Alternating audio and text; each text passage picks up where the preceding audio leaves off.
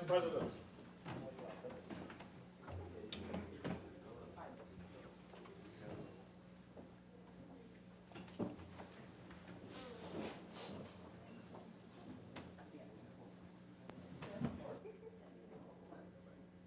Senator Obika. Thank you, Mr. Vice President. As I rise to contribute to the Miscellaneous Provisions, Tax Amnesty, Pensions, Freedom of Information, National Insurance, Central Bank, Companies and Non-Profit Organizations Bill 2019, I seek to focus and circumscribe my contribution to about 3 clauses of this bill. And I believe I can start with clause 9 of the bill. And so, when it comes to clause 9 of the bill, Mr. Vice President, we are treating with the amendments to the Central Bank Act. An important question was raised by Senator C. Prasad, where the Honorable Senator raised the question, is it that the Minister of Finance is aiming to make the Central Bank a division of the Ministry of Finance? No. No. Mr. Vice President, so I was merely repeating the question that the Honorable Senator raised during an earlier contribution to this very debate. So it should come as no surprise to the Honorable Minister's opposite. Now, the question in a sense is left to be answered. And I will seek to provide some further questions so that the Honorable Minister can assist the population of Trinidad and Tobago to put that question to rest with the answers that will be provided at the winding up. Now, that question is anchored in the issue with political closeness, political proximity. And I want to go to an article in a magazine that is respected by persons who are in the field of economics. If you bear with me to find that page.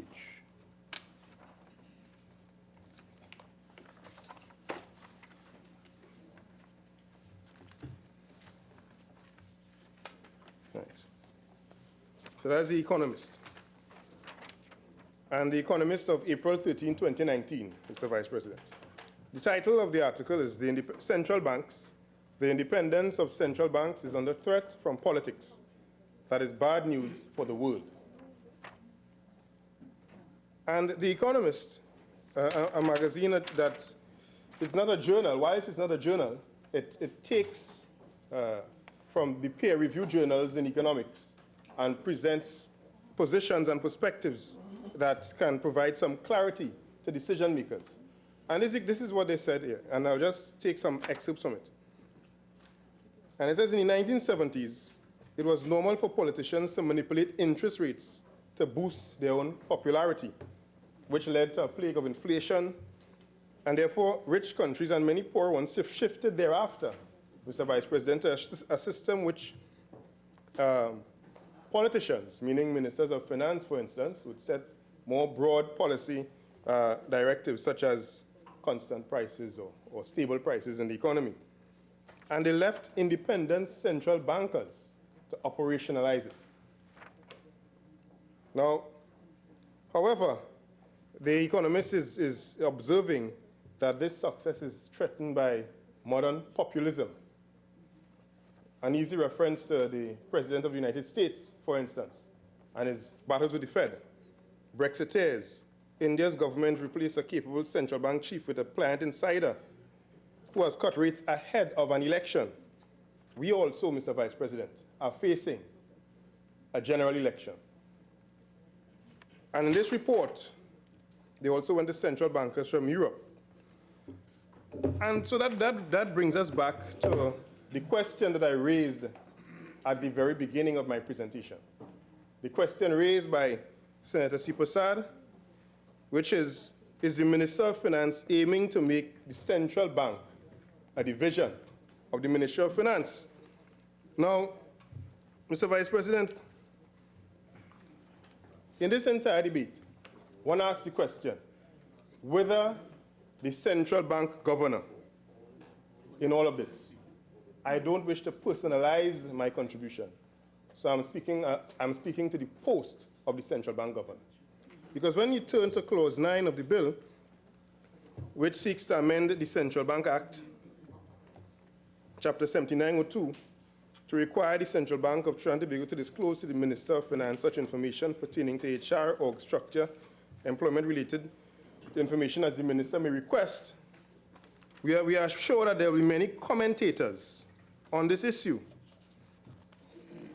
And no less a commentator, Mr. Vice President.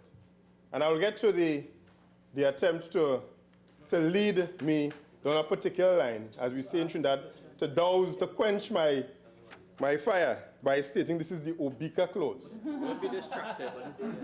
Don't be distracted. I am not, Mr. Vice President. Is it Jawala clause? Fortunately or unfortunately, I'm not one who tries to pat myself on the back, despite the length of my arms. So I will not be baited by that suggestion.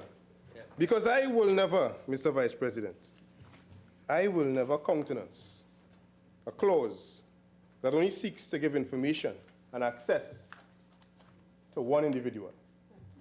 Freedom of information, as the Honorable Minister proclaimed. What he's seeking is freedom of information. And I have a part that deals with that in my debates because there's a commentator that spoke to that. So I want to get to that. Today, on Power 102 FM. You know, because coming from Point 14 to here, it's a short drive of 2.5, and today was 3.5 hours because of traffic, because of the rains. So I listened to the Power 102 program coming up, and I listened to one William Dumas. He's a respected citizen of Trinidad and Tobago. And he was raising an alarm that, and what the alarm, it sounded to me is as if he was expressing the fear that the PNM wants to control the central bank. Yes. Now, I'm not saying that is the case. I would never, Mr. Vice President, cast any aspersions on the Honorable Minister of Finance. Of course not. I don't think I would want to bring that into this debate. I would never assume that the Honorable Minister would want to control the central bank. No. But this is the concern and the fear of William Dumas. And what he said is that it may seem innocuous, the measure. It may seem innocent. Just to get the information, you know, human resource information. Sorry, I apologize, Mr. Vice President. Reginald Dumas. You see, the journey from Point 14 there was so long because of the traffic congestion that I had to reset my reference. So it's Mr. Reginald Dumas for the record. I apologize to the goodly gentleman. But so what Mr. Dumas is trying to say is that politicians need to be protected from themselves. Yes. Because once you insert a politician into a process, then you become wary that control is the focus. And he said that if we are to go by the Honorable Minister of Finance definition of freedom of information by this clause, then we have to change the definition of freedom of information. It will no longer be providing information and access to all citizens of Trinidad and Tobago, but really providing information to one citizen, the Minister of Finance. Now, a simple recommendation could be gleaned from even the Honorable Minister's submission. And before I go to the Honorable Minister's submission, I want to reference another individual, former Central Bank Governor Uric Bob, quoted on June 13, 2019, as stating that Clause 9 is an intrusion in staff matters. So, how the Honorable Minister asks how? Because the final part of Clause 9 basically states, just before the final part, the penultimate part, says it's a catch-all of such matters as the Minister thinks fit. So let me get to that part of Clause 9 that really points to that. So if we turn to Clause 9,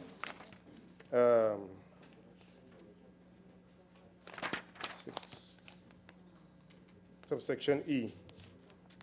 Such other matters relating to the employment of staff as the minister thinks fit. So Eric Bob, a former governor of the central bank, sees it as an intrusion into staff matters. So I want to address the position of the governor of the central bank, Mr. Vice President, because I feel for the governor and the deputy governor or governors. But I want to tell them they can speak their mind. And even though they may feel powerless, even though they may feel that they are under the might of this government, that they may be too small. If you feel you are too small, Mr. Vice President, it means you have not spent the night with a mosquito. That is an African proverb. It may sound humorous, but humor is a way to distill things that are pertinent and poignant. If the governor of the central bank feels he's too small, spend a night with a mosquito. He has the power. And if he speaks, all of this will be put to rest. So I want to encourage the Honorable Minister, the governor, to speak his mind. The population will listen, and he will be vindicated. History will absolve the governor of the central bank if he speaks. So I want to continue. The bill will insert under section 56, subsection 6E, what I just stated before. Now, I want to quote from the Parent Act itself, just that part 56.1. Except insofar as may be necessary for the due performance of its objects and subject to Section 8 of the Financial Institutions Act, every director, officer, and employee of the bank shall preserve and aid in preserving secrecy with regard to all matters relating to the affairs of the bank. Any financial institution or person registered under the Insurance Act or of any customers thereof that may come to his knowledge in the course of his duties. Now, one may say, well, if this were anything that affected any financial institution or person registered under the Insurance Act, so being insurance companies or companies that provide insurance services, then maybe the organizations that are so affected would have spoken. You know, one could easily arrive at such a conclusion, Mr. Vice President, and say that whether in this whole thing, the Bankers Association of Trinidad and Tobago, whether what about the Association of Trinidad and Tobago Insurance Companies, ATIC, and what about the Institution of Chartered Accountants of Trinidad and Tobago, ICAT? One could have asked that question. And one could have said that maybe all this noise about the autonomy of the central bank and the potential of a runaway minister of finance to corrupt the integrity of the central bank is just talk. One could say that. But one could also say, maybe, Mr. Vice President, when you make legislation, you don't make legislation for politicians who know where their crease is and stay within it. You make legislation for persons who may try to go beyond their office and overreach. So that is where you have to protect yourself from yourself.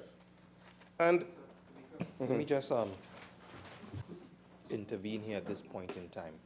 As the 11th speaker in the debate so far, what is happening is that this is a miscellaneous provisions bill that seeks to make amendments to several other acts. And a lot of the speakers that have gone before are focusing on very specific ones.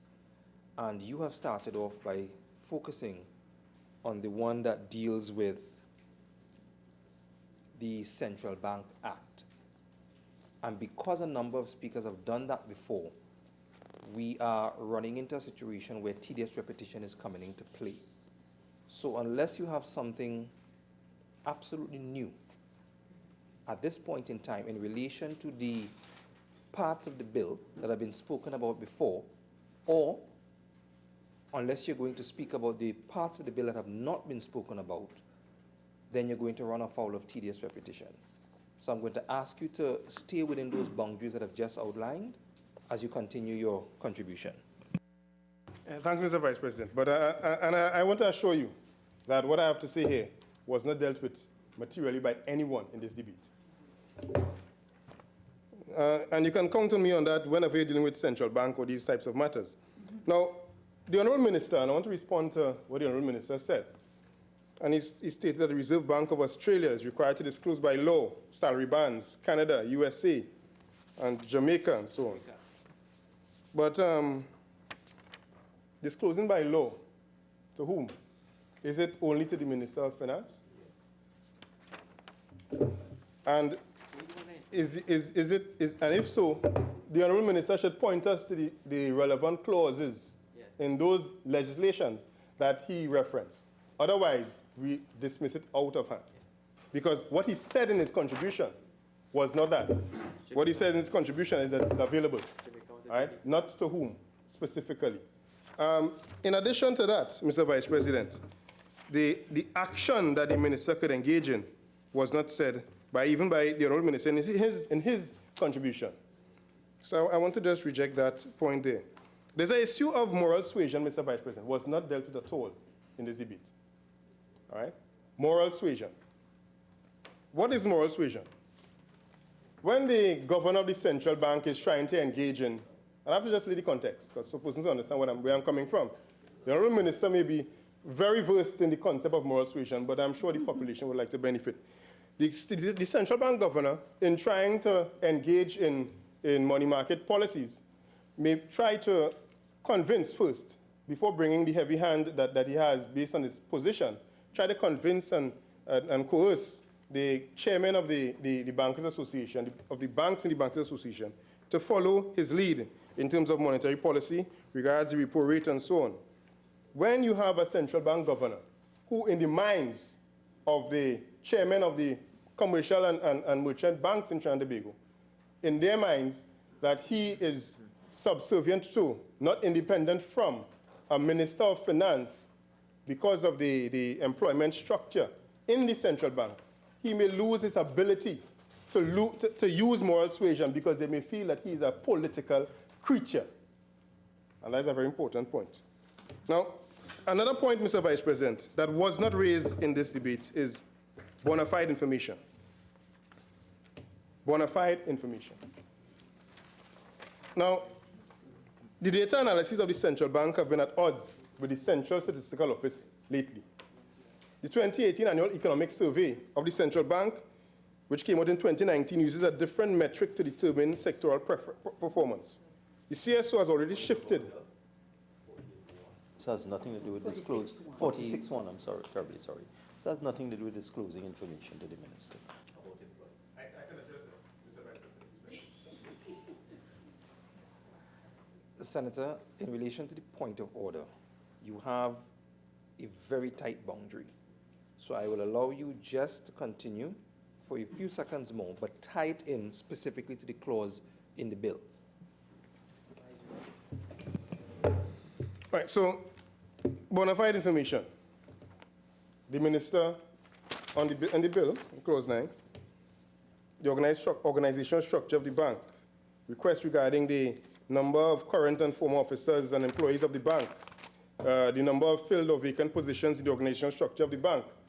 In this country, it may seem innocent when a Minister of Finance is asking for this type of information. Any other staffing matters as sees fit. Suppose the minister asks, who did that review that says in the 2018 annual economic survey that says the banking sector only grew because of debt consolidation and loan refinancing? That is a bad review. Don't say that. You shouldn't say that. Who? Suppose the Minister of Finance, not this minister, because he wouldn't do such a thing. Suppose the Minister of Finance would do something like that. Suppose the Minister of Finance took umbrage to the statement of $620 million to pay for the Venezuelans, and then decides who did that research. Point of order, Mr. Deputy President, Vice President, I'm sorry. The clause refers to matters of employment, organizational structure, salaries, number of officers, standing order 46-1 has not.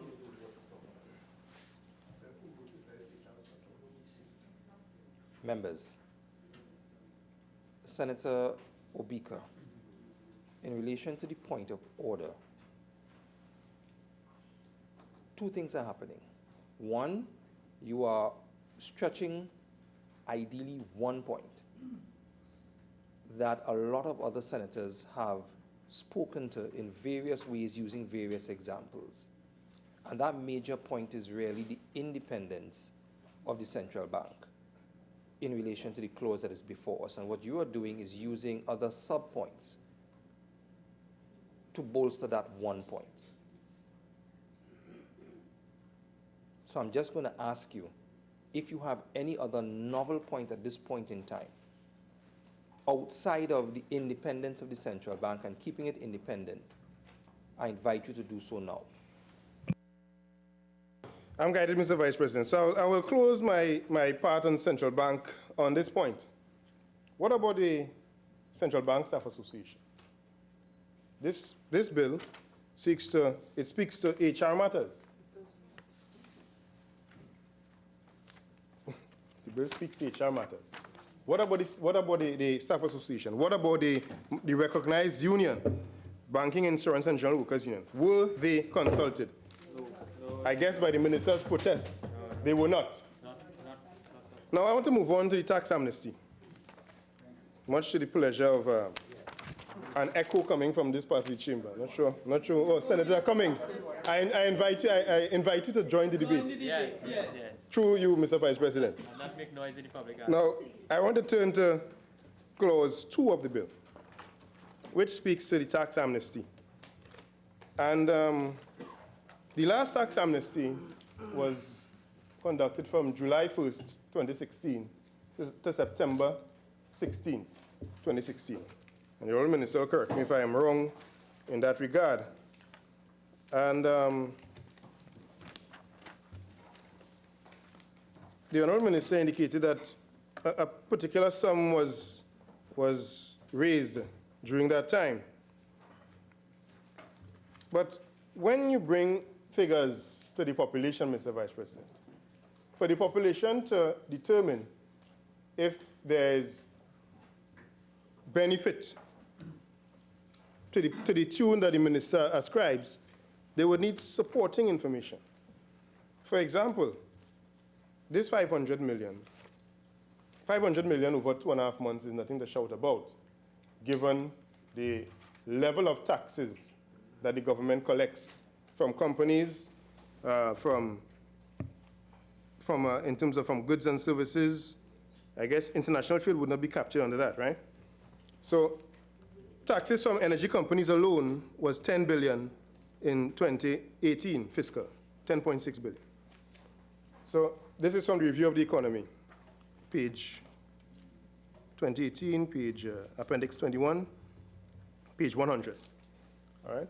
So the Honourable Minister should indicate specifically, maybe which sectors that tax was generated from, so you can give some response there. But clause 2 of the bill introduces a tax amnesty. All right? And a tax amnesty is a simple procedure, and the minister's clarification basically is consistent with the tax amnesty of 2016 in terms of the types of taxes to be collected if one goes to the Inland Revenue Division's website. But there's an issue here, Mr. Vice President, that has been raised in another place, is that the Minister of Finance is on record, even in this debate, as tying the tax amnesty to the coming into existence and into force of the Trinidad and Tobago Revenue Authority. And it seems as if we are treating the TTRA as a fait accompli. I am not sure that we should be speaking of such a creature when, in fact, it requires a 3/5 majority of this Parliament in both houses to even exist in the first place. So I don't think that point was dealt with in the debate. So I want to refer to what Ernst & Young stated on this matter. And I'm quoting here from a document titled Indisputable Recovery, that's in inverted commas, by the way, Indisputable Recovery, Trinidad and Tobago Mid-Year Budget Review 2019, published in May 2019, Tax Alert Trinidad and Tobago by Ernst & Young.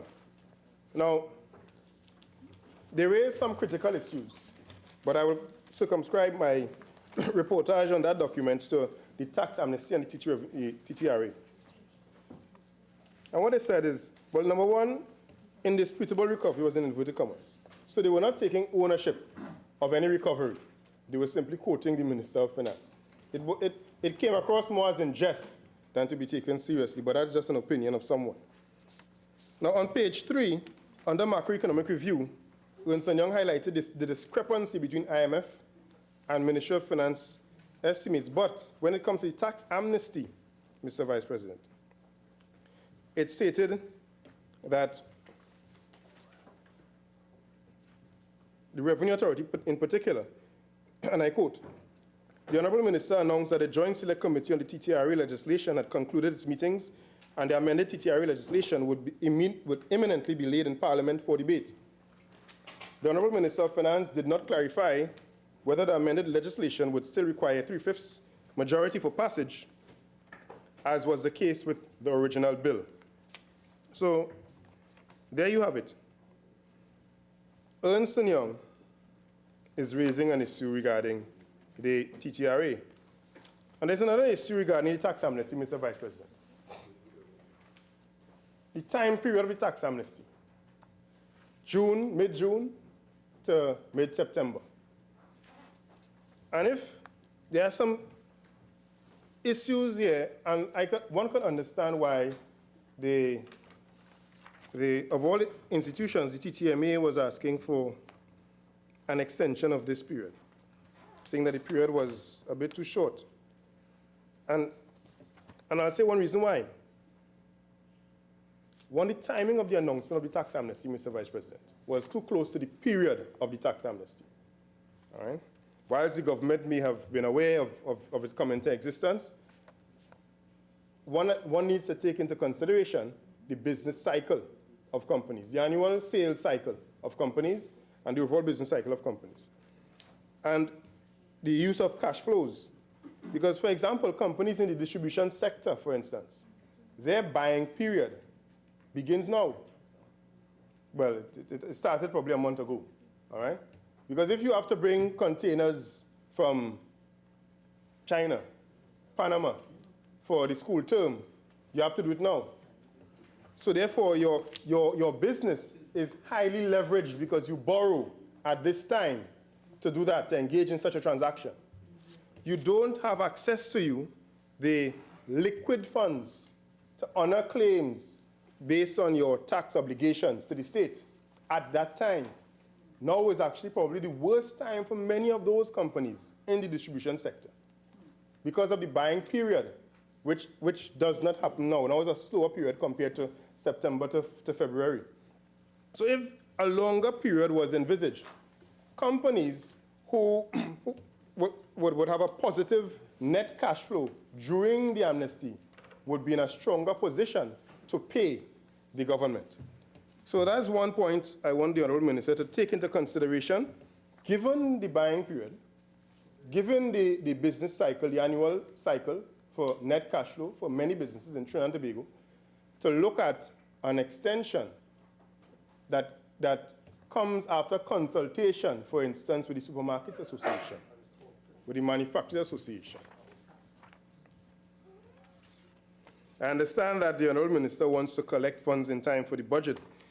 That's a normal expectation. That is normal. That's a normal expectation, Mr. Vice President. Now, but there's another issue that I want to raise regarding VAT, because VAT is one of the taxes to be featured, to be captured under this. Business levy as well. Now, notwithstanding the Honorable Minister has increased the minimum threshold for which you must begin to pay business levy and value-added tax.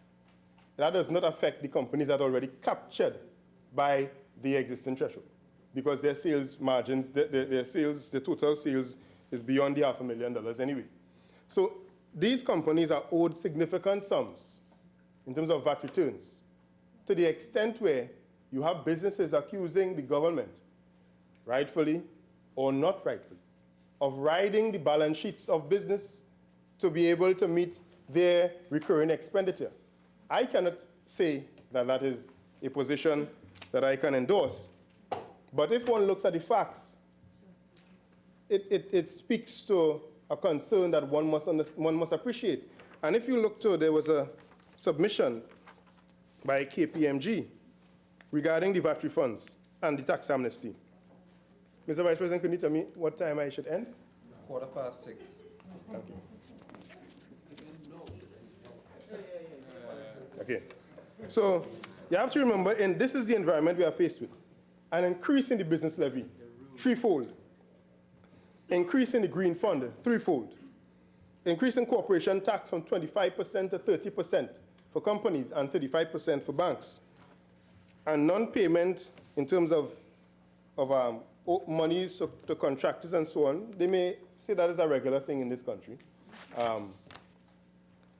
But still, it still is something that they are faced with, the business community is faced with. So the VAT refunds and the tax amnesty. I think this should be my last point on the tax amnesty in particular. I will end on the NIS. So, Mr. Vice President, I want to quote from a Guardian newspaper article of the 14th of May, 2019, titled by Peter Christopher, titled, "Stakeholders Seek Tax Amnesty Clarity." And I quote, "Officials from KPMG yesterday questioned the short period of the amnesty. Normally it's a bit longer, could be about 6 months. If I recall, the one we had in 2010, no, they were mistaken about 2010. And this is from KPMG Tax Director Gillian Wolfe O'Neill. And she pointed to that the previous amnesty, so this is the point I want to make on that. And I quote, "I assume they will take advantage because it's an opportunity to be compliant and give everyone a peace of mind. You may not be aware, but sometimes if you want to tender for a project or for a contract, you have to get a tax clearance." So can you imagine, Mr. Vice President? You have someone who is a contractor. The government may not be owing them, but the government may be owing the persons in the ecosystem who are struggling to pay them. They may have been subcontracted. A significant part of the revenue earnings may come from subcontracted services to other contractors who themselves are owed by the government, who are owed by the government for VAT returns, for VAT refunds and so on. And the government is owing them, but they themselves have to pay their taxes. What about if the government had decided, you know what, let's allow you to write off what you owe us with what we owe you. There is no requirement for a cash movement. I understand that this was a practice sometime before, and I understand that this practice has ended. Okay, the Honourable Minister is saying it was never the practice. So if this was never the practice, and the government is owing persons, they are owing these contractors. So the government owes you 10 million or 1 million. You are owing the government 800,000. If the government were to pay you your 1 million, it stands to logic, to reason, that you will be able, you're in a better position to pay the 800,000 you owe the government. So it cannot be that the government is taking this big stick policy, not paying its bills, not honoring its debts, and asking the citizenry, the owners of companies, to honor their debts. I mean, the one doesn't work with the other. So I want to end on the national. I want to end on national insurance. Profit is on an accrued basis, not a cash basis. The Honourable Minister is saying that that is tax on profit. Profit is on an accrued basis, not on a cash basis. Business functions with cash. So you can post a profit, Mr. Vice President. You made $100 million from the government, but they haven't paid you. So your cash situation is dire. Your business can fold up waiting for this money. So I want to end on the NIS situation. All right? And then these same contractors are faced with a situation where the banking sector is turning away from them because they themselves realize that they have cash flow shortage issues and they're not getting paid. And the same banks are minimizing their exposure to the government. 6-1. What does this have to do with the amnesty? Continue, Senator Baker. Thank you very much. So the National Insurance Scheme. If we turn to, yes, sir, National Insurance, I'm on it. Thanks, I want to thank the Honourable Minister for assisting me to reach the clause 8 of the bill. So I want to say this point on it. The National Insurance Scheme, based on the 9th actual review, should be, by this year, still be making a profit, still be making some capital gains, still be, all right? It should still be. We don't have the information to say if it is, because we need the 10th and probably the 11th to ascertain that. But by now, what you find will happen is that the contributions will be less than the claims. And there's no gains on the fund, and the fund will decline. Based on the 9th actual review, it said the total number of pensioners rose significantly from 135,000 in 2013 and is expected to climb to 353,000 in 2062. And there's an issue with the ratio of contributors to pensioners as we have an increasing population. The clause there has to do, the clause on the NS has to do with uninsurable employment. And Mr. Vice President, it may still be to know that there are employers already who do not pay the NIS for employees because of the treatment of the employees. They treat them as external service providers. And by that treatment, they try to circumvent that whole issue of honoring health surcharge and NIS. And they're almost as if you are a separate company. So if you have 20 employees in your establishment, each one is like a separate entity, separate enterprise. Independent contractor. All right? Independent contractors. Now, Mr. Vice President, this is a way of circumventing the policy. All right? And it's unethical if you look at it with a sharp eye. And what is happening is that companies will be reducing their worker wage bill by as much as 15% in some instances by not paying NIS. And they will discriminate against Trinidad and Tobago citizens because the Trinidad and Tobago citizen will demand NIS, will demand health surcharge, and will demand all the requirements of safe and just work. Now, this also, Mr. Vice President, will reduce the size of the National Insurance Fund. Because when you have less contributors to the fund, you have a dwindling formula. The formula is not to the advantage of the fund, and the government needs to rethink that and needs to get proper actuarial advice. It must not be himself to himself. You must get proper external independent actuarial advice before you make this decision. So, from the actuarial review, it states, and I quote, from 2019 to 2020, assets will rapidly decrease and the NIS funds will be completely depleted in 2029 to 2030 if nothing is modified in terms of contributions or benefits, not surreptitiously allowing employers to remove workers from the National Insurance Fund. Because if you look at the review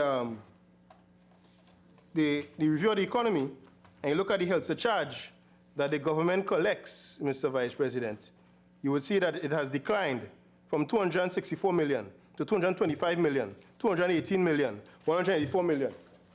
Because, of course, less and less workers are being afforded the opportunity to their proper benefits. And what this government will do will continue to decline.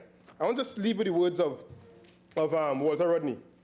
For the only great men among the unfree and the oppressed are those who struggle to destroy the oppressor. Everyone who stands up to the acts of this government with this bill is doing what Walter Rodney did when he stood up and spoke truth to power. And we will continue to do so until we get justice for the people of Trinidad and Tobago. I thank you, Mr. Vice President.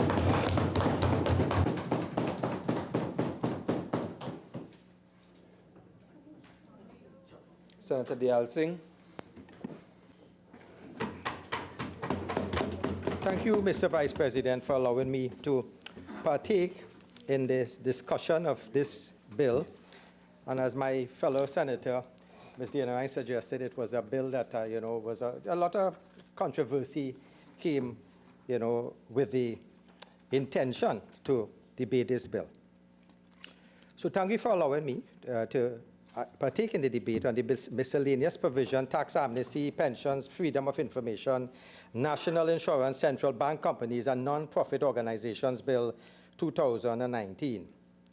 As I looked at this bill, I see different pieces of it's an omnibus bill, and different pieces of legislation were brought forward for us to give some consideration. So it was a mixture of bills that I was asked to look at. And as I felt I was being assaulted from different avenues, like I was getting an uppercut, a lower cut, below the belt, and I didn't know from which side I was being struck at. But all in all, Mr. Vice President, I looked at the bill and I tried to get some idea about it. And I said the first aspect of this bill actually seeks to provide law for the tax amnesty which government recently said would apply from this month to mid-June. Other aspects deal with the amendments to the Pension Act, Freedom of Information Act, National Insurance Act, Central Bank Act, Companies and Non-Profit Organization Act. And among the clauses, the bill amends the Retiring Allowances Act, the President's Emoluments Act, Prime Minister's Pension Act, and Judges' Salaries and Pension Act. So looking at these proposals, I would like to first look at the proposal and see what changes are asked of us to look at, to consider, to give consideration. And secondly, to see if there was a rationale for such a change. And thirdly, to see if I support these changes. And first, I would like to look at, I think, which is the most controversial one, which is Clause 7. The one that has gotten a lot of beating in the press and a lot of constructive criticisms from members on this side. So looking at this bill, it actually, I must look at the Freedom of Information Act. And I must remember the passage of the Freedom of Information Act in 1999 was a historic piece of legislation in which state information should properly be classified as public information. The Act very pointedly states its objective of creating a general right of access to information in documentary form in the possession of public authorities, limited only by exceptions and exemptions necessary for the protection of essential public interests and private and business affairs of persons in respect of whom information is collected and held by public authorities. So any amendment to this important piece of legislation should be aimed at enhancing this right, in my opinion, and not somehow suppressing it or thwarting it or trying to get, some sort of restriction in it. And it is a fact that it was a previous PNM government under the late Mr. Patrick Manning who actually took pieces of this act and reduced the companies, the scrutinies, the state bodies that were, were able to scrutinize. It did shrink a little bit, and even when that happened, then there were criticism that it was a means to see if we could stifle the freedom of information, stifle the citizens from being able to look into the runnings of the state. And when this bill, this clause came up for discussion, I was pleased that members of the public, previous Attorney General, civil society groups, all became awake. It is as if we had raised a jeopardy. It showed me that the people were aware, they were alert, they were willing to voice their opinion. And I know it is political season, it is silly season, people would oppose. But I did see some non-partisan individuals voicing concern. So I had to look and see, if they voice their concerns, probably something in this piece of legislation, we need to look at a little further. And in fact, I did listen, and I noticed the other side took cognizance of the fact, because even the original clause that came out, the Attorney General did, in fact, make some changes to it. And I'm hoping he's again willing to listen to some recommendations from this side. So again, we have to ask the question, as people ask, did the Attorney General indeed, produced this clause as a knee-jerk reaction to certain Privy Council decisions? Or was the population reading too much into this? Were we seeing a danger? Is it really that he needed to plug the gap for attorneys who see an avenue in law, as it was quite likely put, to make some money to get at state funds? But you see, democracy embraces the principle of open government, accountability, transparency, and citizen participation. These are essential in any democratic governance. And in the execution of good governance, we should be increasing the availability of information about governmental activities and increase access to new technologies, openness, and accountability. So we should be getting information faster with the high-tech information, with the computer system. We should be having the ministries in such a way that information should be easily accessible and quicker, given that you ask for information, we should not have to delay it in any way. And you see, in terms of spending public money, it seems that if we are looking at the argument put on by the Attorney General that he may not have been aware when certain matters were brought to the impetrating issue, and certain matters came, and people asked for this freedom of information, and it was refused, he as Attorney General really didn't know. And if he didn't know, he said, it is his prerogative to know these things because he's the defender of these motions. But again, looking at the arguments, we have seen that, in fact, the Solicitor General would know and should have told him. We know the fact that also that at the end of the day, he would get these pieces of legislation because he was the one who would have to defend it. And in such a way, he would then be able to say, listen, let us see if we can stop this in its tracks, rather than it going on to Privy Council. Let us see if we can stop it. So he would have had other ways, other means of getting this information. Even a policy decision could be made that any state enterprise who refuses the application for freedom of information should tell their line minister. And their line minister could now be able to inform the Attorney General, look, this is waiting in the wings. So instead of changing this whole clause, instead of opening this, as I said, raising abruptness, instead of causing great public concern, I am thinking it could have been done in a way that, you had other avenues available. And I am thinking, we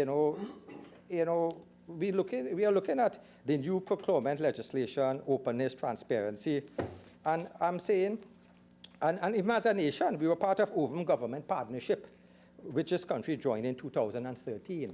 So we should have a mechanism in place where if persons apply for this, we would have a team of personnel available to try and get it as quickly as possible to give to disperse that information. It shows then we are up in time. We are dealing with any sort of allegations of corruption, any sort of inquiry. Yeah.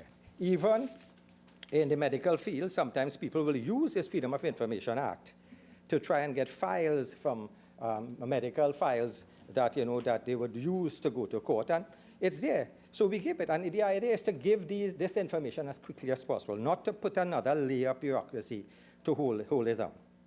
And we are asked to amend the Freedom of Information Act, Chapter 2202, to extend the period within which a public authority is required to inform an applicant of its decision in relation to requests for information.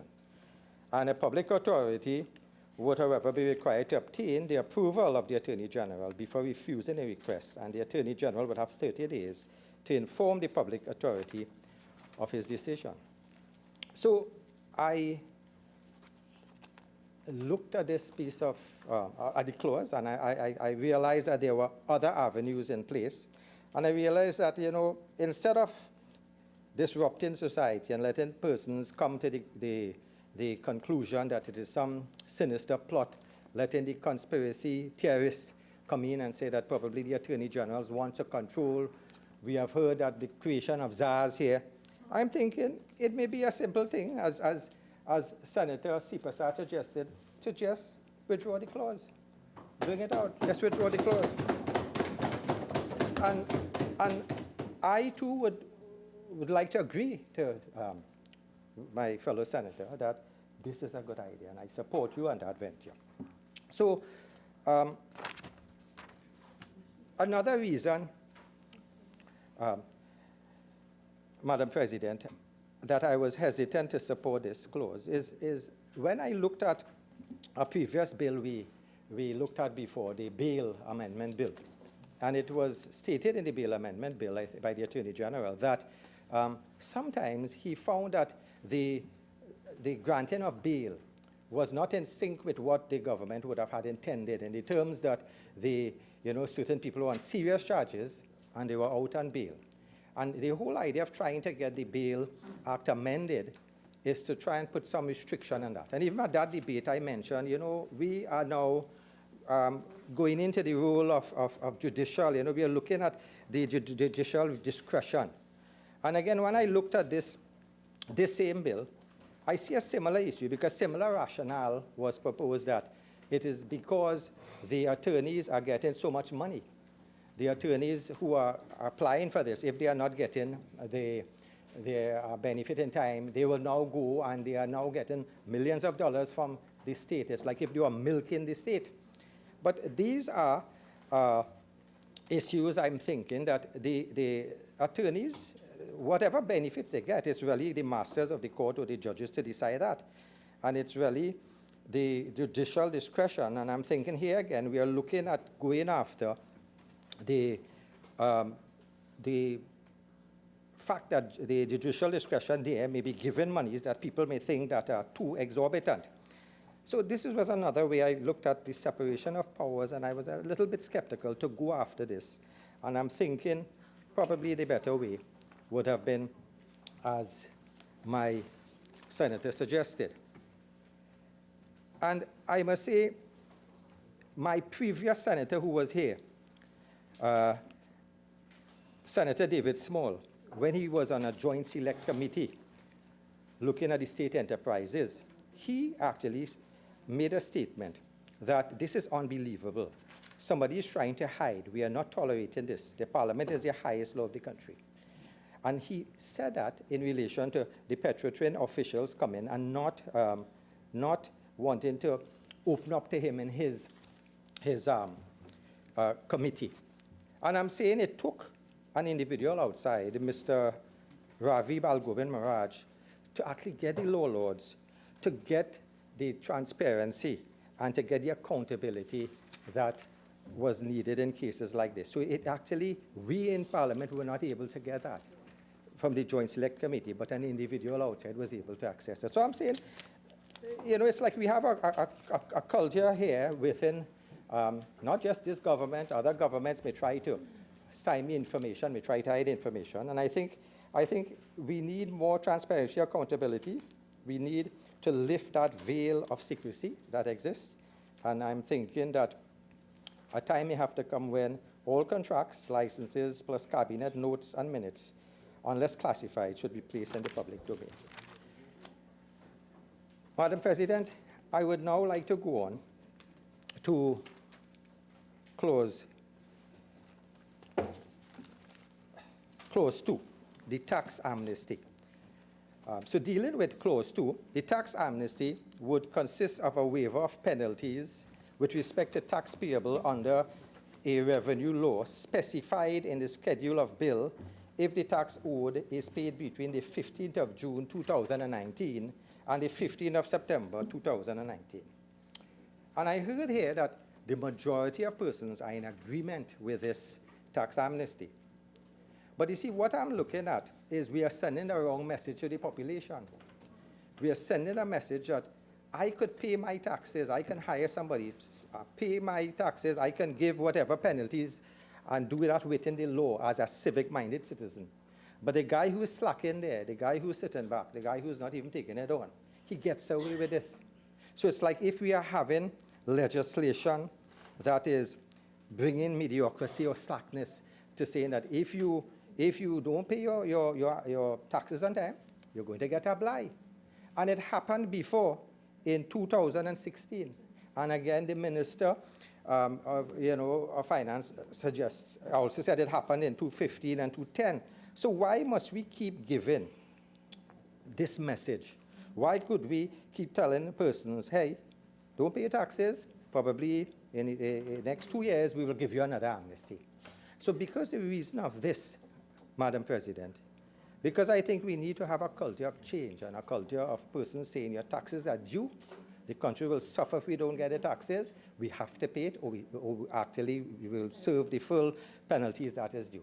So I'm thinking, because of this, I will not be in support of clause 2.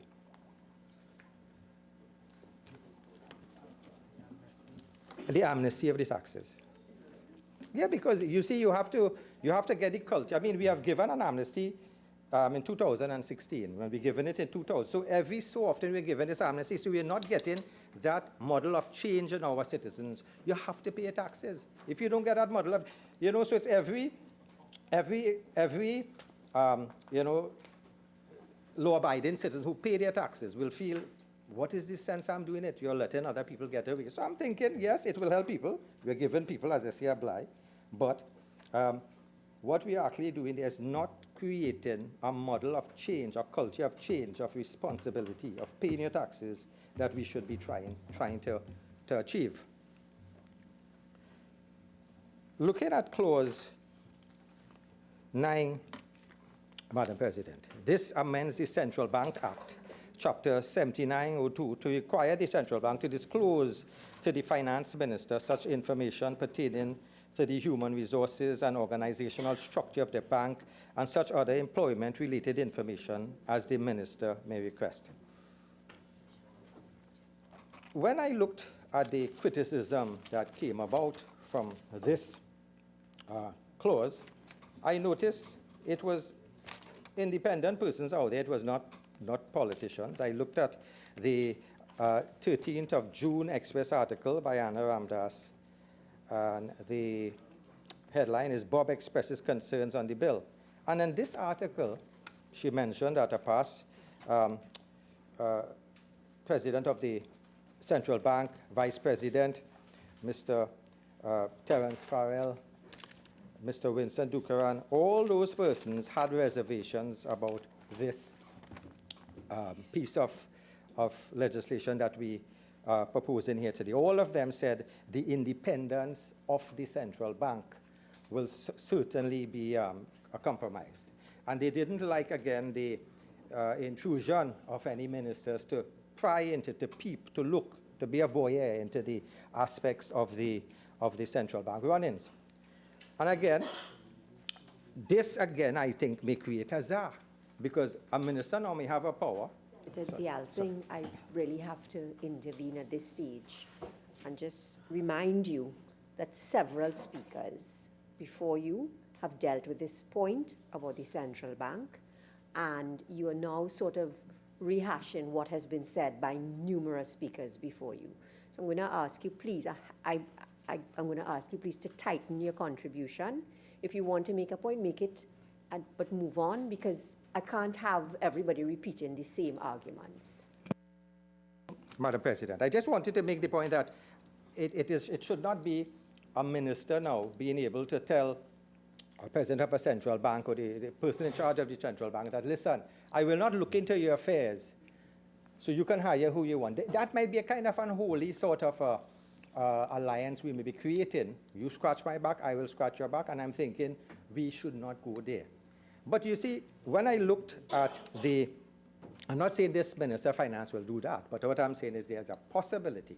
But when I looked at the concerns that those past esteemed individuals who headed the central bank, their objection to this, I also noted Mr. Afra Raymond in one of his articles on 16th April 2010, where he looked at the fact that the CIB, he had some issues where, with respect to the creditors, may I read this, Madam President, Vice President, with respect to the creditors of the petitioner, the petitioner has met the statutory obligations for the Board of Inland Revenue, except for the corporation tax returns for certain years he mentioned. So in his case, Mr. Raymond actually said we should have more scrutiny of the central bank.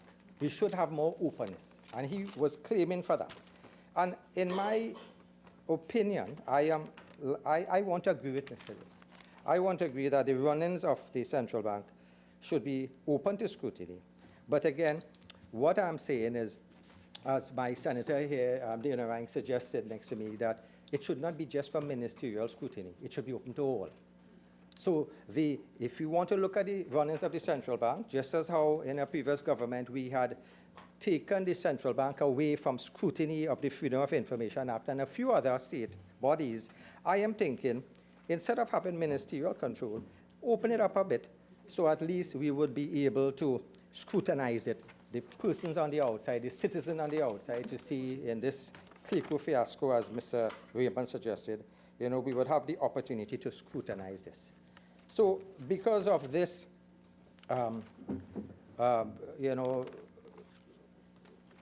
this coming to light with Mr. Raymond, I want actually more scrutiny into the central bank.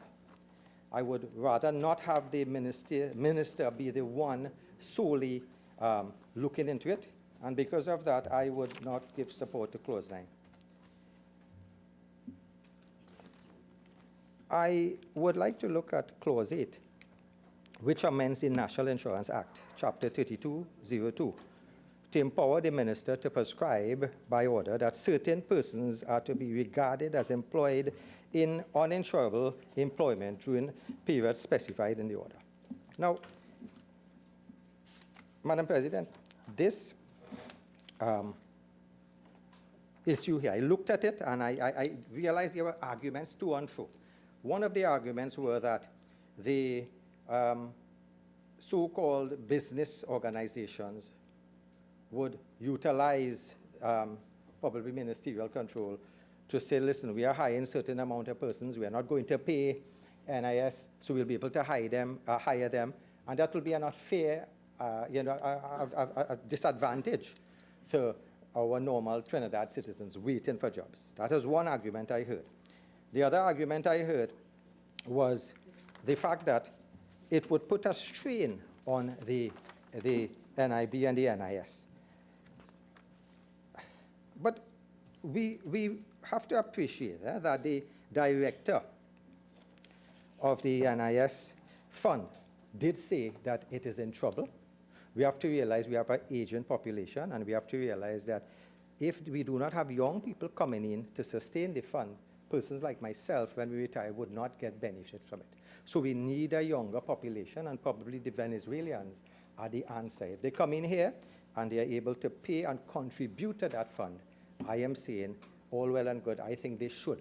And for another reason, I think they should. So they will be given that benefit to that fund. That is one. And the second thing is, I'm looking at why should we, let us say, it has been touted around that is pregnant woman, and you pay one benefit, and they will be abusing the system. Yes, but in a sense, what we are saying there is that they are an individual, they are human beings, they are here, they came here, they have registered here, they have given amnesty. So they should be afforded all benefits that our other citizens are afforded. We shouldn't be discriminating from somebody who we let come into our country legally. These people are registered. So they should be afforded that benefit. Labor Day is soon. You know what message we'll be sending, that we are having persons, we are hiring them, and if you fall and damage yourself there as a Venezuelan, you'll be afforded no benefit. Or if you are a pregnant woman and you need access. So I am saying, remember those pregnant women, their children when they are born, they are citizens of Trinidad and Tobago. We have to take care of them, and medically, it's something against me saying we cannot say a health benefit could be afforded to you and not somebody else. We're all citizens of this world. We're all fellow human beings. We all should treat with each other. So in a sense, I look at the fund and I'm saying that I am thinking that, the benefit of the individual should be there. But the argument I want to come here, I would not like, again, any sort of ministerial control to this, to giving or not giving NIS. Because you see, Minister, I want to protect you guys. I may want to protect some allegations further down the line where someone may want to say, well, I have a friend, they hired 200 Venezuelans, and you could just give a little notification that you are not going to be paying NIS. We don't want that to come around. We don't want people to make that allegations. I don't want people to be coming on in the future and saying these things. So because of this, I am saying, let the NIS be paid. We need those individuals in there. We need that fund to be going. We need them to be benefiting. And again, we looked at remember we came the 140th country to sign in the 1952 convention relating to the status of refugees. And because of this, we are pledged to uphold the terms within this document, and we have an obligation to provide fair employment and therefore cannot discriminate against this individual. And I would like now, Madam President, to go on to the pensions, right? And I'm looking at clause 4 to 6, where we looked at, looking at the pensions, the emoluments that we are going to give to the President. We're looking at the President's Emoluments Act, the Prime Minister's Pension Act, Judges' Salaries and Pension Act. And you see, Madam President, I have no problem with the President, the Prime Minister, and the Chief Justice getting better emoluments. Those are leaders in their own rights. They have a huge responsibility in the country. And I'm saying that when I look at a CEO getting $100,000, I'm thinking the Salary Review Commission should take note of that and should be able to address issues of that, because they are our leaders and they should be reimbursed better. However, when I looked at this clause 4 to 6, I looked at the other players in it. I looked at the fact that legislators and previous legislators, I looked at judges and retired judges, and I'm asking, could we really afford this now? You see, while I empathize with this section of the population, I am looking what's happening again to persons who are there waiting for any sort of benefits, and they're not getting their benefits, they're not getting their back pay. We had a member speak about being written to about COLA from a public servant. So you see, we'll be sending a wrong message. And I'm thinking, yes, it may be needed, but probably not at this time. You see, what I'm looking at is those individuals had jobs, and those individuals had every opportunities to save. And I want to go back and just quote, Madam, when we were discussing in this House on the Finance Bill 2018 on Tuesday, December the 18th, and it was discussed that, and in that discussion on that finance bill, it was stated that the pensions to people retiring were taking too long to process, so we would want to give the pensions, like a quick, fast a pension payment to those retirees in different categories. And even when we were arguing, and we were discussing, we were discussing this, I was happy when the Minister of Finance then suggested that they increase the disability grant from 1,800 to 2,000. But even in that discussion, what I mentioned is that judges and other persons and retired persons had the opportunity to work. They had the opportunity to save. But you had many disabled persons who never had a job, would never have been employed, and that segment of the population, I think, would be very vulnerable. And I'm suggesting that, if monies that we were going to pay out to the retired judges, monies we were going to pay out to legislators, may go into this fund with the disability, because that segment of the population never worked and never was afforded that opportunity to save. And I'm looking that, we have to send a mentality that, okay, you have a job, you worked as a legislator, you work as a judge, why can't you have the work ethic to save? What message are you sending to the population out there, the young persons? Well, you got a job, but you never saved for a rainy day.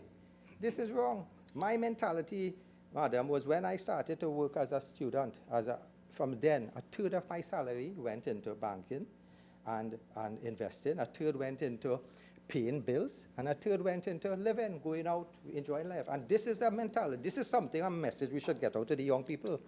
Not wait until you get old and depend on the state to give you a handout again. People have to learn to save. And those persons had the opportunity. We should not be bailing out persons like that. So, again, I would now say, and it is because of the harsh economic times, because we'll be sending the wrong message to the young persons, we're now teaching them, don't save, the state will somehow bail you out again, sometime again.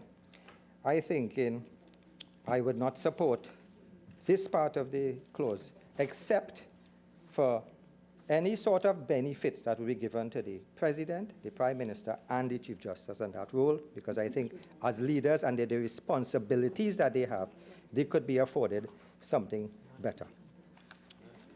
Looking at the NPO Clause 10, where to amend this Non-Profit Organizational Act, Organizations Act 2019, to remove 12-month limit on extensions of the time by which an existing non-profit organization is required to be registered, and to allow the minister to extend by order the time by which an existing non-profit company is required to submit AML, CFT, PF questionnaire to the Registrar General. Again, we're getting the power into the hands of the minister. I remember when we debated the NPO bill, I came out and I said certain NPOs may not be above board. Worldwide, globally, they were looking at Red Cross and different organizations. They were looking at the situation in Haiti, where NPO got money and wanted to build hotels and these things. So we were looking at that, and we decided, because of the factor, we would have to put them under more scrutiny. But here now, what we are seeing now, we are given the power of the minister, you know, to open up, to extend this, you know. And I'm saying again, would this not,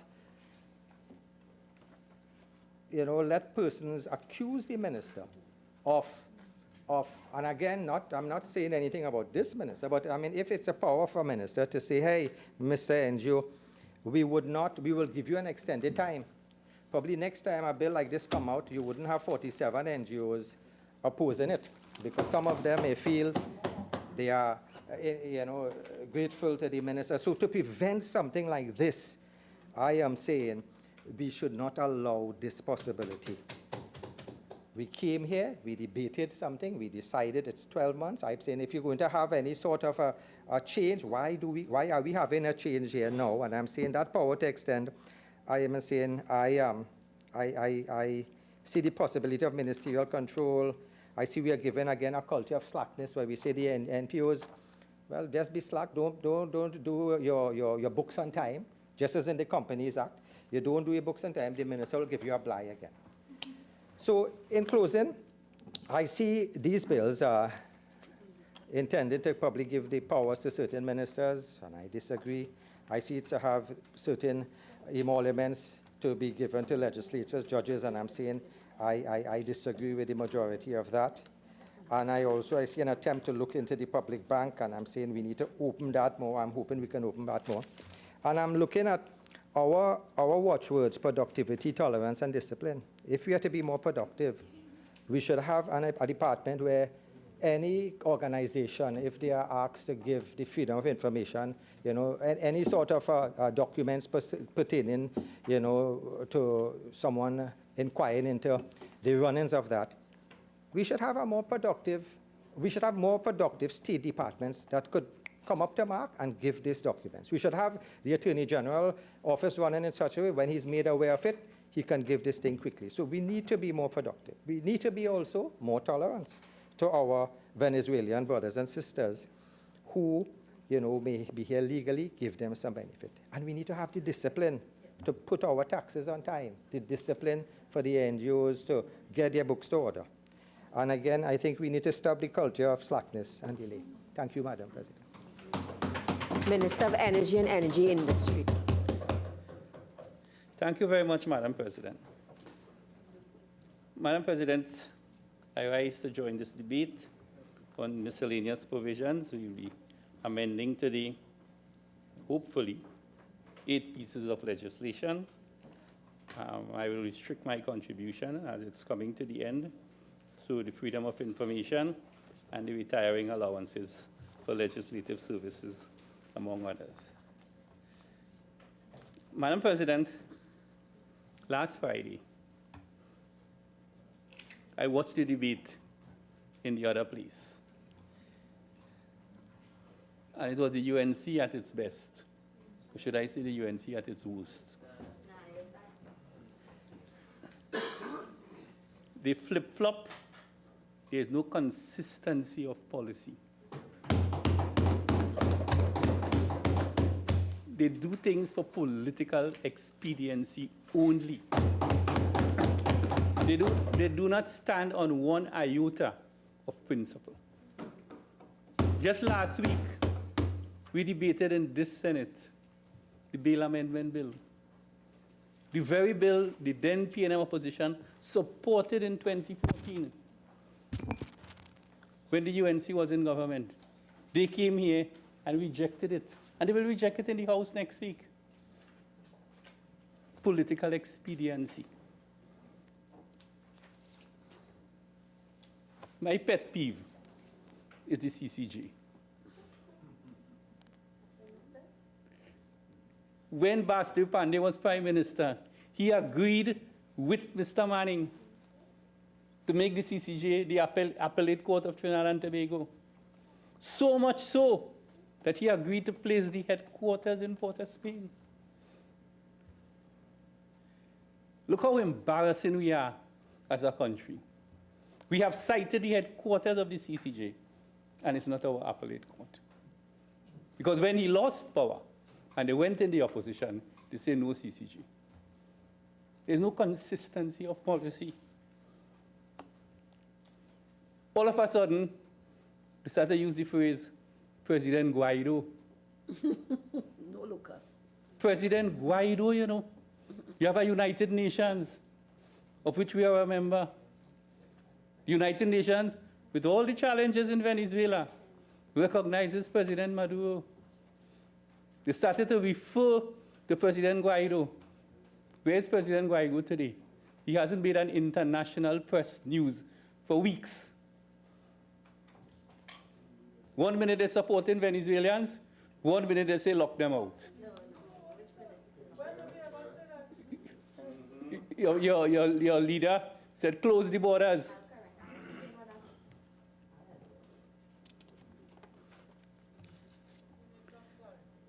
The Judges' Salary and Pensions Amendment Bill, 2014. And never thought that I would live to see this one.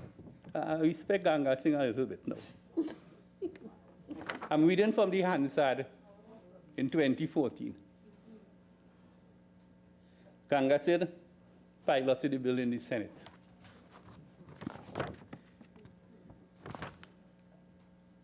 He said, and I quote, I intend to read that statement made by the Honorable Prime Minister into the record. And I quote from that statement, Mr. Vice President.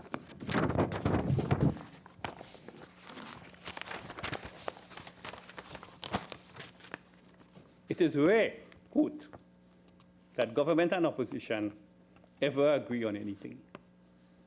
The Judges' Salary and Pensions Amendment Bill, 2013, and the Retiring Allowances Legislative Amendment Bill 2014 was passed in the House with the full support of the opposition.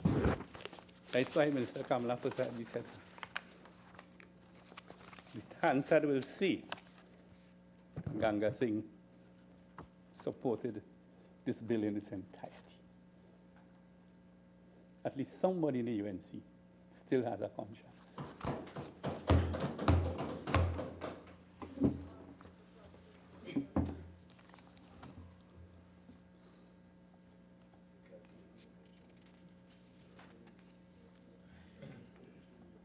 I remember in the 2015 campaign, I know the UNC remember this, Remember Nigel Wuhas? Do right, do right, do right. That was their theme song, you know.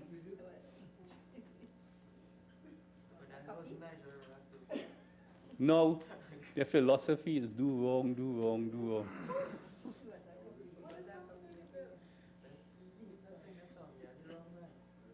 The Retirement Allowances Legislative Finances Act.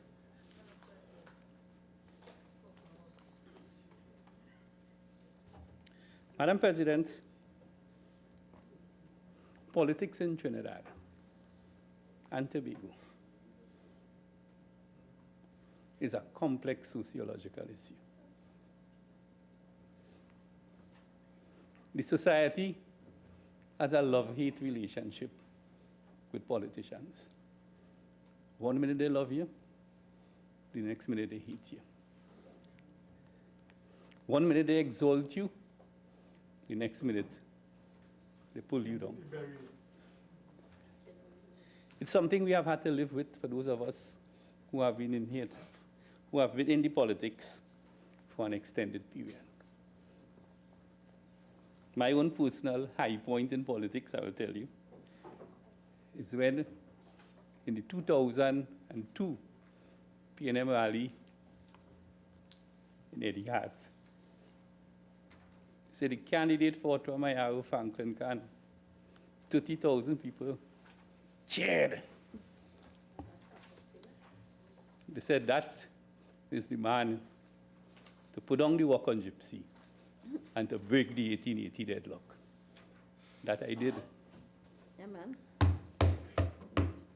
But then there are quiet moments when you realize, as a legislator and as a politician, sometimes your work is not recognized. And it's not easy. Sometimes you have a hard day. You go to bed in the night and you wonder, what am I doing this for? That's fine. Go ahead. It's par for the course. I'm not complaining.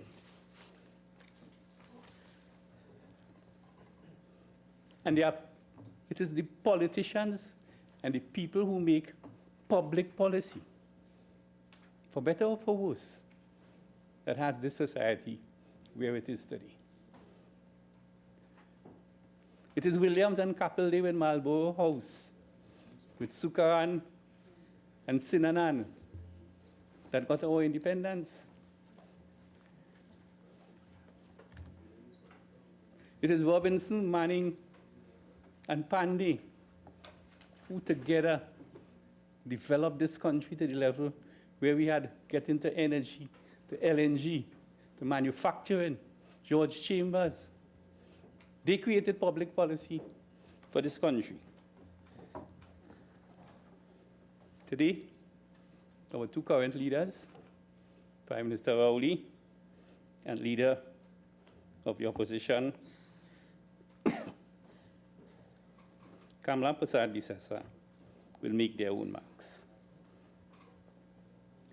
And then, in public life, they are the unsung heroes.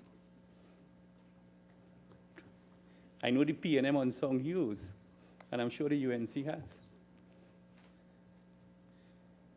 Maurice Marshall struggled in Laventille for years. Eddie Hart worked with the people of Tunapuna. Eulalie James worked with her constituents in Laventille West. Those are the unsung heroes in the national landscape. Winsley Samuel, Nareva.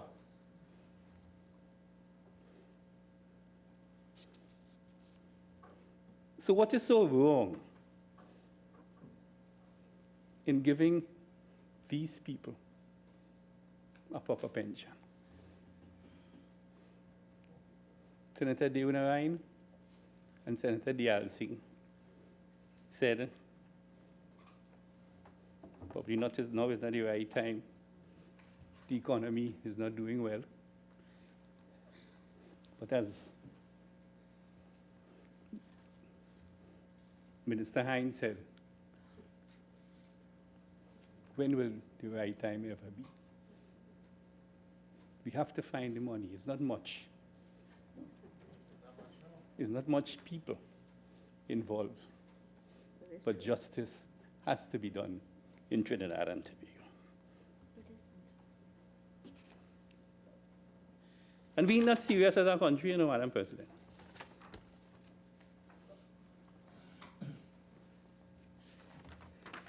We like to talk.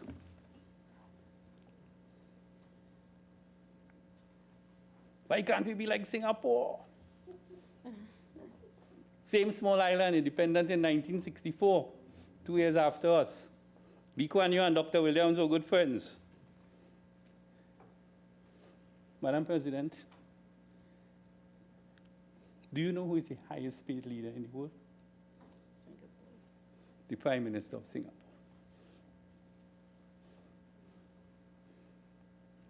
I have the pecking order here. 5th Prime Minister of Australia.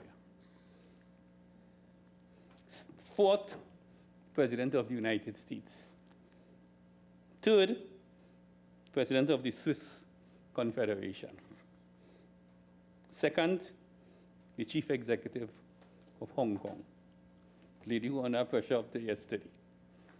And 1st, the Prime Minister of Singapore. Singapore has a policy where the public service are better paid than the private service. They have built their model without fear of contradiction, and they have developed. I'm not saying we could ever be like them.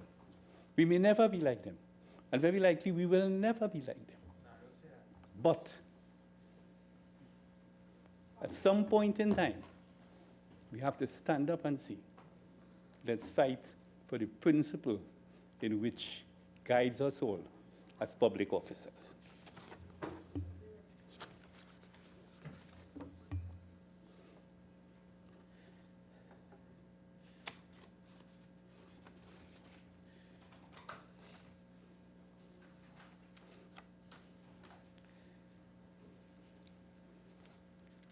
The judge's pension. Senator Deyalsingh said he supports the Prime Minister, the President, and the Chief Justice. Senator Deyalsingh, through you, Madam President, the Prime Minister's pension is his full salary. The President's pension is a full salary. His Excellency Anthony Carmona's pension is his last full salary. So too is Basudev Pandey and Kamala Prasad Visesa. Judges cannot practice for 10 years after they leave the bench. And they leave at 65. So what them to do? Work as waiters in a restaurant from 65 to 75? These are the people who silently suffer in this country. And we put on this veil of self-righteousness as if they are wealthy and deny fellow human beings their just rights. And I urge the Senate to let's get serious and deal with these matters once and for all. The government will find the money. That's our responsibility as the executive. I see no more on that.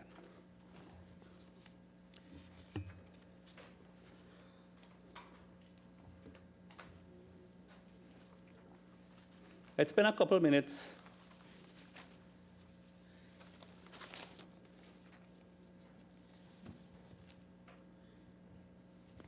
Madam President,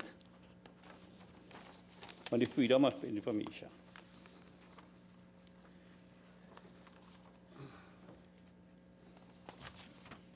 In yesterday's Sunday Guardian,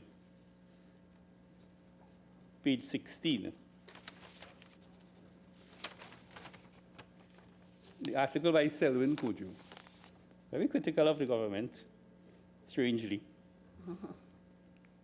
But it says, and he's right, quick access to public information is the linchpin around which any democracy revolves. Quick access to public information is the linchpin around which any democracy revolves. The Freedom of Information Act gives you that right. Obviously, subject to certain conditions. Matters that pertain to national security obviously would not and cannot be shared. Happens all over the world. United States in particular. You have something called executive authority, where the president will tell you, do not testify in front of Congress. Personal information, tax returns. You cannot go to the Freedom of Information and ask for to see my tax return or anybody's tax return. And information covered by confidentiality agreements. And there's a movement in Trinidad now with people knowing these three facts and deliberately coming to get information along those lines. Devant Maharaj.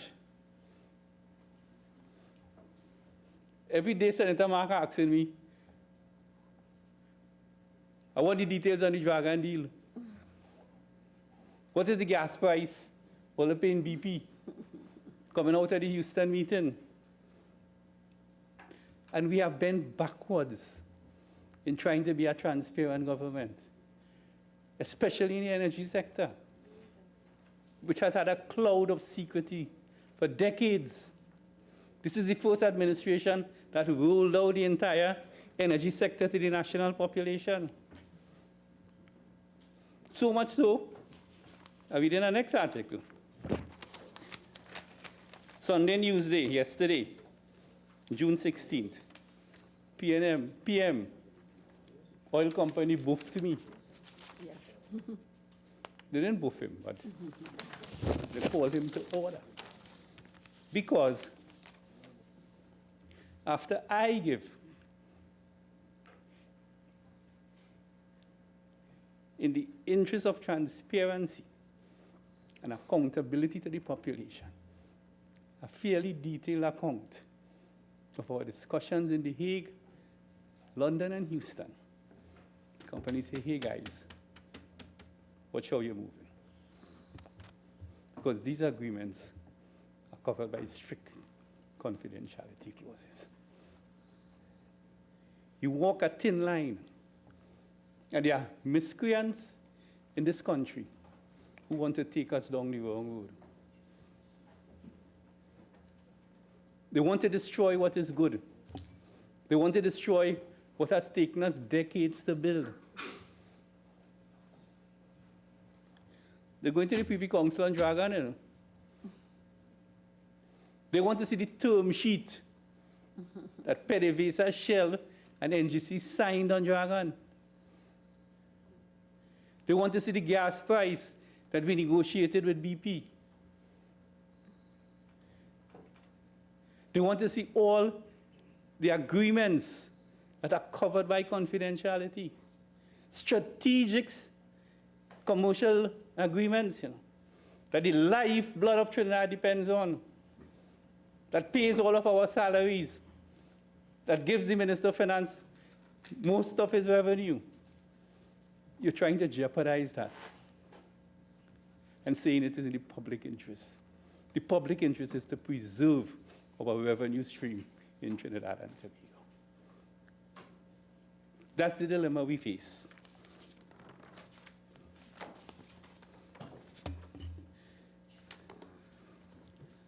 And we will continue to walk that thin line. We will continue to defend the interests of this country both at a strategic level, at a corporate level, but also never forget the principle on which we operate as a government and as a party. And what is right, and what is not right.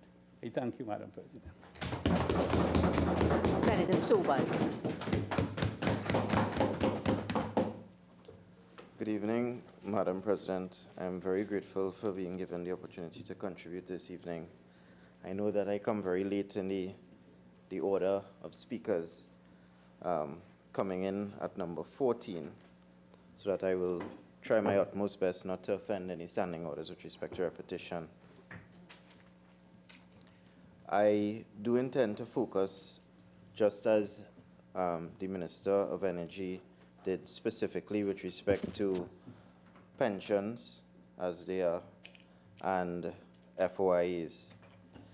And with respect to both, I would want to speak on issues that really and truly haven't been touched on before by any other speaker.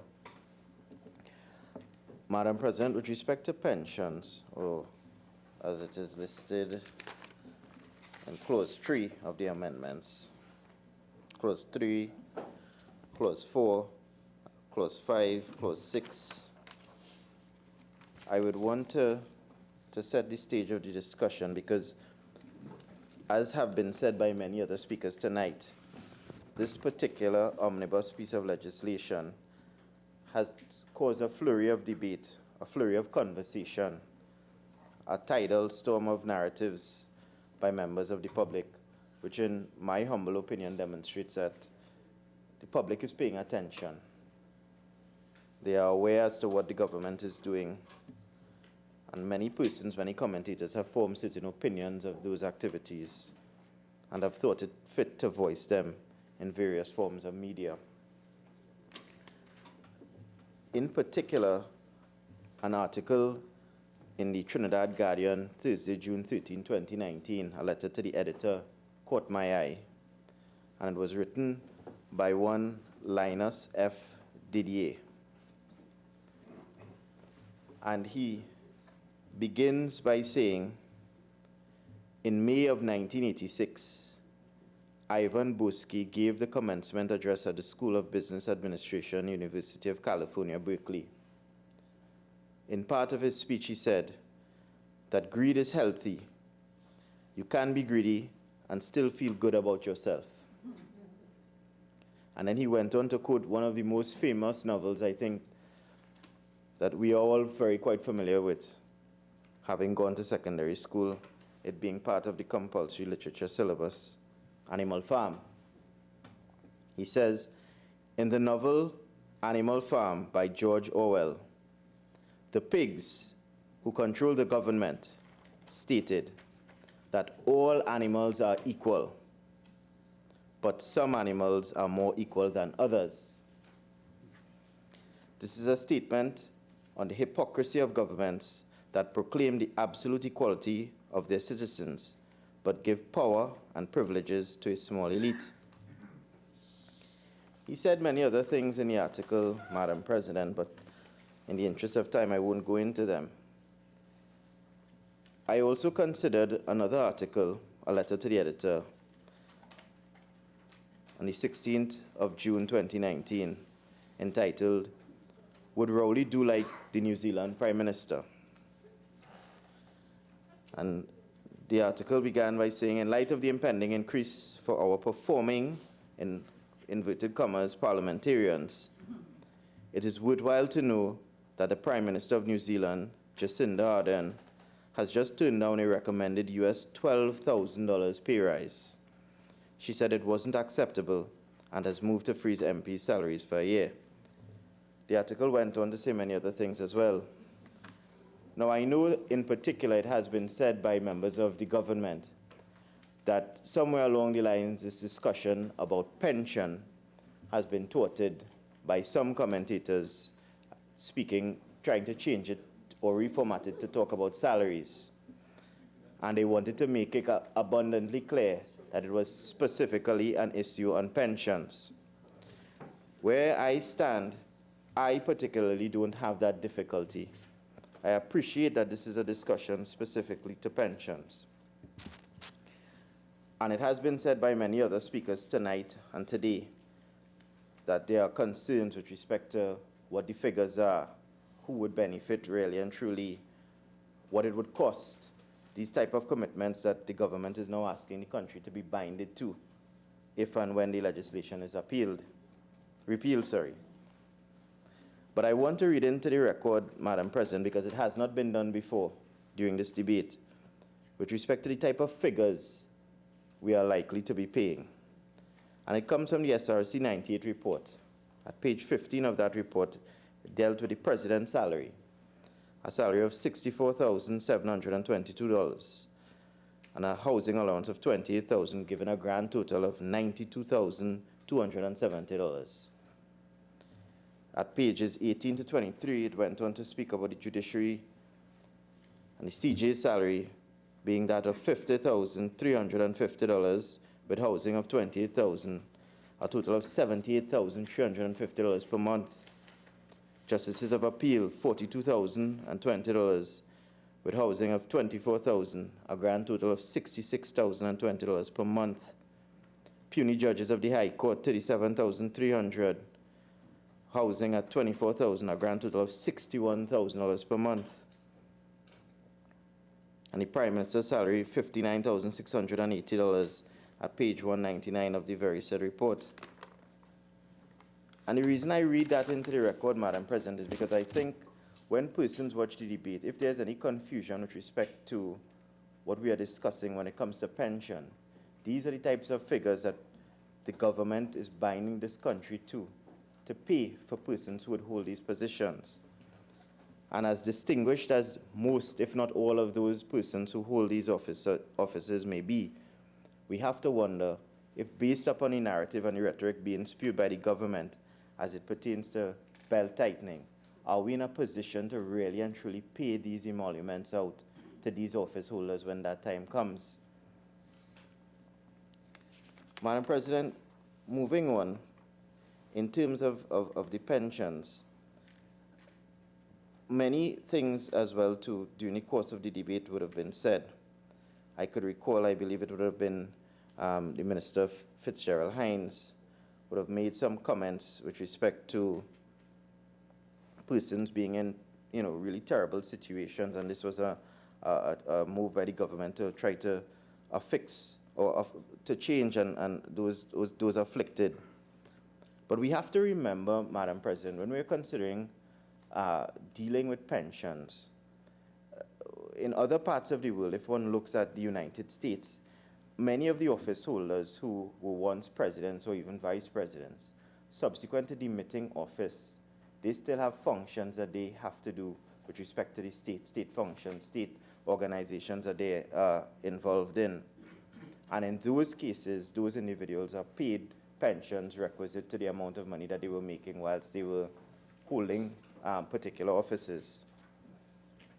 The question would arise now whether or not persons who would demit office in our country would be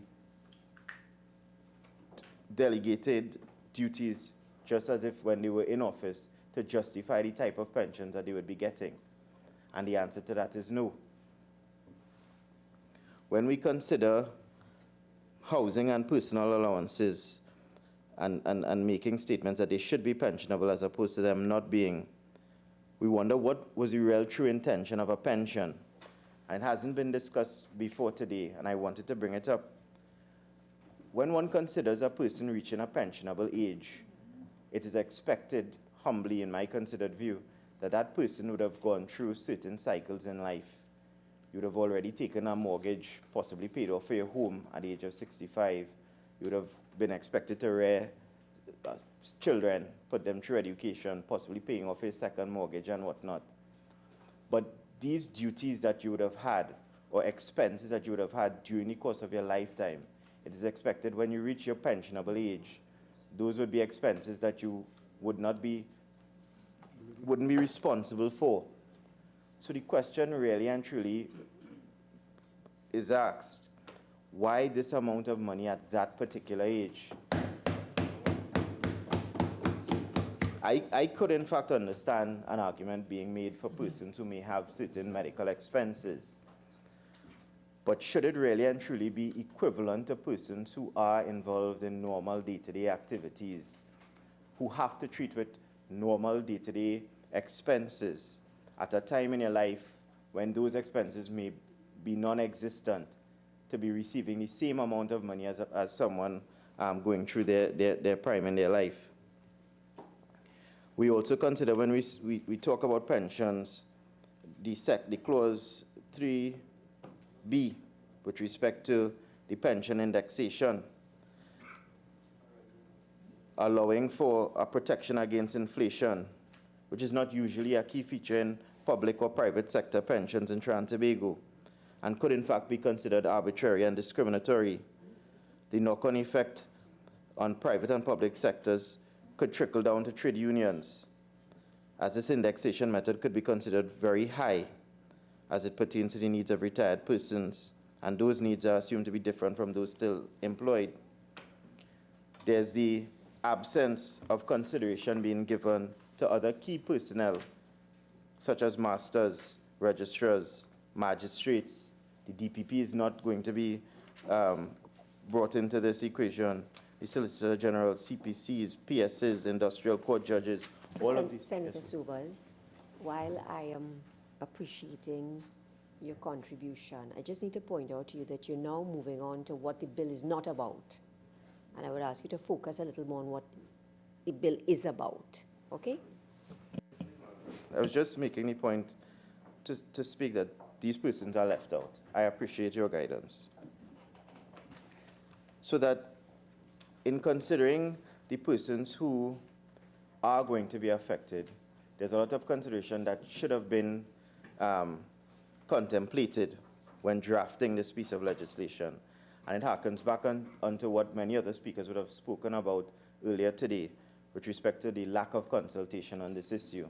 And the million-dollar question as to why the government rushed this piece of legislation together and rushed it to the House without pausing to consider the aspects of consultation. As I move on now, Madam President, to the FOIA, again, I won't detain the House any longer than I think it necessary. A lot has been said about the FOIA with respect to its operation, so I won't go into that at all. I think enough speakers would have given their own opinion on the issue, and they would have definitely raised certain issues that would bring some degree of clarity to the actual operation of the FOIA for the listening and viewing public.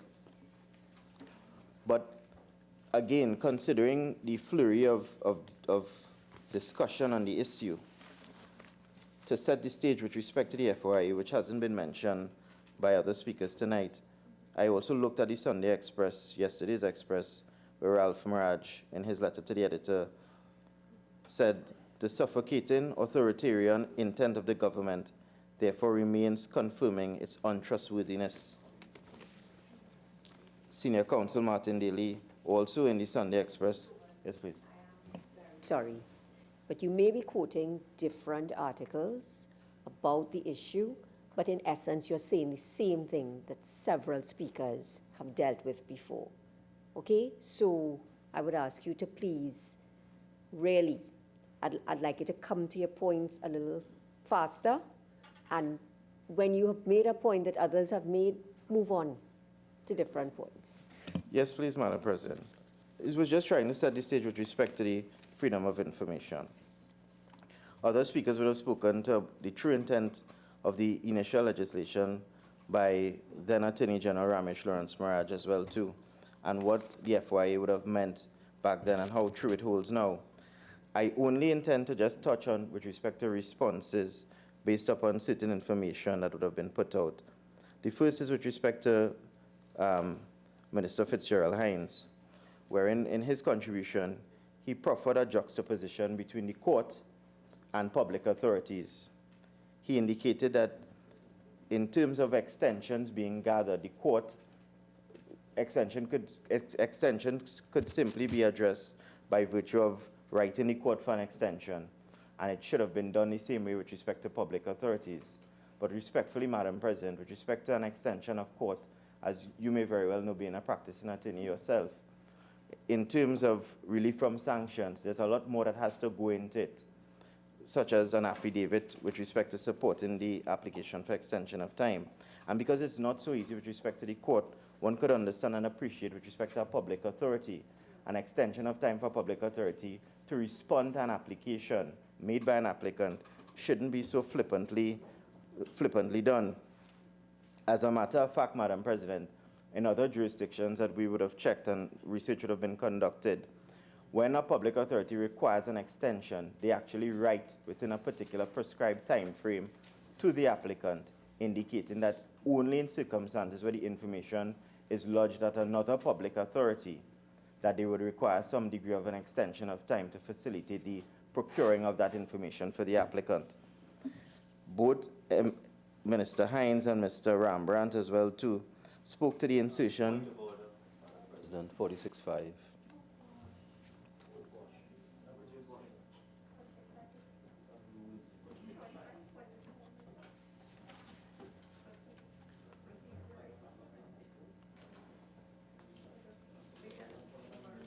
All right. Yes, Senator Sobers, when you're referring to ministers, it really is by their proper designation. So it's the minister in the Ministry of the Attorney General, the Minister of Agriculture, Land and Fisheries. So guided by you, Madam President. Yes, so there was a discussion about the insertion of the Attorney General being a fair insertion. And that discussion was based upon the fact that there were instances where decisions would have been taken by public authorities and they lacked proper consultation. I have not heard any speaker throughout the length and breadth of today's discussion speak to the fact that public authorities do have, in most, if not all instances, internal legal entities within the public authorities that would respond and give advice on these information, on the requests that were made. In addition, public authorities also have the benefit of contacting external counsel, which most of them do in any event. As a matter of fact, in some instances, they utilize both situations where they would utilize their internal legal department as well as external counsel. So that there were discussions moved by Senator Richards and Senator Deyalsingh and others with respect to strengthening the public authority themselves, as opposed to rushing to insert the Attorney General into the equation of the entire formula.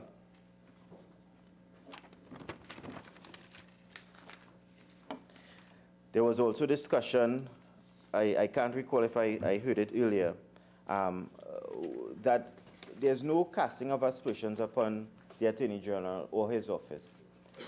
Perception is reality. And the fact that he is, in fact, a political entity, it could have some knock-off effect on a decision made by the Attorney General. There's also the question, Madam President, that hasn't been raised before, as to whether or not now inserting the Attorney General into the process, whether or not the Attorney General's office has enough resources now to treat with this flurry of information that may come to his office by way of a rejection by the public authority. And then in terms of discussing this issue, the question arose as to whether or not, for example, I know that there was a discussion some time ago with respect to a question that was raised to Senator the Honorable, Senator the Honorable Lee Hunt concerning a company that WASA used with respect to identifying leaks, and it was a company that utilized satellite imagery. Say, for example, if that company had a non-disclosure agreement with WASA, and an individual, as paranoid as he or she may be, thought that the satellite imagery was being used to spy on citizens in Trinidad and Tobago, and wanted information through a Freedom of Information correspondence as to the processes used by this company. And WASA decided not to give the information, sent it off to the Attorney General's office, and then the Attorney General's office decided, listen, go ahead and give the information, I don't see an issue with it. That non-disclosure agreement could definitely place WASA in a precarious position, wherein this company that utilizes satellite services could in fact turn around now and sue WASA for breaching that non-disclosure agreement. Are we truly ready to open up these public authorities and entities to further suit. And then there was also the issue that was raised by many in terms of a particular group of lawyers or lawyers on the whole milking the system. I know, Madam President. Oh, that's plenty you know, sorry. I know that. I'm asking you, please, please. They've had so many speakers before you. This matter has been raised so many times. Please try and get some new points, okay? Madam President, my spin on the issue is not to rehash what has been said in response to that particular issue. It is just to bring to light the fact that no lawyer in this country files an FOIA by himself. Lawyers, as we know, we operate under instructions, please, Madam President. So it's because a client has been aggrieved by a particular situation, comes to a lawyer, the lawyer gives him advice, and based upon instructions, the lawyer files the FOIA. So it's not a lawyer who is just operating out of greed or for some type of benefit. It is based upon instructions. And it is a particular paradigm to the entire situation that neither the Law Association nor any other speaker in this honorable chamber brought about, that we as lawyers operate under instructions. So if it is being said by anyone in this house that lawyers are milking the states, it is best that those same individuals say that the individuals who are in fact those who are on record in these matters, that they themselves, the citizens of Trinidad and Tobago, are the ones milking the state.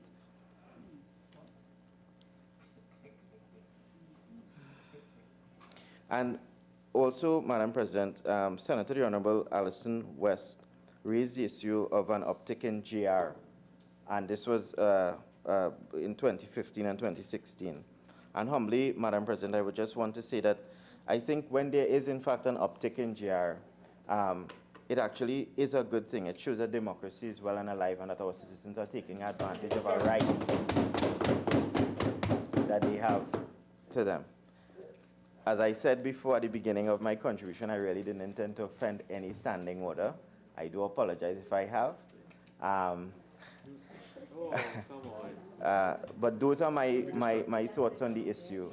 I think the government really and truly should have consulted on this issue, and to rush this legislation without proper consultation, as have been said by many other speakers before me, is an incorrect position, and I thank you, Madam. Senator Thompson-Ahye.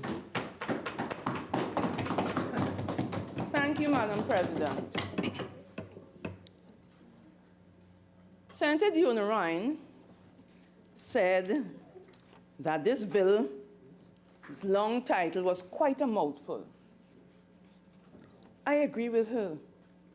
And maybe that is the reason that so many mouths have opened and so many voices raised, but not in support of the bill. And it's not only the mouths that have spoken, but hearts have been touched. There has been a lot of emotion, outrage, there's been sympathy, discrimination, a sense of injustice. All of these emotive terms have been used. I have heard the Honorable Minister very quietly speaking today. I was a bit surprised. I don't know if it was playing there to catch Kobo alive. And the Honorable Minister and the Minister of Finance, Ministry of Finance, always very sincere. As I said before in this Parliament, she almost always catches me. And then I heard the Honorable Clarence Rambarat.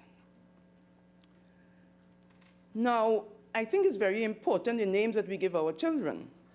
So when I heard Clarence, and I know the origin is from Claire, and that's a tongue and a surname that means bright.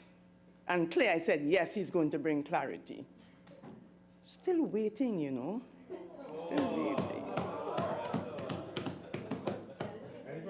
And he had a song. Yes, he's from Rio Claro. And he said he had a song, and I have a song too. And my song is, there are more questions than answers. But some, I must say, because I say it like I see it, some of the questions have been answered. I was looking forward so much to the wrap-up because I said, yes, I'm going to get some answers there. But, you know, some people are very anxious and they couldn't wait for the wrap-up.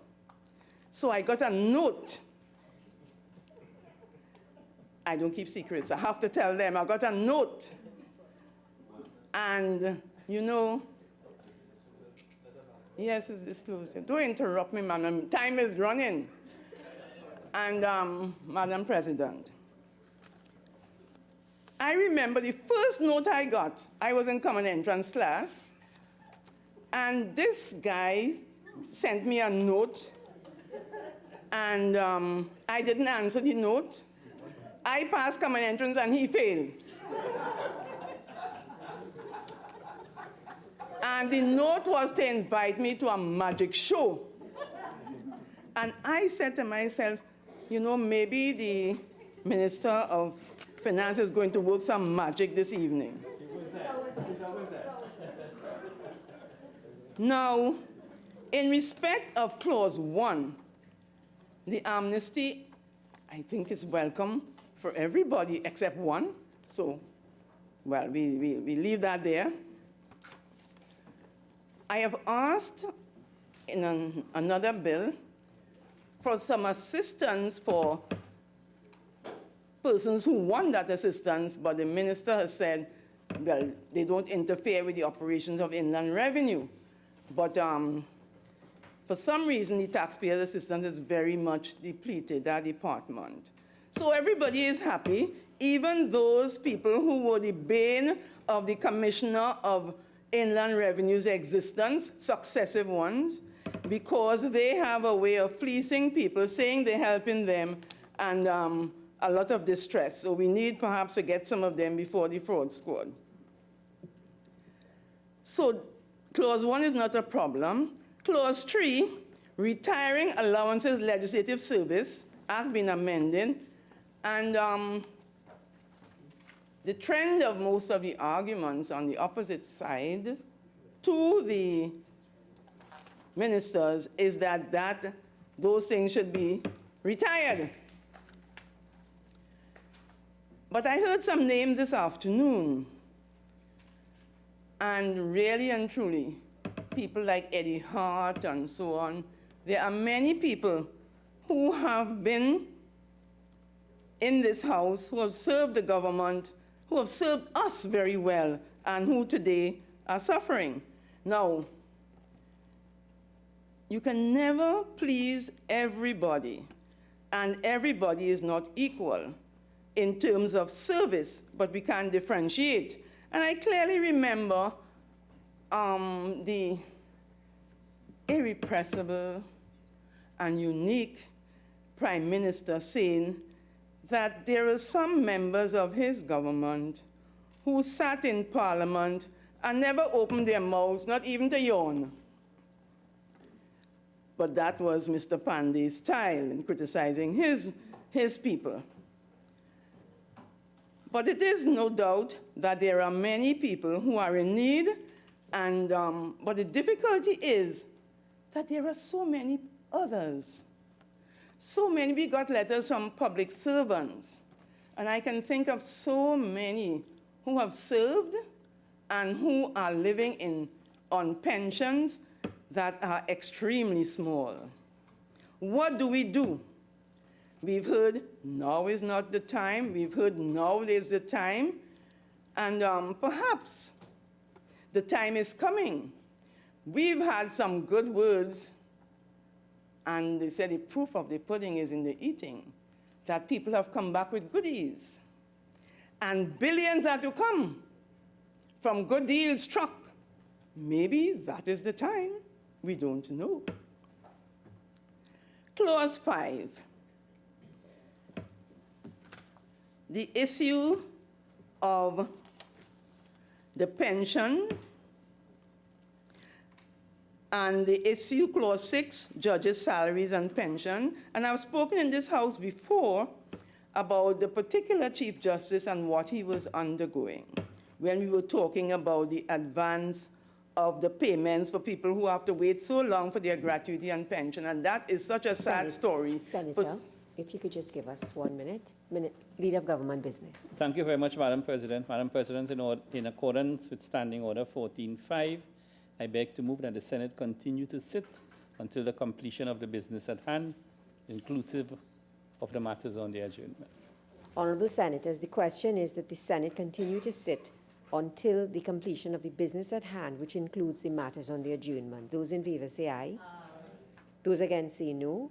I think the ayes have it. The Senate will continue to sit until the completion of the business at hand, including the matters on the adjournment. Senator Thompson, you may continue. I'm obliged, Madam President.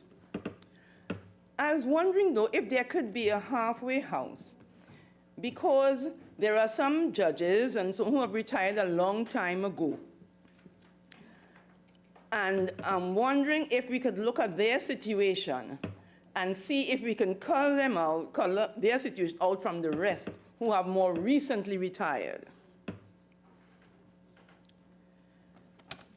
Perhaps that might be more palatable, because salaries in the last few years have risen. What is the position when a judge retired but not at the age of retirement? And I think here about a situation where a judge left the bench with a number of judgments outstanding. I am not sure what is the situation, but is it across the board? We had a situation once where a judge had, well, he's dead now, who had left the bench. So I am not sure what is the situation, if they are all equal, if they were allowed to retire or resign, what it is, all right? Sorry? Yeah, I want all the answers together. Wrap it up nice for me. Thank you. I'm sorry, Madam President, through you. Now, the freedom of information, the amendment has aroused quite a bit of concern. Now, my first love is teaching, and in teaching I like to tell stories, because I think a picture is worth 1,000 words, and my stories are word pictures. Freedom of information is problematic.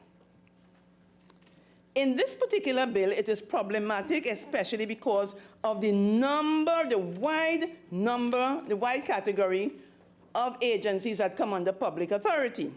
But I want to tell a story. On January 3, 2017, I received a request from a Professor Emeritus of Cardiff Law School, Nigel Lowe. Now, those of you who studied in law school and studied family law, some of you might have got by without doing much of it,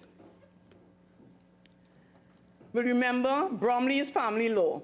So Professor Nigel Lowe co-writes Bromley's family law.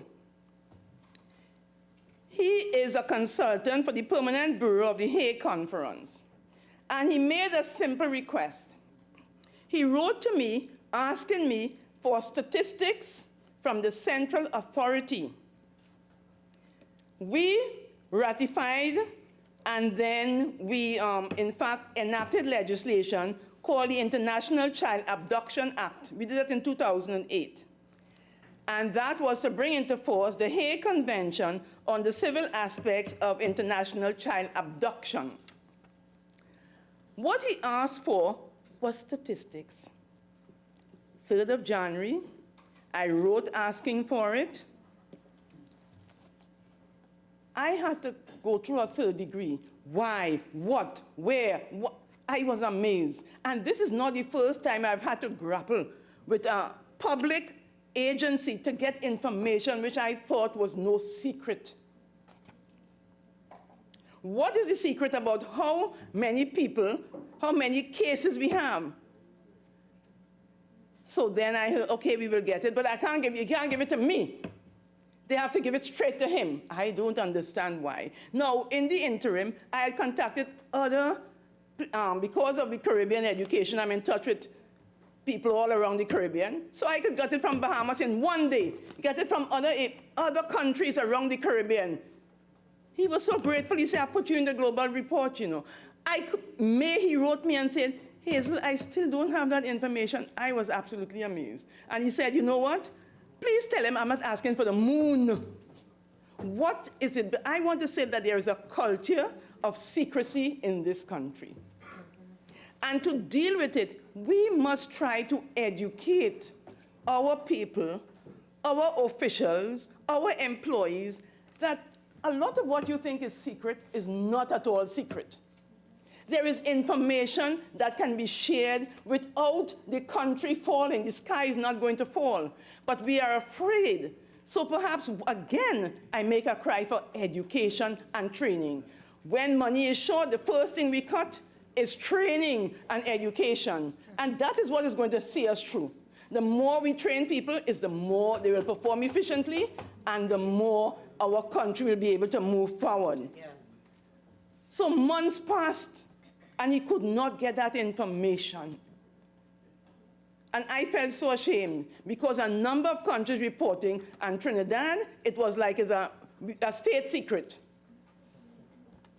And that, I've heard too many people complain about that. So please, educate people who work in the government that not everything is a state secret. And do not tell them, do not be afraid.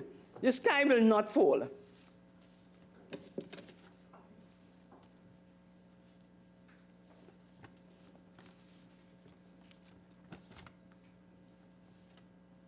Because, you know, sometimes it gets really to the point of absurdity.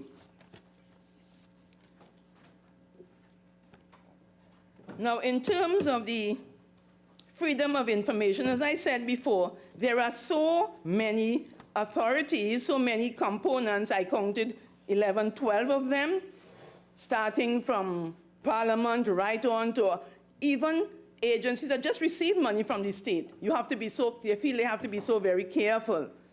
And I know other places where I have sat, we've had problems with how do we dispense this information, because somebody is going to be upset if we say this or we say that. We have, as I said before, there are people who are trained in law within most government ministries. Trust us. Trust the people who are trained to give good advice.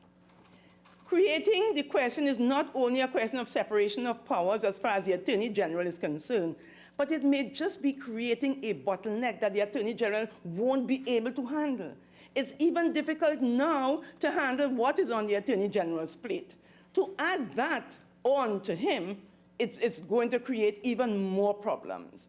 So have someone perhaps dedicated in one or two ministries who can handle and assist with requests, examine them, and see if there's any threat to security, and then you could release the information.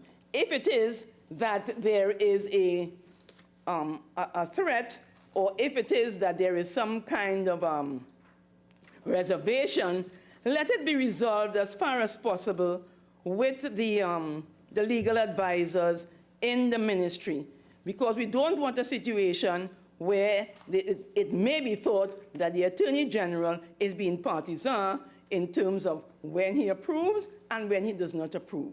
So sometimes we have to save enthusiastic people from themselves.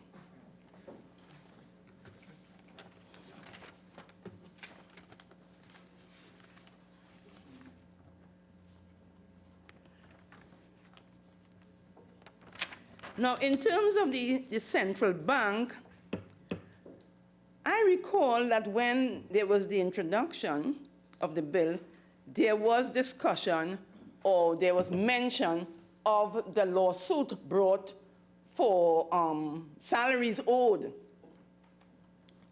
And if that was the impetus, and it said certainly that that was certainly something that was brought here, it means that this could be termed ad hominem legislation.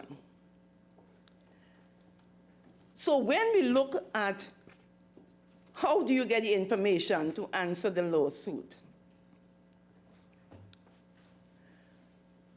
If it's a case, a civil case, is there no civil procedure that we can use? Discovery, interrogatories, anything that we can use? Because how is he to prove his case? How is this case to be proved, you know? So perhaps we ought to look at those things as well. I am almost tempted to the view of the Minister of Finance. I keep saying, she really sounds so sincere, that some of the arguments in terms of the organization and so on, it seems so harmless. It seems as though what harm is there in knowing how the bank is organized? I am not so sure that it is such a dangerous thing. In terms of the salaries, yes, perhaps we can let them organize their business so they can go along with what they think is best for the organization. But I think that there may be an argument for open up the window a little, so that some of the things that the central bank wants to keep close to its chest, maybe we can really raise an argument that there is no harm to the independence of the institution by releasing that information.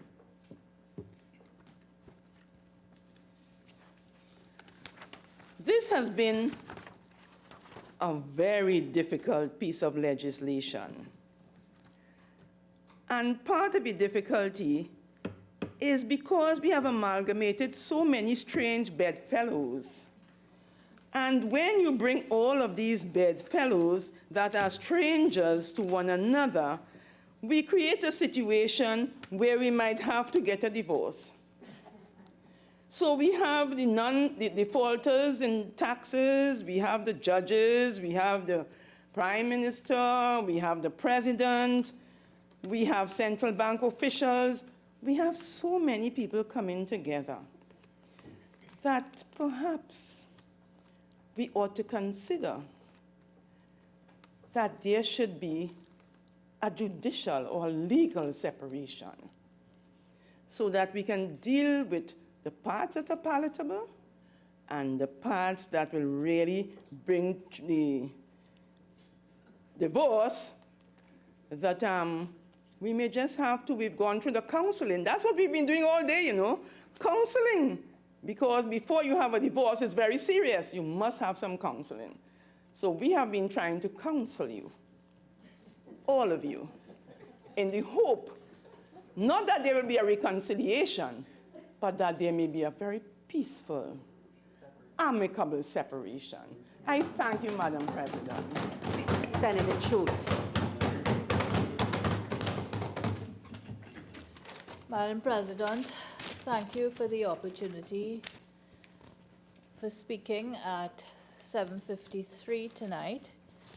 I have heard the reasons for the proposal for the amendment to the law in relation to the Freedom of Information Act, and that is the only aspect of the bill to which I will speak this evening. Money matters I know little about, so I will listen to my betters on those matters. Now, I think we must bring ourselves back to what is important. The Freedom of Information Act was created for the protection of our entrenched rights, our Section 4 rights, things like right to life, liberty, equality of treatment by a public authority, enjoyment of property.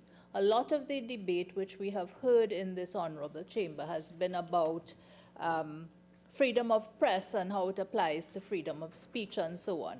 But there are many other aspects that this piece of legislation must be considered with. And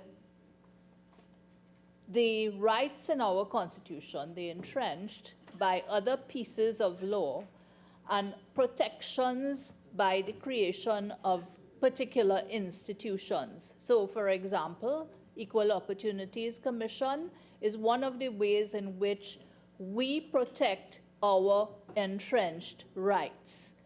The FOIA is one of the ways in which we protect our entrenched rights.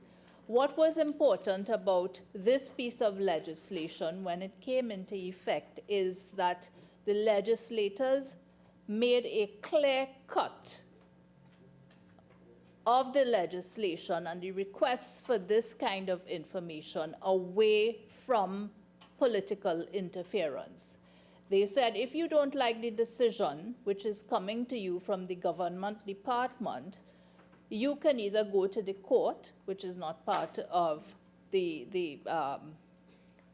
I would say, the political arrangement as we have it here, or you could go to the Ombudsman's office, and the Ombudsman is also constitutionally protected within the Constitution of Trinidad and Tobago. So it deliberately excises any political office holder out of the deliberative process. Now, that's how I see it. And I think there was good reason for that. And what followed the enactment of the FOIA was that this country spent considerable time and money in training units in government departments to deal with these applications, so that now when these applications are made, they do go to those departments and are considered. Now, if we say that we are adding another layer to this, which is to say that if the department refuses, it now goes to the AG's department, the fact of the matter is we are potentially putting the Honorable Attorney General in a position where he may be conflicted, simply because if it is that you are seeking information about a situation where you were maliciously prosecuted, falsely imprisoned, shot by the police, this kind of thing, the Honorable Attorney General is a party to any proceedings which may be brought against the Commissioner of Police. So you are going to the very person who is going in law to be a party to the proceedings to say, please, could you just give me the information that I've been refused? To me, it doesn't make much sense. And I think that there is a potential for conflict there that we must consider. This piece of legislation has a lot of provisos. There's a lot of what you can't get in it when you look at the original act. And the things that it allows you to get are things which concern your life, your health, your liberty, your work records, promotions, employment, and matters like these. Very significant to the average person. So I think that any intervening step that we place between the person requesting and the agency required to give is really making it more cumbersome and unnecessarily so. I can't see the clear reasoning behind it. Could be the hour of the night. One other concern I have is, and I keep saying this because it seems as though we enter into all these international commitments and we get applauded for it at the time and so on, and then we come here and very little is done about it. And we were part of what was called the Rio Declaration. And this, I suspect, is an area which will be close to the hearts of certain NGOs because it has to do with environmental issues, which are becoming more and more important in our daily lives. And this is what the declaration said. I think it was Declaration 10. It says the countries that signed the declaration, and we were one, environmental issues are best handled with participation of all concerned citizens at the relevant level. At the national level, each individual shall have appropriate access to information concerning the environment that is held by public authorities, including information on hazardous materials and activities in their communities, and the opportunity to participate in decision-making processes. They found that out of all of the discussion, there were three fundamental rights, and we agreed to it. Access to information, access to public participation, access to justice. And they pointed out that access rights have emerged to be very important in promoting transparent, inclusive, and accountable environmental governance. It helps the public to hold regulators and polluters accountable. Now, this is one aspect of the operation of the FOIA, which has not been discussed. But certainly, if you have a polluter who is doing something, you don't want to give him another 30 days to clear up or to try to cover his tracks. So I think that I am not moved, quite frankly, by the reasons advanced for wanting to amend the Principal Act. I don't think they seem to make sense to me. And having heard all of the speakers here today, I respectfully say that for the various reasons offered, I do think that this particular clause should be excised from the proposed bill. Senator Haynes. Thank you, Madam President. Thank you for allowing me to join in this very important debate. I have the privilege of coming in to close the debate for the opposition bench tonight. And I want to, from the onset, thank the members of my bench for so properly ventilating a number of the issues, as well as the members of the independent bench, who I think echoed a lot of what we had to see here today. So, Madam President, because I know it's late, I'm going to propose to give you an outline of how I'm going to treat with this. I am closing for my bench today because we anticipated that a lot of reckless comments would come from the government bench, and so said, so done. So I am here to correct the record on a number of instances, and I will start with Minister Khan and go through from there. And I have two new points to raise, Madam President, and then I will conclude. So that's how I propose to treat with this today. Madam President, Minister Khan, and you know I have always said that I really appreciate coming after Minister Khan in a debate, because we represent two ends of the political spectrum. And as Minister Khan came in today, he gave us the very familiar now tale of politics of the past, as I would call it, Madam President. And I want to say, as I listened to a number of things put on the record and a number of stories and about the service given by legislators before, I had to reflect a little bit, because this morning, Madam President, I was on a morning show. And I came here, I spent all day in Parliament, and I know that we do work hard. But imagine, Madam President, being a young politician coming into this debate and listening to the issues ventilated in the public. Imagine, Madam President, as a young politician living with a scourge of politics that you did not create, saddled by a burden of people who did things or did not do things or did not serve well or may not have served as well in the eyes of the population. And coming into this debate, knowing that you've chosen this profession with noble intent, desire to serve your nation, knowing that you're going to have to stand here, Madam President, and say, question whether or not the image of the politician in Trinidad and Tobago is one that justifies any increase. And you listen to persons who've been in the system for many, many, many years come here and say things like, imagine living on $10,000 a month, and imagine living in squalor on $10,000 a month. And I'll get into some of those details shortly. But Madam President, you know, what really bothered me was Minister Khan's assertion tonight that the opposition, and in particular Mrs. Kamala Prasad-Bissessar, was somehow inconsistent on this issue of pensions. And I'll take us to 2014 now, because the minister read from the Hansard of the Senate in 2014 and ignored a lot of substantial amount of material from 2014. So I'll read into the record, because I think this ought to be corrected and dealt with directly. PM stays hand on pension bills. Guardian, this is the Guardian of Tuesday, 24 June 2014, written by Gail Alexander. The article begins, "Hold it.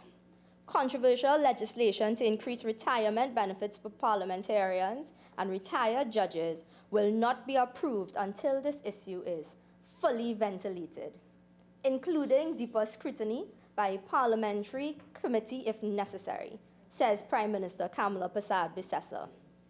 The PM intervened in this issue yesterday, following complaints from some quarters about the legislation which was approved by the government and the opposition People's National Movement in the Parliament on June 13th, 2014.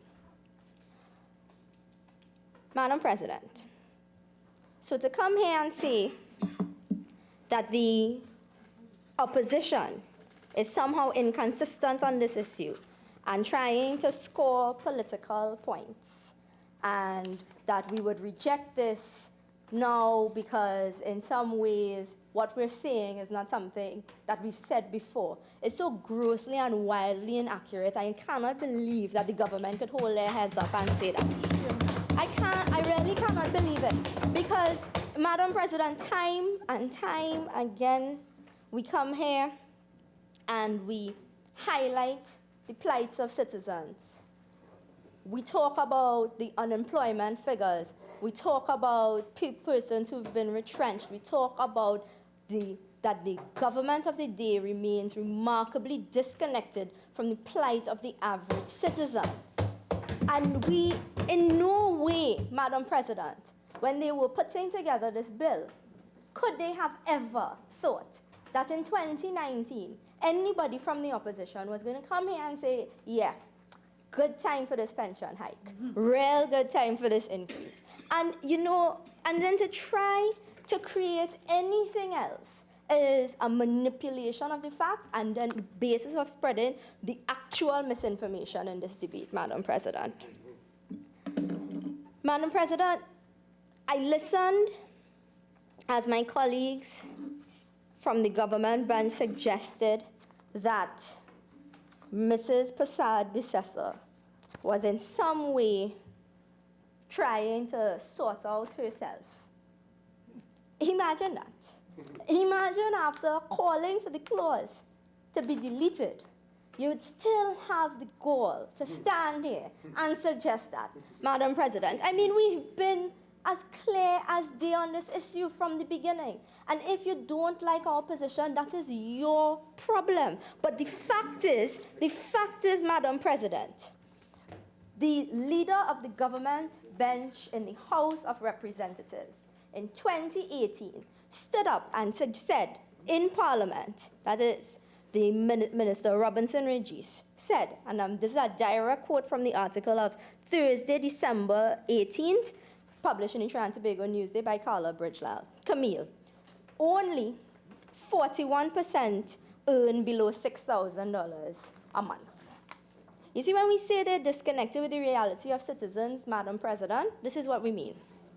That as a minister in government that boasts, what was it, 78% of the time since we've been independent, you've been in power, that you could stand here and be proud of the fact that only 41% of our citizens earn below $6,000 a day. But come here today and tell us $6,000 a month. Tell us $10,000 a month is an atrocity for some people, but it is only when it is the majority of the citizens of Trinidad and Tobago. Imagine that, Madam President.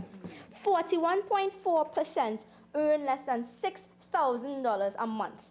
And these are the people, these are the citizens that you are talking to when you say, listen, things hard, you know, things really rough.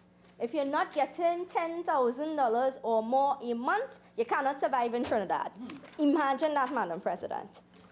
But in the face of their shamelessness, Madam President, published 23 hours ago in the Trinidad Guardian, 23 hours ago. The article is entitled, "Struggle to Make Ends Meet." Madam President, the article speaks about, it opens with the promised turnaround. The thing we didn't know when the Minister of Finance said that in the mid-year budget that things were turning around, that it was going to turn around for these select few, Madam President. A select few, sorry, Mr. Vice President. A select few. The article details, and I will not put all of it on the record, but I really urge the government to read this article. It is in Trinidad Guardian today. Because you know what, Mr. Vice President? It gives they change the names of the persons, but it gives the profession years service. I'll just read the first one for you. First one. Yes, I gave it. Struggle to make ends meet, Trinidad Guardian. Name changed, but Ingrid King. Profession, teacher. Very noble profession, right? If anybody deserves increases, and all that we can do are the teachers, because as Senator Thompson-Ahye said, education is what will take our country forward. 15 years service, South Trinidad. Children, 2, ages 11 and 8. Marital status, married. Husband was retrenched from his job at a downstream company which folded following Petrotrin's closure in 2018. Education, UE graduate, BSc in education with a Bachelor of Arts in Geography with a postgraduate diploma in education. Income, $6,000 a month. Monthly expenses, $3,000 for groceries, $1,000 for school transport, $1,000 payment on loan to assist her mom with cancer treatment, $800 payment to the credit union for home repair loan. Additional expenses, an average of $500 for electricity every 2 months, $500 for water every 3 months. Juggling act. When she has to factor in utility bills, King often dips into the grocery allocation, which means less food at home. No luxuries. We do not have cable. It is just the bare necessities. No going to dinner or movies, no Chuck E. Cheese. Those things are all luxuries to us. Sacrifices. Walks to work to save money. Prayer. Ask God daily for kids not to get sick as they cannot afford health care. Backup.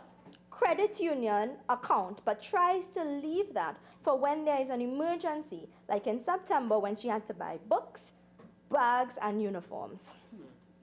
Not reassured by the government's claim that the economic situation is turning around, King said, they are very disconnected from the people on the ground. I don't think they actually understand what's going on.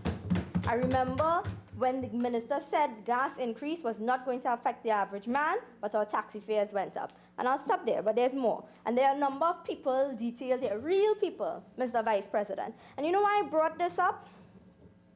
You know why I brought this up? Because you aren't coming here to ask me to approve this pension hike. Not me.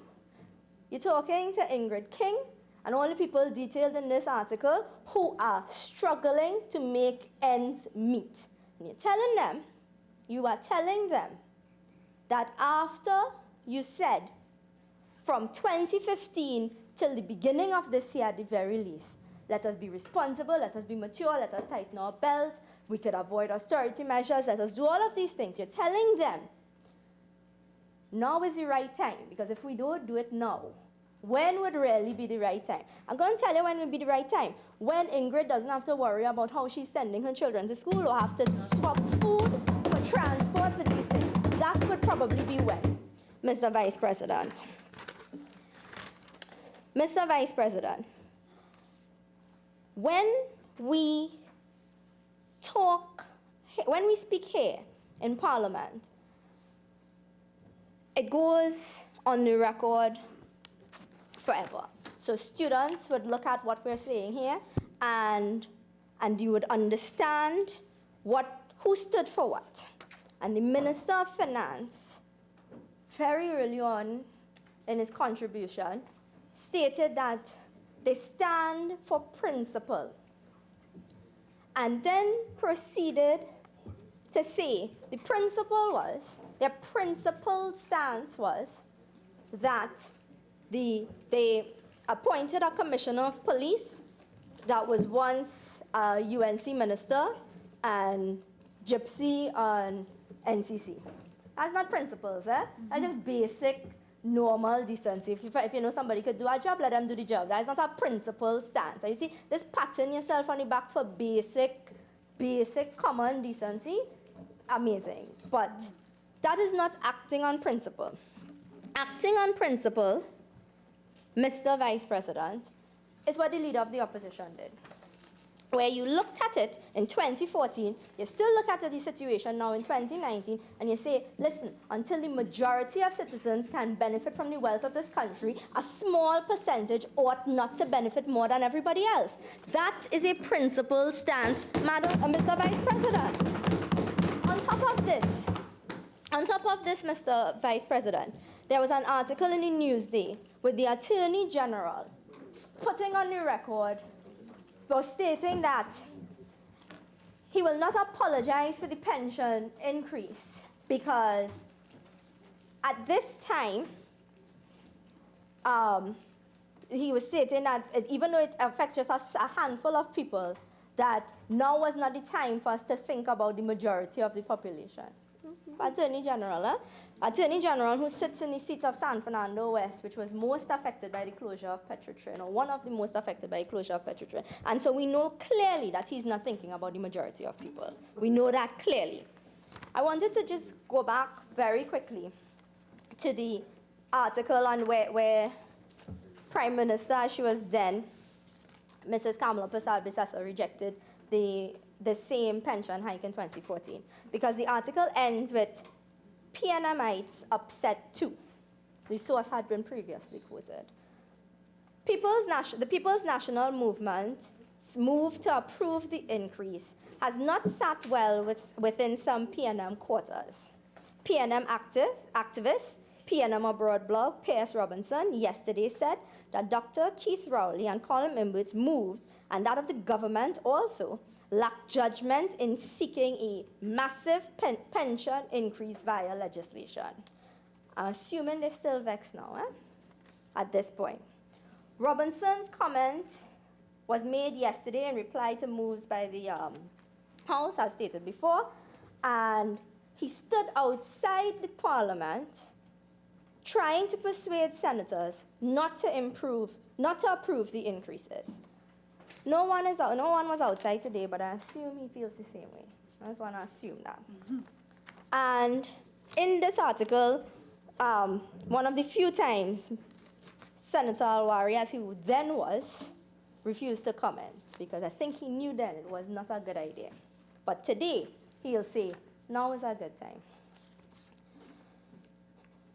Mr. Vice President, now that I have dealt with some of those things, I want to speak to Minister Khan on the Venezuela issue, and I promised very quickly, yes, Minister Khan brought in the Venezuela issue, and I promised that I would clarify some things for him, because there was some fundamental misunderstanding of basic principles. So I'll help here. Close the borders means that we saying stop, we don't care about the Venezuelans, don't worry about them. That's what close the borders means. You see, that's the kind of myopic thinking that led us to this crisis that we're facing here today. Minister Khan, in 2018, Minister of Energy, in 2018, as he addressed the nation, stated outright, and then when questioned, said there was no crisis in Venezuela. 2018 was last year, Mr. Vice President. I don't know if he has since realized that there's a crisis in Venezuela. He has not corrected that statement ever, but that is what the minister said in 2018. Cut to 2019, and you have the registration process. And the opposition, who had been calling from the beginning for the government to take a responsible move and take a responsible approach to this entire situation since 2016, and it is on the record since 2016, Mr. Vice President. In response to what we were seeing is this vai-ki-vai and ad hoc approach to this thing. The opposition leader said, while you're doing this registration process, you ought to take precautions to protect your nation's borders, because every responsible and sovereign state must know who is entering their country. That is basic. But you want to come here and tell us that we are flip-flopping on the Venezuela issue when this is the government that refused to vote in favor of humanitarian aid because they still don't believe there's a crisis in Venezuela. You registered 14,000 people, and I have to put that in inverted commas because I don't even think they believe that. But you registered 14,000 persons, and you have no plan. You came here, I think the minister in the Ministry of Finance said on the NIS clause that we have persons who would be allowed to work for presumably a year. You know why she had to phrase it like, why the minister had to phrase it like that? Because in 1 year, they have no clue what is going to happen. No idea. Right?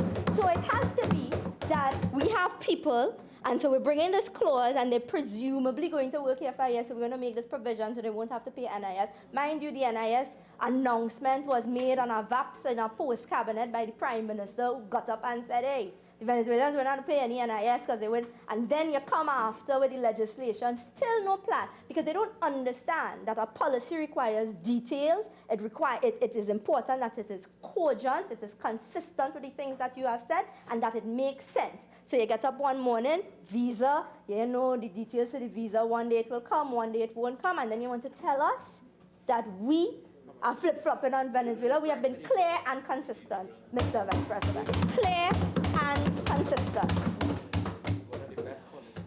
Imagine, so I just wanted to clarify for the Minister of Energy, one, what a crisis is, and two, that what the close your borders meant. Because if you see, when you get into the habit of just reading a headline, you will always fall into that trap. So you must read the details of the article, and it will really help you out. And Mr. Vice President, I said that I would clarify some things on the record, and then I had points to raise. So I have in my hand the report to the National Insurance Board, the 10th actuarial valuation of the national insurance system as of June 30th, 2016. And this was laid in the Senate on the 19th of March 2019 and the House of Representatives on the 22nd of March 2019. And the only things I'm going to read into the record are some of the recommendations, and I'll tell you why I'm doing that. Because this, I'm reading it as it relates to why I cannot, in any good conscience and faith, support any pension hikes at this time. Because this, as it was laid in Parliament, and I'll ask the government outright, if there's any intention to accept the recommendations in this report that was laid in both houses of Parliament. And I ask that because it would have ramifications for the rest of us. You know, those of us who would depend on the system. And I just want to, you know, as I sat here and I listened to government representatives, and over the weekend and for the past week, come here and talk about pensions and who could live how and whatnot. I am representative, Mr. Vice President, of a generation that we can't even really fathom pensions because of the systems as it stands now. We have no permanent jobs. You have a contract, you get gratuity, you better than save your money, right? That is what is coming for you. And you come here and you tell me, you know, people would have earned this and whatnot. But then I read these recommendations, and I think Senator Deyalsingh raised it, our aging population and what that means for us. And, you know, Senator Deyalsingh was saying that if more people don't come into the system, there won't be people to pay pensions for him. But Mr. Vice President, imagine what is going on for us. Because the system, our growth rate is not as it ought to be. But I want to read recommendation 1, which asks that the contribution rate increases should be scheduled in the short term. So my question is, we could be looking at increasing NIS payments in the short term if these recommendations are to be accepted. But I want to go to recommendation 3. Because this recommendation, and I'm going to quote from the report directly here, to preserve the equity in the system, reduction factors for early retirement should be introduced in the pension formula. Today's pension formula does not take into account that someone taking retirement at age 60 will receive a pension over a longer period, and in many cases will contribute over a shorter period than someone taking retirement at 60. And so what they're asking here is that if you retire before 65, that your pension should be cut by 6% each year before 65 until you get to the normal retirement age. So is it, if the government is going to accept these recommendations, that for the rest of us, all the rest of the citizens, if you try to retire before 65, you deserve a cut in pension because they preserve the sanctity of the system. But the Prime Minister and the President deserve to include things like the housing allowances. Because then what are we saying? What are we saying to our society? Who's more important than whom? And Madam President, I raise that because as we,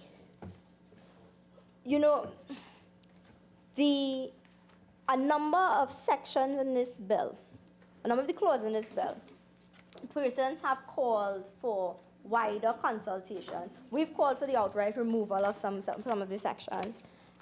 And the thing is, the calls for consultation have been dismissed unilaterally by the government.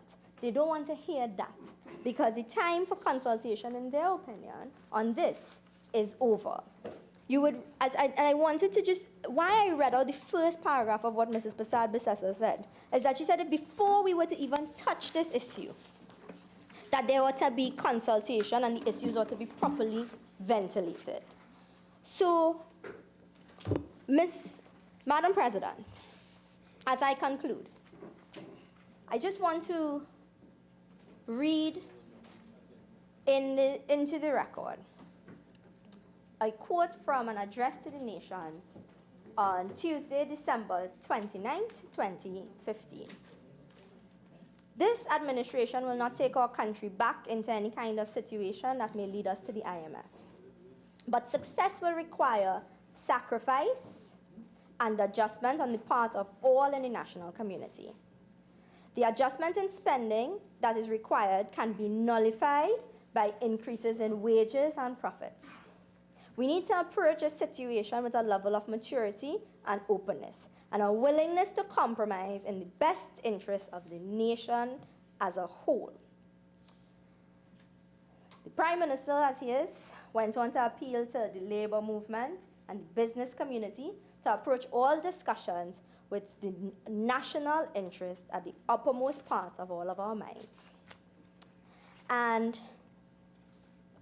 as I close, I want to ask the government, this principled stance that you took in 2015 about asking everybody in the country to approach the discussions about wages, and I would want to now include pensions here, with the interest of the nation as a whole at the uppermost part of their mind, if that's what you're doing here today. And as the Minister of Finance came back, this is the minister that brought us 000. Remember that? And this is the minister that told us that 000 meant wage restraint, not a wage freeze. So I want to urge you, Minister, perhaps take a pension restraint right now until you properly ventilate the issues with the population, until you convince them that this is what you deserve as a Minister of Government. And I thank you, Madam President. Minister of Finance.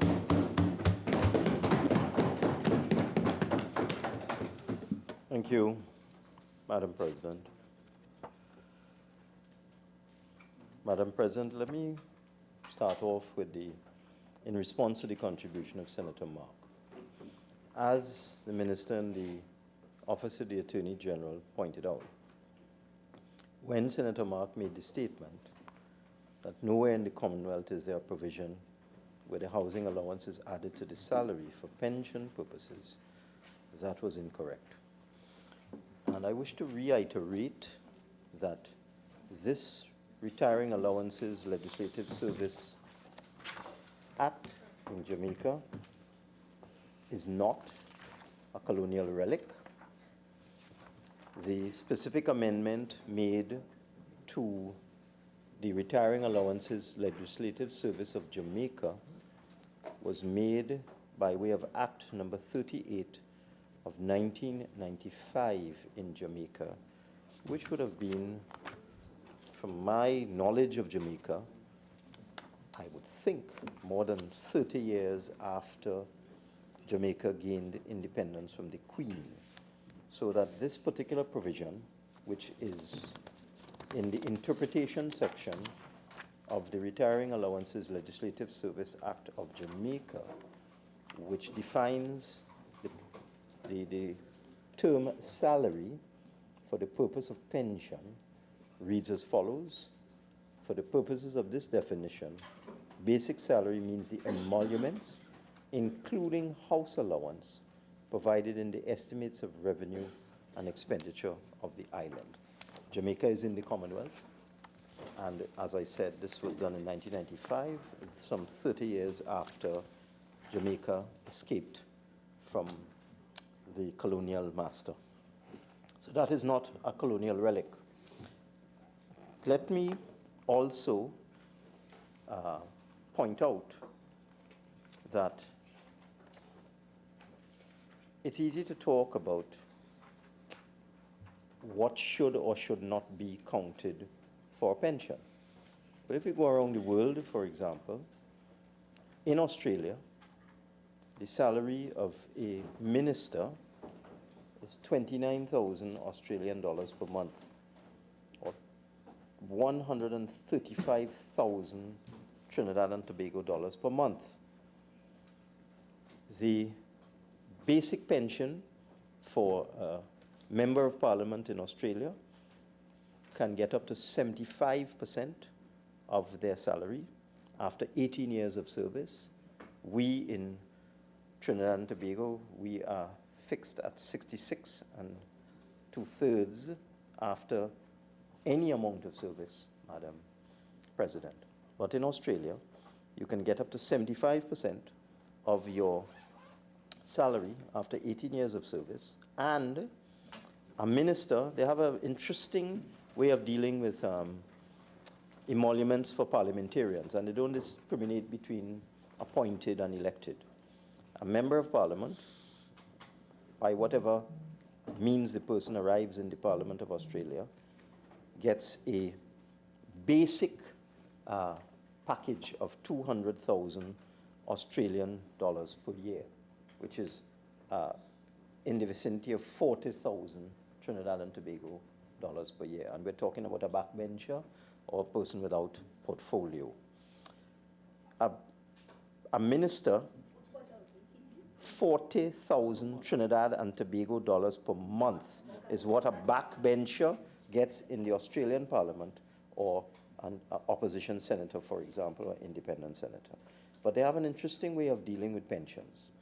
The member of parliament gets 200,000 Australian dollars a year, and that works out at 40,000 TT a month. So they get a pension based on that. And a minister is top. So as far as they're concerned, they make all legislators equal initially, and then they top it up if you're a minister. They recognize that you have additional duties as a minister. And a minister's pension in Australia is $103,000 a month because of that system. So we have to compare apples and apples. Yes, it is true that in Australia, the housing allowance is not added, but there's a reason for that. Because the salary is so high, the concept of housing and all the other allowances is already absorbed in their salary. So that you're not comparing apples and apples. The Australian salary already takes into account all of the needs of the Member of Parliament, such as transport, housing, and so on. It's incorporated into the number. That's why the number is so high. So that you have to be very, very careful about how you look around the world and try to make comparisons. As I said, in Jamaica, because they have a similar system to us, where the salary is not that significant in the scheme of things, they add in the housing allowance for the purpose of pension, and I've done that for the last 24 years. Let me jump now to New Zealand. I heard Senator Hossain speak about New Zealand and said that the New Zealand, well, is either you or Senator Obika? I will get to the point. I will get to the point. The both of you sit, Madam President, both of them sit next to each other. So, oh no, I'm pretty sure it is the Senator Hossain that spoke about it. And the fact of the matter is, as Senator Franklin Can said, his nameplate says Franklin Can. In this house, we can say that. You were saying oh, I'm so sorry. It was Senator Sobers. I apologize, Senator Hossain. Senator Sobers made the point that the New Zealand Prime Minister took a wage freeze. It's easy to take a wage freeze when your salary is $175,000 a month. $175,000 a month, TT. 175. It's one. Madam President, I will speak to you. It seems that they have a problem over there. So it's easy for you to say you'll take a wage freeze if you are earning $175,000 a month. And the point, and Senator Can made the point that the Prime Minister of New Zealand is the 7th highest paid head of government in the world. $175,000 a month. So when one is trying to score points by saying in this country they don't add the housing allowance, you have to look at the salary. $175,000 a month, more than 3 times what our Prime Minister makes. Now, let me go back to some of the other points made. Let me deal with the central bank matter. There's been a lot of misunderstanding with respect to that matter, a lot of misunderstanding. Senator Hossain put some misinformation into the system, and he took basket. He took basket, Madam President, just like the leader of the opposition in the other place took basket. I have in my hand the Act to amend the Bank of Jamaica Act, the 2018 bill that is before a joint select committee. And the leader of the opposition in the other place was handed a piece of paper by the leader of government business in that place and read the scrap of paper, the words that were written on it, that there is a bill before a joint select committee in Jamaica which has deleted the authority of the minister to set the terms and conditions of the governor, so that the minister in Jamaica, Minister of Finance, no longer will be able to set the terms and conditions of the governor of the central bank. And Senator Hossain came and repeated that. I don't know if he had the same scrap of paper that the leader of the opposition had. I have the actual bill. And in Section 6, Clause 6 of that bill, it says Section 6A of the Principal Act is amended by deleting subsection 3 and substituting therefore the following. Section 6A was the section that dealt with the fixing of salaries by the minister. Listen to what it says. This is the bill before the Joint Select Committee, the famous bill that removes the authority of the Minister of Finance in Jamaica to set the terms and conditions of the governor. Look at what this bill actually says. A person appointed as governor shall hold office for a term of 5 years and may be reappointed, and such appointment shall be on such terms and conditions as may be determined by the minister. I don't understand what is going on with the research department in the UNC. It says it changed the clause and reaffirmed the authority of the Minister of Finance in Jamaica to set the terms and conditions of employment of the governor. It reaffirmed it. It didn't take it out. And let me go now to the Bank of Jamaica Act, which is the Central Bank of Jamaica. And I go now to section 47(3), which was not touched. If you go through this bill that is before that famous Joint Select Committee in Jamaica, it's not law yet, it's just a bill, it's just a proposal, and it's before Joint Select. But if you go through it, it does not touch section 47 of the Bank of Jamaica Act. And let me read section 47(3) of the Bank of Jamaica Act.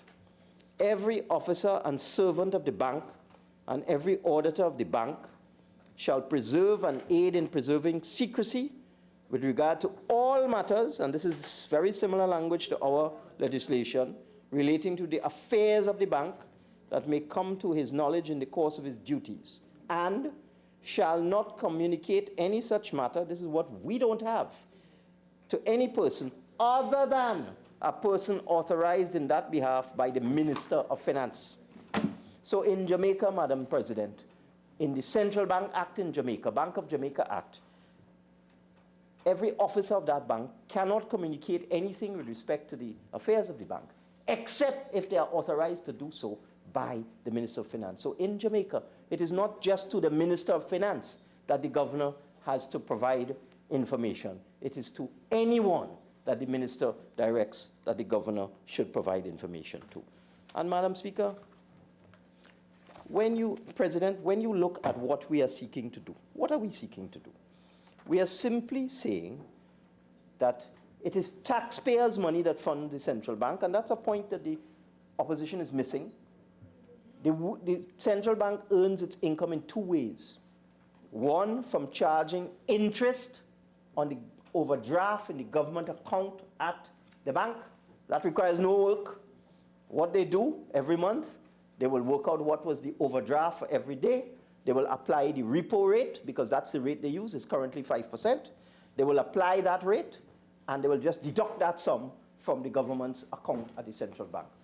And from that, the central bank gets hundreds of millions of dollars. It requires no work. It requires no intellect.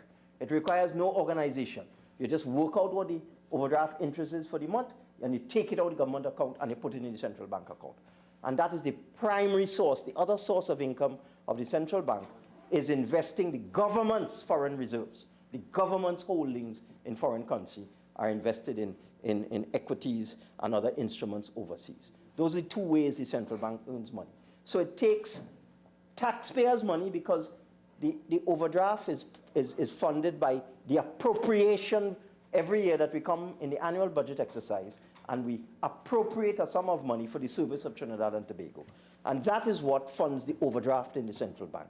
And all they do is I would have to say they tax it. They take 5% of that per annum, and they take it and they use it to fund the bank. And every year, the central bank will remit to the government, because it's not their money.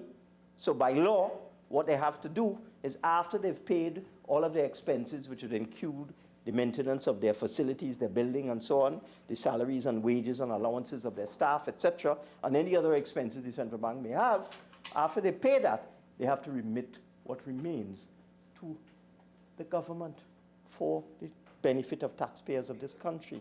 So the money that they get is taxpayers' money, and the money they have to give back is taxpayers' money. So why would anybody argue against the taxpayers of this country having the right to know what is being done with their money that is being provided to the central bank by the way of payment of salaries and wages to officers of the bank? I can't understand why this is such a problem. I also can't understand how providing information to the Minister of Finance about the organizational structure and the terms and conditions of employment of the staff is interference in the bank. It does not give the minister the right to do anything. All it does is provides the information to the minister. And I must tell you, I have in recent times I'm a bit concerned about the amount of taxpayers' money that is used to fund the Central Bank of Trinidad and Tobago, and I have a right to be. And I'm sure that is what was motivating Senator Obika when he asked the question of me, what is the salary and allowances? What are the salary and allowances of the present governor of the Central Bank? Not another governor, the current one. I'm sure that is what was motivating Senator Obika, because he too obviously had a concern. He obviously knew, I think he studies these things, he must have known that it is taxpayers' money that funds the central bank, and therefore in the public interest, he was asking me the question. I went to ask the question, and it has been pointed out by a very learned colleague of mine that the bank may wish to disclose the information, but unfortunately, in our Central Bank Act, they have these words that that appear in the Jamaica Act. Sorry, they have words that appear in the Jamaica. There are words that appear there and words that don't appear there. And let me go and explain what I mean by that. In our Central Bank Act, in the relevant section, which is section 56, in our Central Bank Act, the same words that are in the Bank of Jamaica Act, which speaks to persons cannot reveal matters. No, I am dealing with the, Madam President, I'm dealing with the Bank of Jamaica Act. In the Bank of Jamaica Act, they use the same words that are in section 56 of our Central Bank Act, that every officer and servant of the bank shall, Madam President, this constant muttering, please. Members, please allow the minister to make his contribution in silence. Minister, continue. Thank you, Madam President. In the Jamaica Act, they add the words that the minister can authorize disclosure of information. In our Act, those words are not there. And they have the same words in our Act that it is with regard to all matters relating to the affairs of the bank. And I happen to know that the Central Bank has sought and obtained legal advice that combination of words, all matters relating to the affairs of the bank, prohibit them from disclosing anything. As I told someone, even how many paper clips they have in the bank, because of the word all. In Jamaica, you have the same word all, but there is another section that says they may disclose to the minister or anyone. And to answer Senator Deyalsingh, once the information is disclosed to the Minister of Finance, it is then public information, because the Minister of Finance is a public authority who falls under the Freedom of Information Act, and the Minister of Finance is not exempt from disclosure of information. So once the governor of the central bank discloses the information to the Minister of Finance, then anybody, members of this House, members of the other place, or a member of the public can file a Freedom of Information disclosure request, and the Minister of Finance will have to disclose the information. So that is why it is put in this way. It provides access for the public, and what it does, it protects the members of the bank from disclosure. It's a very, very narrow provision. It only deals with salaries and organizational structure. So it gives the members of the bank the protection they require in terms of credit information, loans, and so on. In the Jamaica thing, they have no such protection. They have to disclose everything.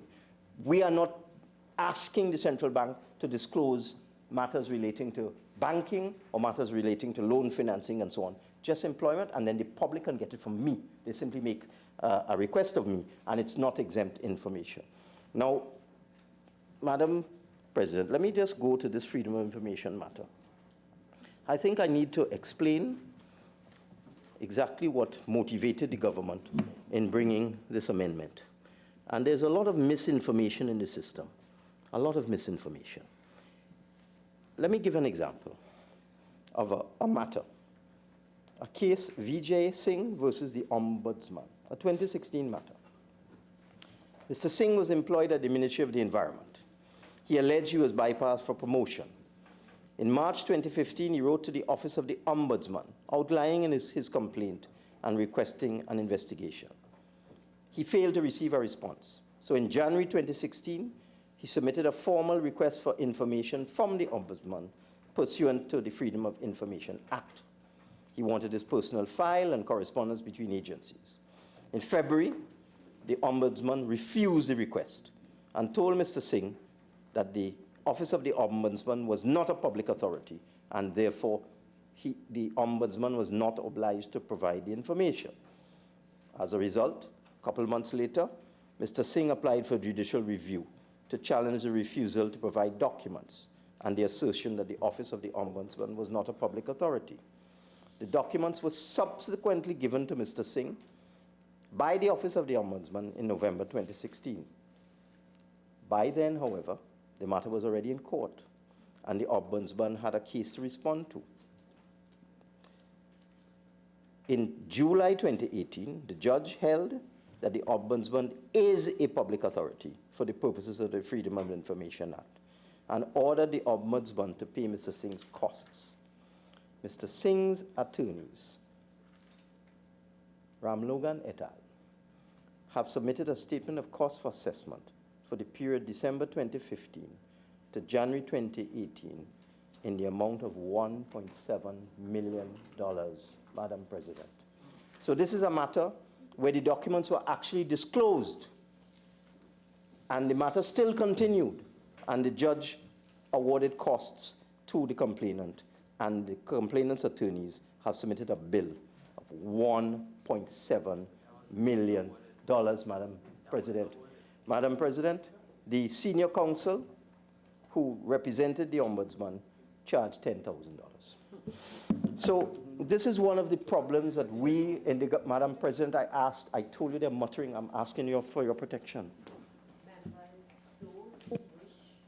To make comments, you can leave the chamber. Allow the Minister of Finance to complete his winding up, please. I will not say it a third time. Minister of Finance. Thank you, Madam President. I need to explain what motivated the government to try to insert the Attorney General into these matters. If, for example, in this matter, the Attorney General had been seized of it before it got into the court, then there would be no $1.7 million bill, or there may not have been a $1.7 million bill. But because the Attorney General was not in the process, you have this bill for failure to disclose documents that were disclosed. Now let's deal with the Ravi Maharaj, the matter with respect to Petrotrin. And I'd like to correct something that Honorable Senator Deyalsingh said, and I don't ascribe anything bad to Senator Deyalsingh about this, but there's a lot of misinformation in the system. It was not the government that refused the Freedom of Information request. It was Petrotrin. It had nothing to do with the government. And I'm reading from the Privy Council judgment.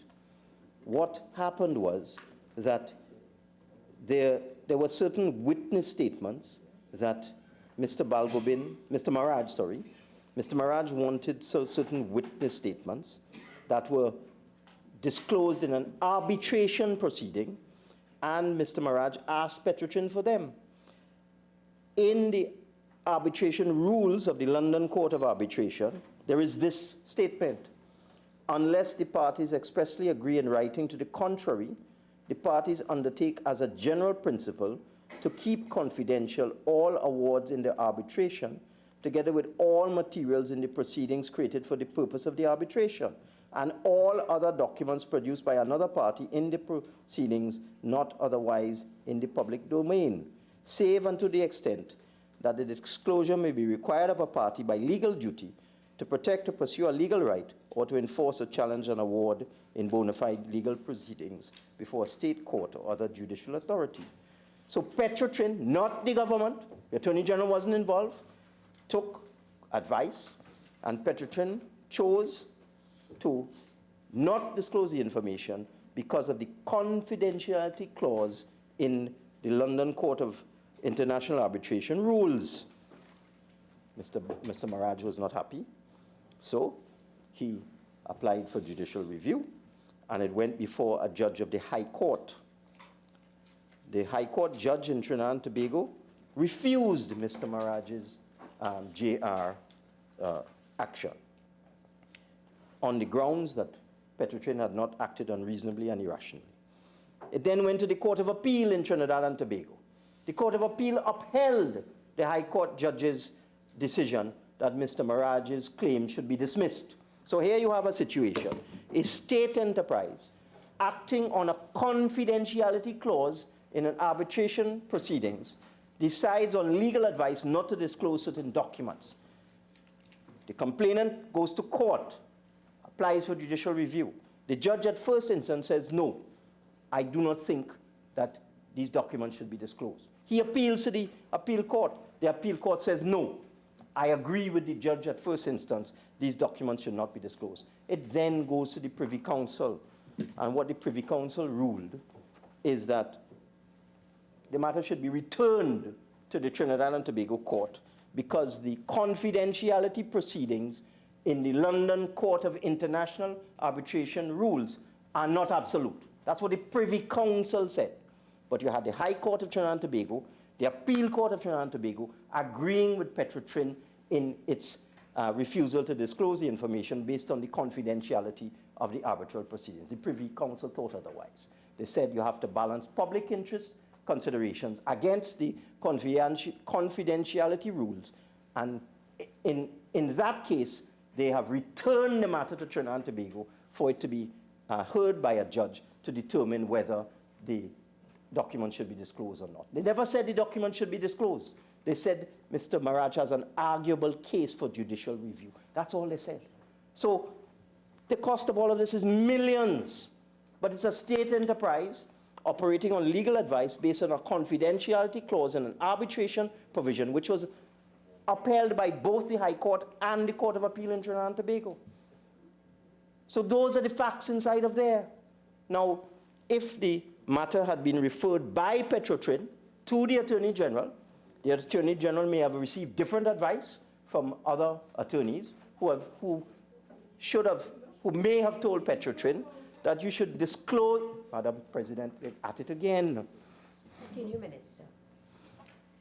If the Attorney General was in the process and Petrotrin was required to refer the matter to the Attorney General before they said no, then the Attorney General, acting on other advice, might have told Petrotrin, look, this is a borderline case.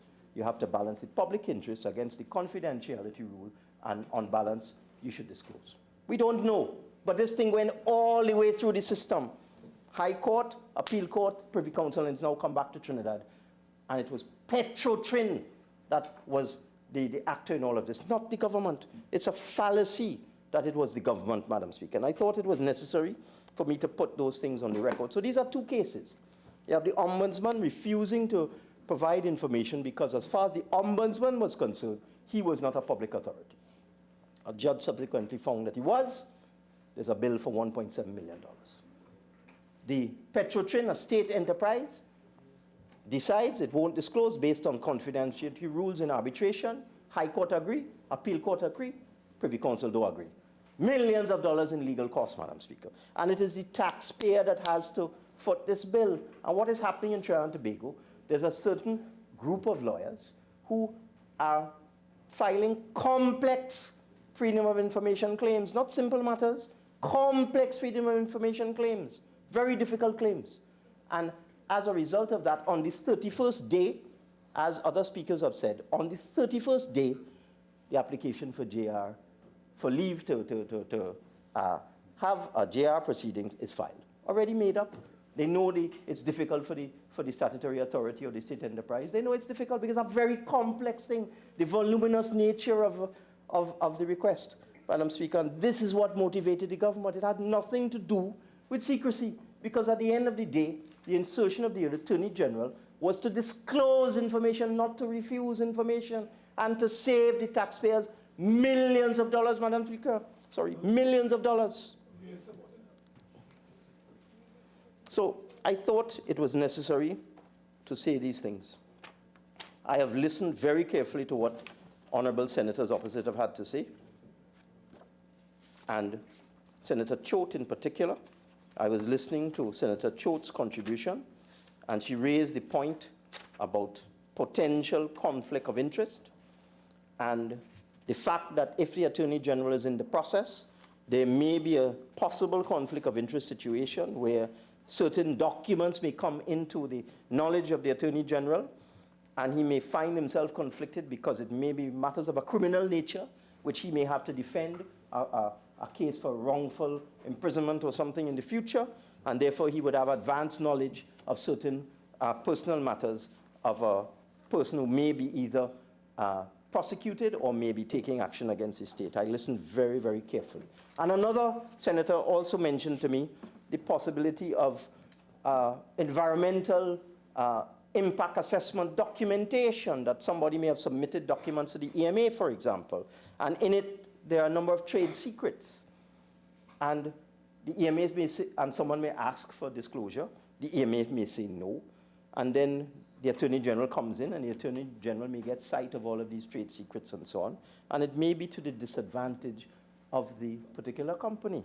So I've listened very carefully to senators opposite, and Senator Chote in particular.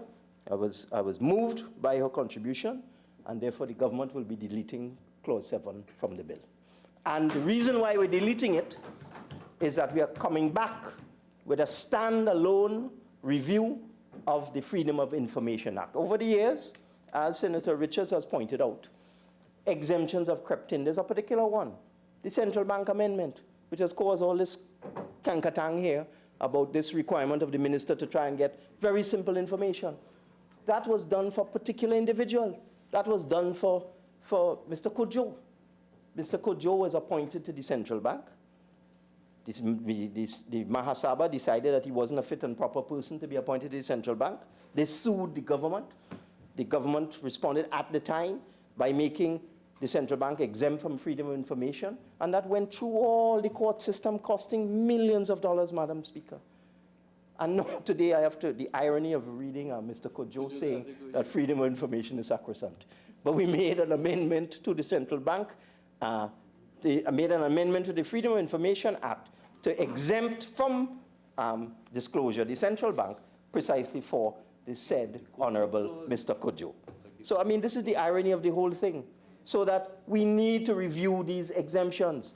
We need to determine whether the central bank should be exempt, or whether only certain things in the central bank should be exempt from disclosure. We need to look at all the exemptions that have crept in over the years since 2000, when the original Freedom of Information Act was passed and enacted. And for that reason, and for the very cogent arguments of Senator Chote, we are withdrawing Clause 7 from the bill, Madam President.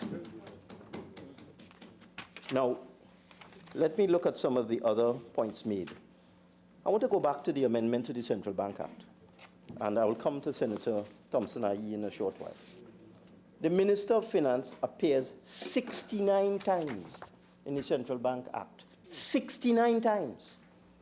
And as of now, the Minister of Finance can give instructions to the central bank on fiscal and monetary policy, on the exchange rate, and a multitude of things to do with commercial banking. The Minister of Finance is empowered to give instructions to the central bank with which they must comply. So when I hear this talk about the minister now being given the authority to ask about salaries, being an intervention and making the central bank a department of the Ministry of Finance, I don't understand it. Because right now, as Minister of Finance, I can give the central bank instruction on a variety of matters that profoundly get into the operations of the bank. I can tell them what fiscal policy to operate. I can tell them which monetary policy. I can talk to them about the exchange rate. The Minister of Finance can dictate to the central bank what the exchange rate should be. If there's something that is not if that is not operational, what is it? And therefore, I don't understand some of the arguments that have been made. But let me come now to the commentary of the contribution of Senator Thompson-Ahye. I asked a number of questions. I took notes. Let me see if I can deal with it. What about improvements in pensions for public servants? Madam President, I can tell you in 2009, by the way, how much time do we have? 14. Okay, I have 10 minutes. I can tell you in 2009, there were consultants working for the government, and they recommended that ministers of government and legislators and public servants, their pension should be indexed to inflation at the time. The inflation rate at the time was 10%, so that the consultant realized that this would be quite heavy, and therefore they had a cap of 50% of the inflation rate, that public service pension should be increased by the inflation rate up to a cap of 50% of the inflation rate. The annual cost of that would have been $500 million in increased expenditure by the government at the time in 2009. And it just wasn't practical. It wasn't practical. But as Senator Thompson-Ahye said, if we're a progressive country, we have to reach there at some point in time. The idea of linking pension, index linking pensions, is something that has already been looked at. And we nearly did it in 2009. But you remember oil prices collapsed from $145 to $35. Natural gas prices collapsed from $13 to $2, all in the space of 3 months. The national budget lost about $30 billion in that year, so that it just wasn't practical at that time. And successive governments, the 2010 to 2015 government, chose to ignore that report from the consultants that recommended index linking of pensions for everyone. We went through the whole 2010 to 2015 period, and now we've come and we're dealing with a very small group of persons that we believe should be given some form of indexation. Madam President, it's a small group. It's not going to impact the Treasury by $500 million. But we will get to that point, we must, as a progressive country. So that's the answer to that question, Senator Thompson-Ahye. And I like the way you phrase it, that sometime, someday, when things get better, that you would like to see this. I'm sure it will happen at some point in time in the future. With respect to separating, I don't think we can. I think complaints of discrimination would arise if we try to separate judges who retired a long time ago from judges who retired recently. But I must tell you that judges, in answer to your next question, judges do not all get the same pension. It's based on the number of years of service and their salary. So it's not, if a judge only serves for a year, he would get a much smaller pension than a judge who would serve for 30 years and so on. So they don't all get the same pension. You spoke about the culture of secrecy in Trinidad, and you said that the amendment may in fact create a bottleneck, and this is one of the considerations based on what you said and based on what Senator Chote said, why we have pulled it. I don't think the only thing we could take out, you said, can we take out parts so that we wouldn't have a divorce, we'll have a separation, where we separate in our Clause 7, the contentious Clause 7, Freedom of Information Clause. With respect to the other points made by Honorable Senator Deonarine, why 7 days for information on employment at the bank? Because they should have it. I mean, it's something that they should be able to provide in 24 hours. So the 7 days is not cast in stone. It's just, it was thought to be a reasonable period.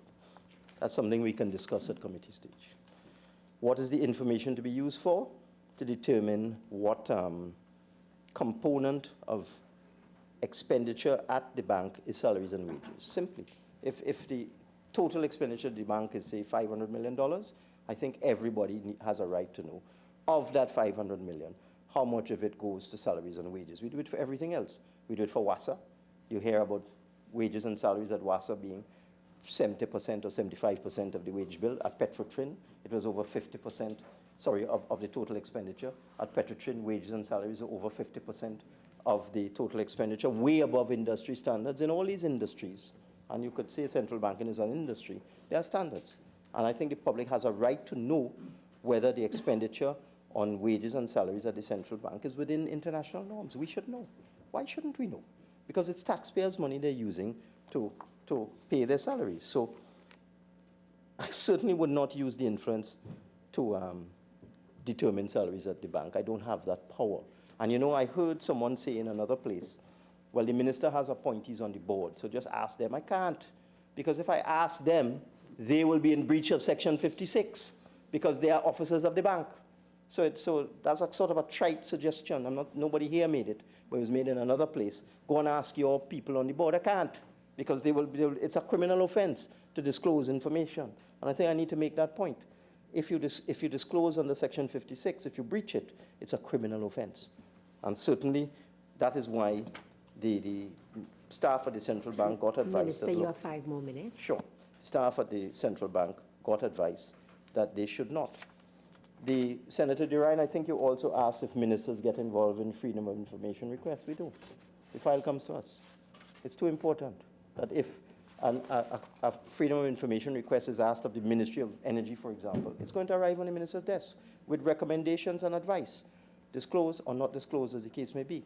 And the minister will be asked whether he agrees or not agrees. Those things have come to me, and I always seek advice. I don't advise myself. You know, we have internal legal counsel at the Ministry of Finance, and I use external. Whenever I get a freedom of information request that is complex, I go external, and I ask, should we disclose or should we not disclose? It does arrive at the minister, and the minister does get involved. I'm not sure if there's much else. I think I've got everybody. Oh, Senator Obika quoted some tax expert who said the following. In 2016, the amnesty ran for longer, and we didn't meet our target. Wrong on both counts. No, I cancel that. I know you, but you brought it into the House, that this expert, you call the name of the auditing firm, said that in 2016, the amnesty was for a longer period, and we missed our target of 500 million. And that's the problem we have in Trinidad and Tobago. People are publishing in newspapers as experts. In truth and in fact, the amnesty in 2016 lasted for 2.5 months as compared to our 3, and netted 750 million instead of the target of 500. So every single thing in that article was incorrect. Incorrect. And the other point, Madam President, I'll try to speak above Senator Amin, who's trying to interrupt me. The other point is, that was smack in the middle of the business cycle in 2016. July to September, right in the same period that Senator Obika tells us we shouldn't have an amnesty because that's when people are buying goods. Right in that period, we collected $750 million rather than the targeted 500. So that the evidence does not support what is said. With respect to the national insurance contributions, there is no way, Senator Deyalsingh, with the greatest respect, there's no way that we could allow somebody to pay $11 for a single NIS contribution and then get injury benefits for a year, for 1 year. That's an archaic law. It's an archaic law that somebody could make one $11 contribution and then get injury benefits for 2/3 of their salary for 52 weeks. That's an archaic law, and it will destroy the National Insurance Fund. If you have a flood of persons coming in, especially persons who are of limited means coming into the system, a lot of these migrants are already with child. Madam Speaker, Madam President, you will have seen them in the line. A lot of them are already pregnant, and they come into the system and they have to pay $110 if they are the lowest end, 10 by 11, $110. And then they get maternity pay for 14 weeks and a maternity grant, Madam President. One must, as a government, protect Trinidad and Tobago citizens. The NIS fund is primarily for citizens of Trinidad and Tobago. It's fine to say that we should welcome people, they are citizens of the world, and that's fine. But we have a fund, and let me get to the end. The 2018 annual report of the National Insurance Board, which was laid in this Parliament in both houses, showed that the fund incurred a deficit in 2018 of $226 million, a deficit. And this is a pattern that has been in that National Insurance Fund for years. And therefore, I'm just shocked to hear Senator Amin say that the NIB is making a profit. It has incurred a deficit of $226 million. So, Madam President, just let me repeat, the government has decided, based on learned contributions from honorable senators opposite, especially senators on the upper bench, to withdraw Clause 7. And with that, I commend this bill to the Senate. I thank you, Madam President. I beg to move. Beg to move.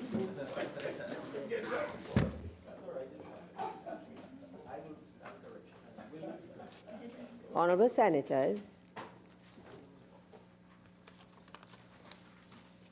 the question is that a bill entitled An Act to Provide for a Tax Amnesty in relation to certain revenue laws and to amend the Retiring Allowances Legislative Service Act, Chapter 203, the President's Emoluments Act, Chapter 250, the Prime Minister's Pensions Act, Chapter 251, the Judges' Salaries and Pensions Act, Chapter 602, the Freedom of Information Act, Chapter 2202, the National Insurance Act, Chapter 3201, the Central Bank Act, Chapter 7902, the Companies Act, Chapter 8101, and the Non-Profit Organizations Act 2019, Act Number 7 of 2019, be now read a second time.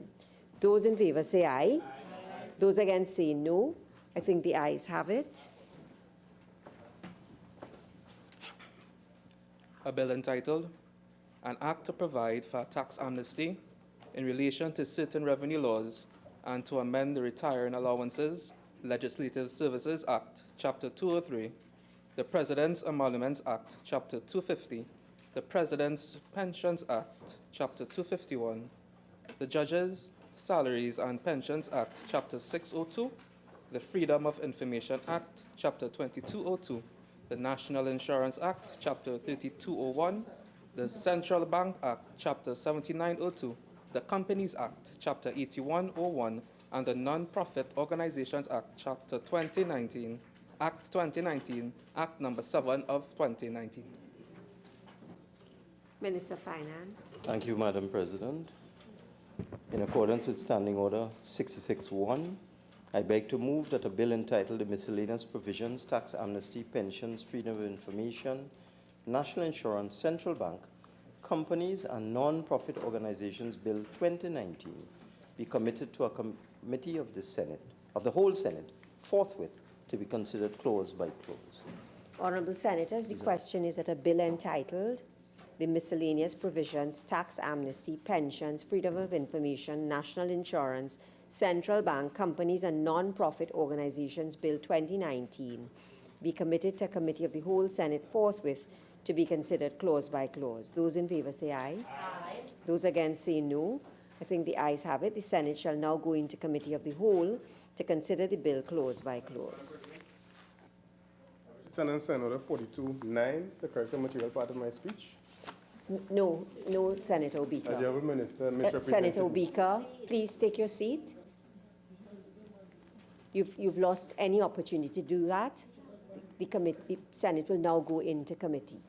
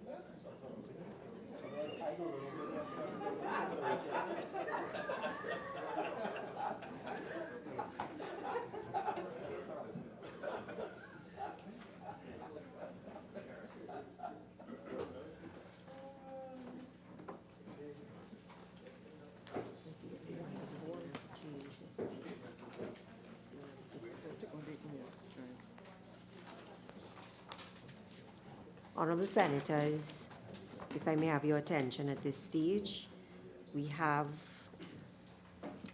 amendments, 2 sets of amendments circulated on behalf of the Minister of Finance, and 1 list of amendments circulated by Senator Mark. 3 list of amendments circulated by the minister. There's I correct that. Yeah. Apparently, one Just of for them the- is from the House of Representatives. It's not relevant. okay. I don't know how that reached here. And then we did a revision of the amendments to clause 4 and 5 and 6, and added in an amendment to clause 8. Okay. So that's the correct one. So the And one. then we've just done Right, let's listen. There are 2 sets of amendments circulated by the Minister of Finance. That list is headed List of Amendments to be moved in the Senate by the Honorable Minister of Finance. And it seeks to amend 4 clauses. And then there's another list which seeks to amend 1 clause. and we will also be amending on the No, floor. no, just a second, I'm so Minister. sorry. Yeah. Those 2 are dated June the 17th, 2019. Then there is a list of amendments circulated by Senator Mark. Is everyone in possession of said lists? Thank you very much. What did you know about? Just turn up the temperature. Clause 1. The question is a clause 1, stand part of the bill. Minister of Finance, you need to make an amendment here. Do I?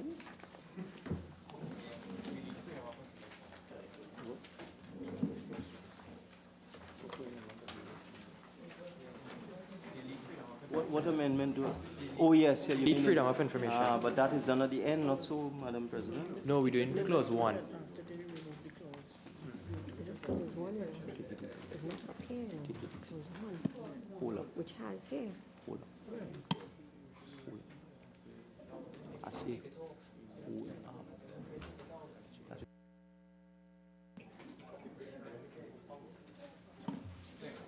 So, Honorable Minister, we will defer clause 1.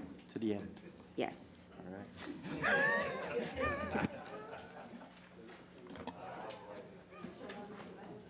Clause 2. The question is that clause 2 stand part of the bill. The question is that clause 2 now stand part of the bill. Those in favor say aye. Those against say no. The ayes have it. Clause 2 now stands part of the bill. Clause 3. The question is that clause 3 stand part of the bill. Senator Mark, you have circulated. Come in before Senator Mark comes in. It's up to you. No, let me deal with Senator Mark's amendment, and then I will ask you to, yeah. Senator Mark?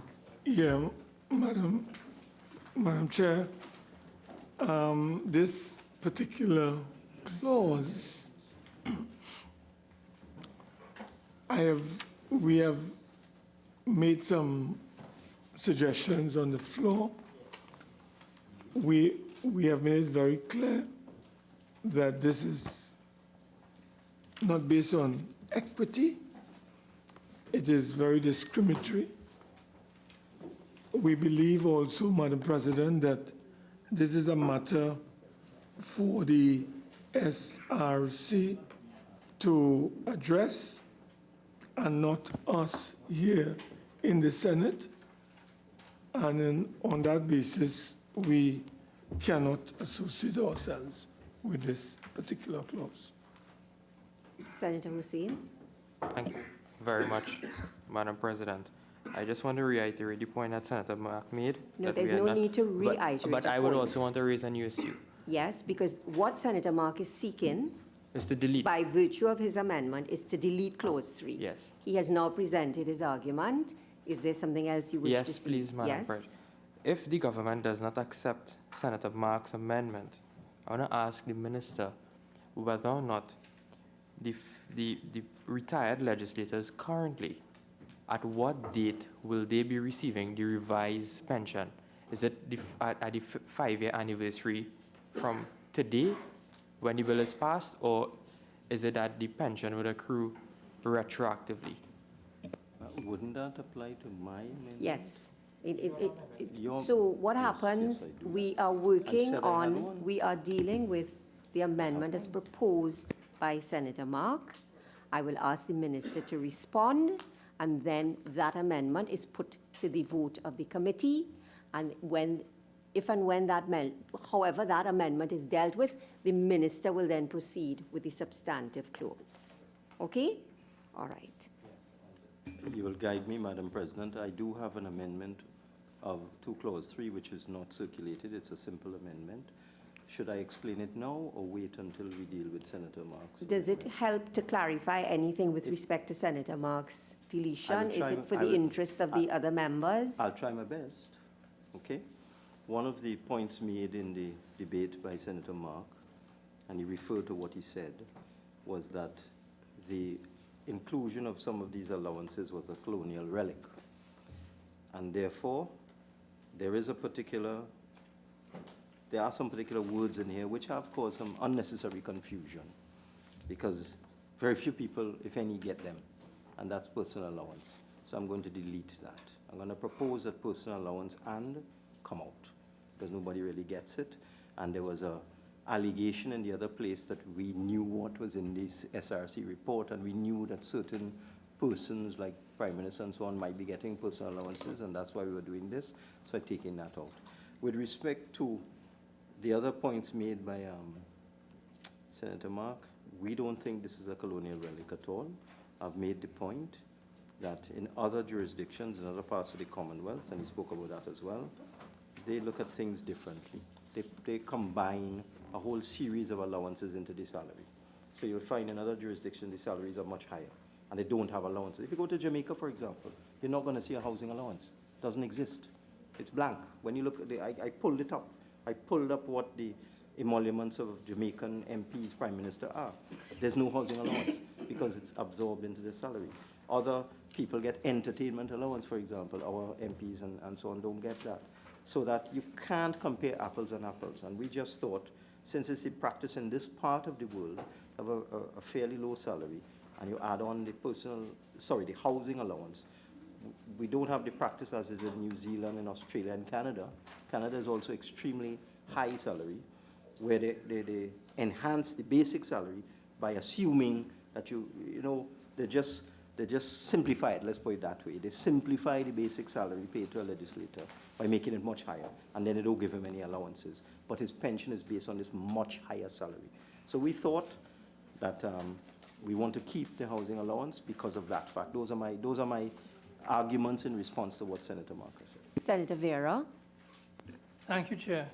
I, too, was going to echo Senator Mark's concern about both the personal allowance and the housing allowance. And I was wondering if this language might not encapsulate and bridge both gaps, because it would apply across the board for all the subsection A's in Section 3.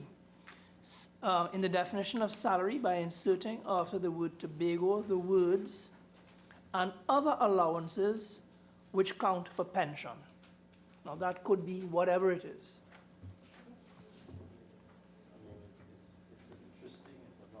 Approach, but I don't think it has the certainty that we require at this point in time. Now, this thing is going to evolve. There's absolutely no doubt that persons who have served in the vineyard may not agree with them, may not even like them, like Senator Mark, who have served for 15, 20 years. They should be entitled to a pension. I agree. I totally agree with what the point Senator Mark made. You have other people who served as independent senators for 3 terms. They too should be entitled to a pension, and there's absolutely no doubt we have to fix that. And we have to allow persons who are currently not part of the contributory pension scheme the option to make a contribution to get themselves into the scheme, so they too will qualify for pension. So I see this as a very progressive move. And I think pension arrangements will evolve over time. I hope this is a watershed, that if the Parliament can agree to this, I think we could see progression in the future and a lot of anomalies within the pension system cured. So I'd like to leave it for certainty at salary and housing allowance. That's my response to you, Senator Vera. You're saying other allowances that count for pension, but what would they be, Senator Vera? Senator Vera, what would they be? Well, as you said, not everyone gets the same sort of pension.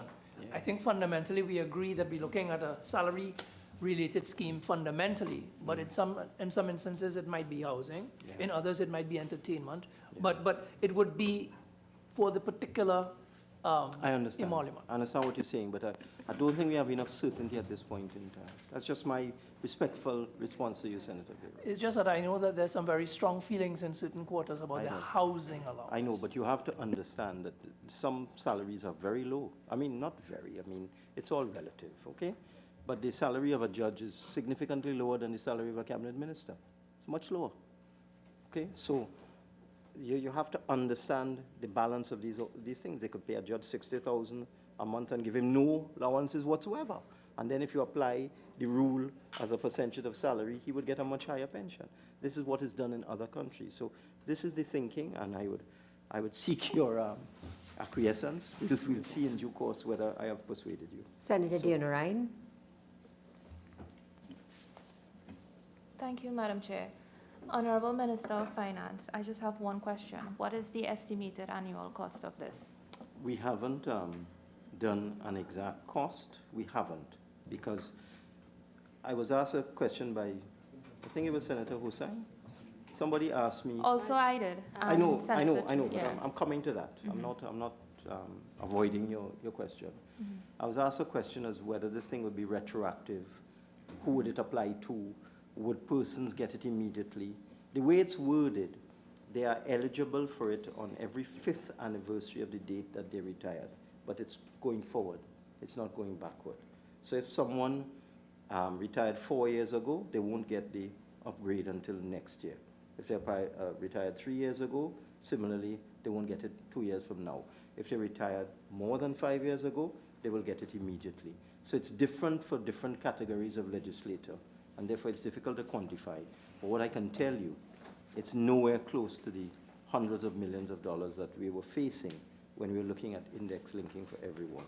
It's a very small group of people. I'll give you an example. There are only 2 retired prime ministers who are alive now, Mr. Pandey and Ms. Bissessa. There's only 1 president that is alive. That's Mr. Carmona.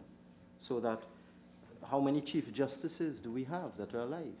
2, right? Mr. Sharma and Mr. Bernard. Mr. Kelzik has died. De la Bastide, sorry, 3. Mr. De la Bastide. So you have 3 retired chief justices, 2 retired prime ministers, 1 retired president, and then in terms of legislators, who would have, you have to understand, legislators don't all get the same pension. I want to make this very clear. You have to serve for 5 years, you get 1/6. You serve for 8 or 9 years, you get up to a quarter, then you go to a third, then you go to a half, and then it's after 21 years that you get 2/3. So the complications are complex, but I can't give you a figure, but I don't think it's going to be so onerous that it can't be afforded. Okay. So one more question, Madam Chair. Sure. Do you have a rough estimate then on the number of persons who would be entitled to this at present or within the next fiscal year? I don't have that information for you. What I would ask you to do, I don't have that information tonight. I would ask you just, you can pose it to me informally or formally, and I'll give you the answer. We're not hiding anything, okay? As a senator, you could pose it to me, as I said, informally or formally, and I'll provide the information. We haven't done the calculations because it also depended on what would be the outcome of all of this, exactly what would happen in the Parliament. Senator Obika. Thanks, Madam Chair. Honourable Minister, through you, Madam Chair, in terms of the question of how much it costs, one assumes it may not be a direct charge on the consolidated fund because it's a contributory pension. So is it that the pension fund is being managed in such a way that there'll be income So the total costs of this pension would not necessarily be borne by the state because the fund Not is all of managed it, separately. not all of it, yes. So would it be possible to bring, just as we have the actuarial review for the NIS fund, would it be possible to bring some information on that to the Parliament in due course? I could do that, yes. I have no problem with that. In the Sen- interest of full disclosure. Senator And I Mark? don't mean that facetiously either. Senator Mark? Honorable Minister, I raise the matter about the SRC, but also in the context of the consultancy report that we know that they had engaged in on behalf of the SRC. And we are getting reports or vibes, I should say, or responses, informally, I should say, that a report is on its way and they are dealing with terms and conditions for all office holders, including members of Parliament, as it relates to pensions, salaries, and other terms and conditions. I don't know if you're aware of this. Yes. I have no knowledge of what's in the next SRC report, but I can tell you that I represented the PNM in several meetings with the SRC over the last 25 years. I distinctly remember during the Pandey administration going to speak on behalf of legislators. Mr. Ken Valley came with me, deceased Ken Valley. Mr. Singh came with me, Mr. Ganga Singh. And we asked them about upgrading the pensions, and they told us at the time that that is not their primary concern. And then I remember years later, again, strangely enough, under a UNC government, I then went representing the PNM. Dr. Moonilal represented the UNC, and also Mr. Hamel-Smith, who was then present, the Senate attended. And I don't know if you were there. You remember? Okay. And we went there, and again, they told us that that is not their primary concern, and it has never been. And the reason is that pensions are governed by legislation. They always, they may tell you one thing, but intrinsically they believe that we should legislate pensions. So they don't take it seriously. I am talking about a period of 25 years where they have not looked at pension reform for legislators and other office holders within the SRC. So 25 years. So I'm going to allow one final question from Senator Hussain. Thank you for your indulgence, Madam President. Minister, just for some clarification, a person who is a retired legislator who would have held, let's just say, a portfolio of a minister, and then subsequently he probably would not have been a minister when he retired, on which salary is his pension going to be calculated on? There are all sorts of different approaches. In the public service, if you serve as a permanent secretary for 3 years preceding your retirement, you get your pension calculated on your salary as a permanent secretary. In other jurisdictions, other Commonwealth jurisdictions, it's your highest salary ever, whether you came in and came out of government. Others, they take the average of the last 3 to 5 years of your salary and pensionable allowances. In our system, which is what has been there for so many years, the pension is calculated on the highest amount that you ever got, so that former ministers from the previous administration would benefit as well, because they would have at some point in time received emoluments of a minister at that time. Okay? So it's the highest emoluments you ever got. That's what we do in this part of the world. Other parts, they average it out. Okay? So, Honorable Senators, the question is that Clause 3 be amended as circulated by Senator Mark. Those in favor say aye. Aye. Those against say no. No. Well, I can't vote. I think the noes have it. Minister of Finance, so that the amendment as proposed by Senator Mark has not been accepted. Minister of Finance, could I have your proposed amendment to Clause 3? Yes. Madam Chairman, I am proposing we delete the words personal allowance and in 3A. So it will read the words inclusive of housing allowance, but that's it. No personal allowance. So, Honorable Senators, the question is that Clause 3 be amended as proposed by the Minister of Finance as follows, by deleting at 3A the words personal allowance and. Those in favor say aye. Aye. Those against say no. I think the ayes have it. The question, therefore, is that Clause 3 as amended now stand part of the bill. Those in favor say aye. Aye. Those against say no. I think the ayes have it. Clause 3 as amended now stands part of the bill. Clause 4. The question is that Clause 4 stand part of the bill. We have amendments circulated by Senator Mark and the Minister of Finance. Senator Mark? Madam Chair, in this particular clause, we have made it very clear, and we haven't had any further clarification on it. How are we going to determine the housing allowance of the president, and without any aspersions being cast, Madam Chair? And particularly when we know that whoever is the president, Madam Chair, the final salary goes as full pension, as the person's pension, and it is tax-free. And therefore, to incorporate into that salary a housing allowance, we find it very, very unacceptable.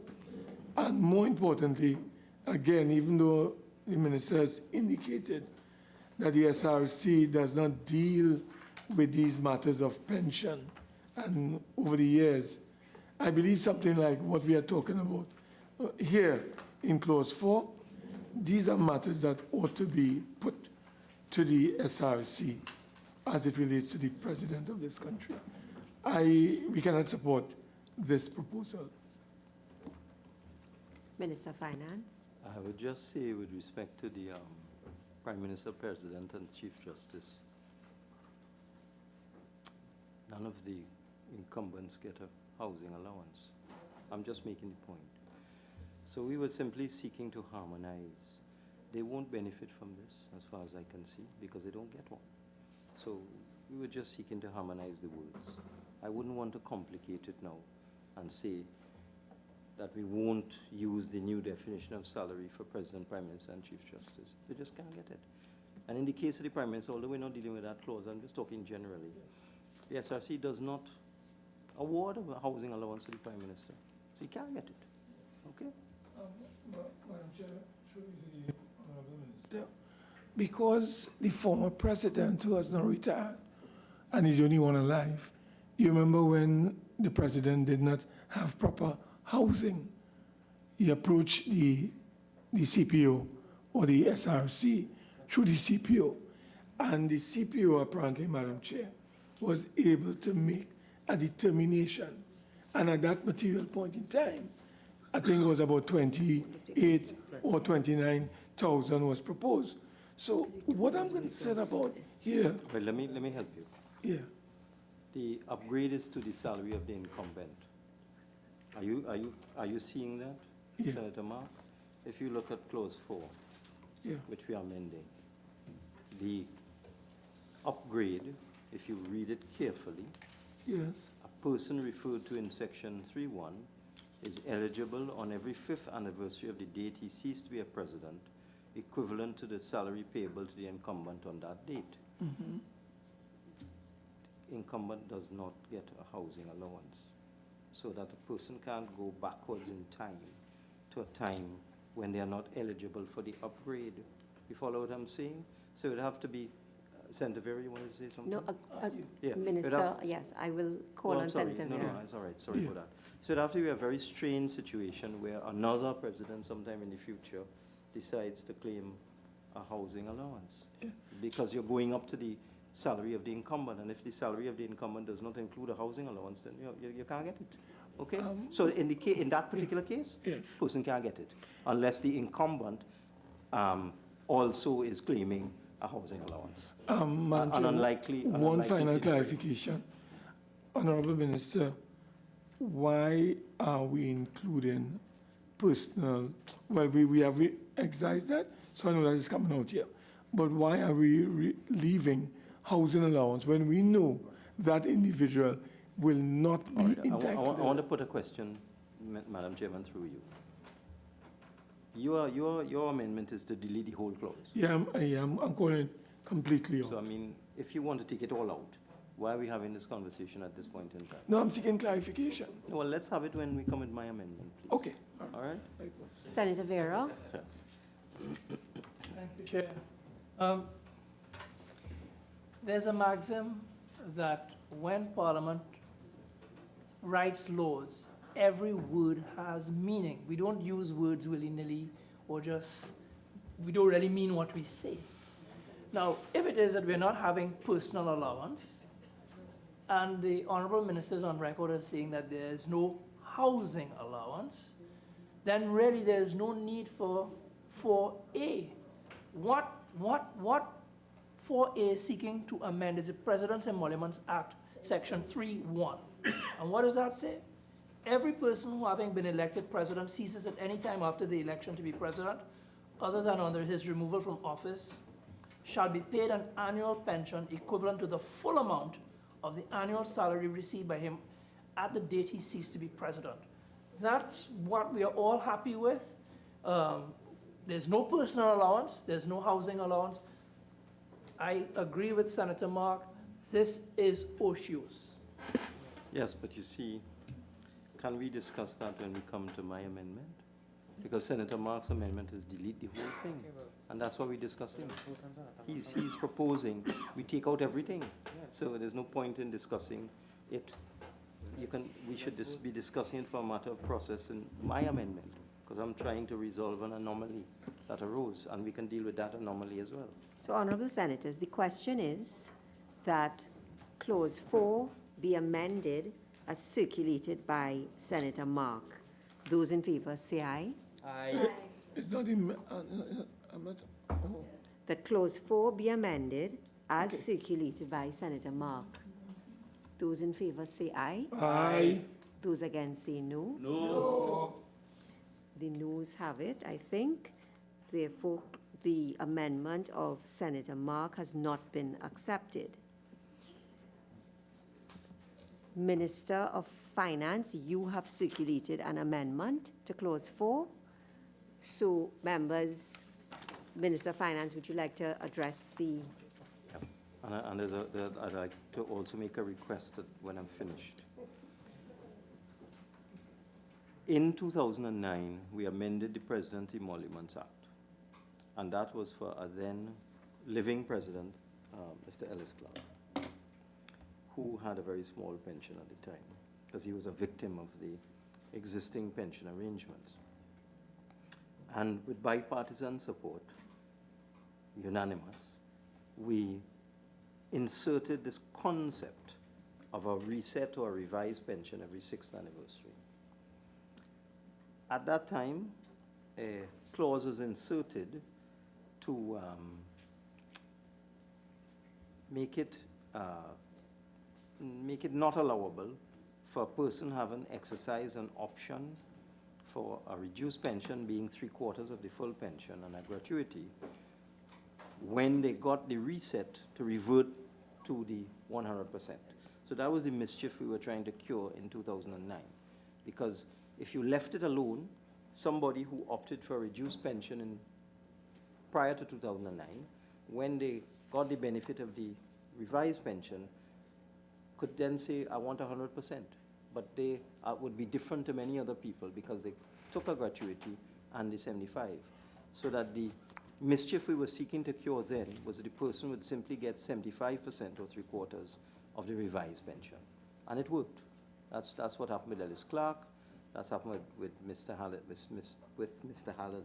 Hassan Ali's widow. It worked. There was no problem. It was applied in that way. It was interpreted in that way. And they immediately got 75% of the revised pension. 10 years, no problem at all. Now it appears to be a problem.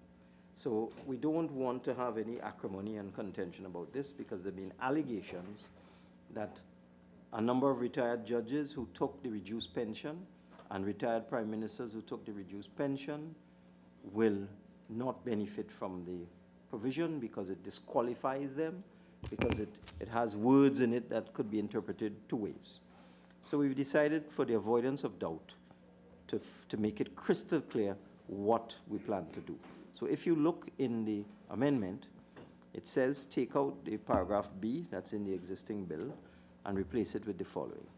In section 3A, by repealing sections 1 and 2 and substituting the following subsection.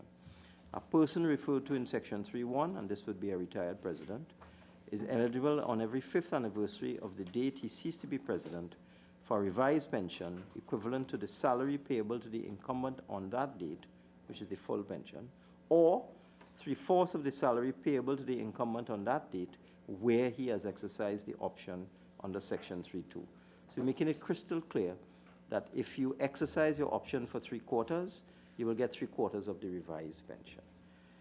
What I'd like to ask, Madam President, since it is a fact that the President is afforded accommodation, the Chief Justice is afforded accommodation, and the Prime Minister is afforded accommodation, and would not normally receive a housing allowance, I'd like to ask that we defer consideration on clauses 4, 5. Well, I'm not sure if the Chief Justice is in here, right? Because this is where it begins to get complicated.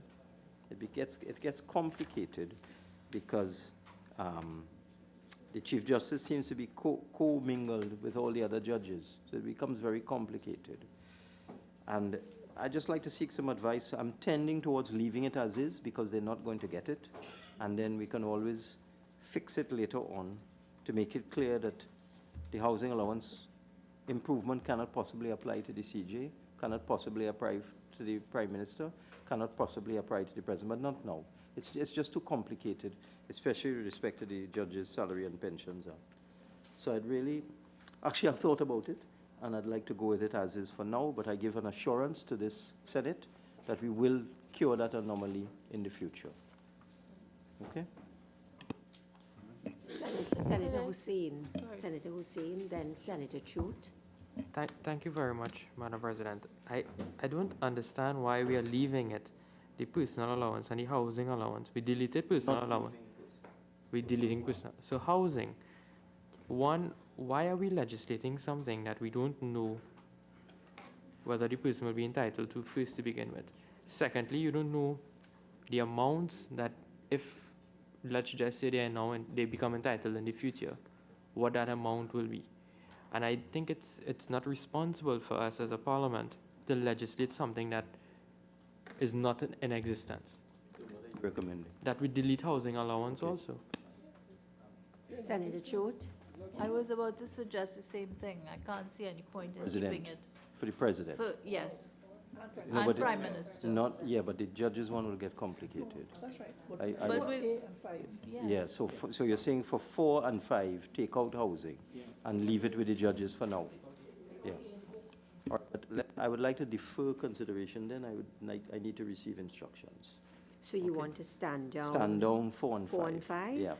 So clauses 4 and 5 are deferred for further consideration. Clause 6. The question is that clause 6 stand part of the bill.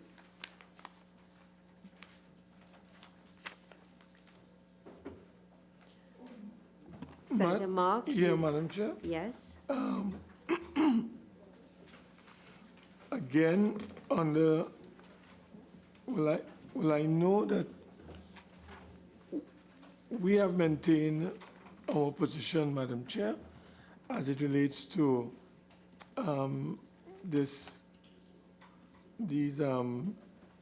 now we know that the retired judges, they need some support, but again, that is a matter, and this is applying to both retired judges and current judges, from what we have here in clause 6. Again, it is our view that this is a matter that properly should be referred to a more independent body for adjudication. Minister of Finance. I can't agree with that. I think Senator Mark was with me when we went to the SRC 15, however many years ago it was. Not 15, sorry, about 7 years ago, when they told us point blank that they have other priorities. This will never happen. If you leave it up to the SRC to adjudicate on pensions, because these things are all governed by legislation, they told us flat out they don't have the resources. You were right there with me. You would have to amend a series of bits of legislation of persons who fall within the 2,000 or so offices that are under the purview of the SRC. They said so point blank 7 years ago. They don't have time for this. They don't have the resources for this. And they told me that 25 years ago. So if you leave this up to the SRC, no change will ever occur. So I can't agree with Senator Mark. Yeah, well, we disagree on that one. Madam Chair, may I ask the Honorable Minister, again, these retired judges, as you said earlier, if they would have retired, let's say, 4 years ago, are you advising us that for those judges, 1 year from now, this particular provision would become applicable to those judges? Again, Madam Chairman, I would ask that we deal with that in my amendment, because Senator Mark's amendment is delete everything. Honourable Senators, the question is that clause 6 be amended as circulated by Senator Mark. Those in favour say aye. Aye. Those against say no. No. I think the noes have it. The amendment as proposed by Senator Mark to clause 6 is not accepted. Minister of Finance, you have circulated an amendment to clause 6 as well. It is exactly as we did for the other office holders, where we're making it crystal clear that if a retired judge has exercised the option for a reduced pension of 3/4 of the full pension, that they would be entitled to it. And now to answer Senator Mark's question, it's at every, the law is quite clear. A person referred to, let me go to the one that deals with judges. A person, including a retired judge, is eligible on every 5th anniversary of the date he ceased to be a judge for a revised pension. It's clear. So it's 5 years after you cease to be a judge, you're entitled to a revised pension. And then you get whatever the existing incumbents' emoluments are.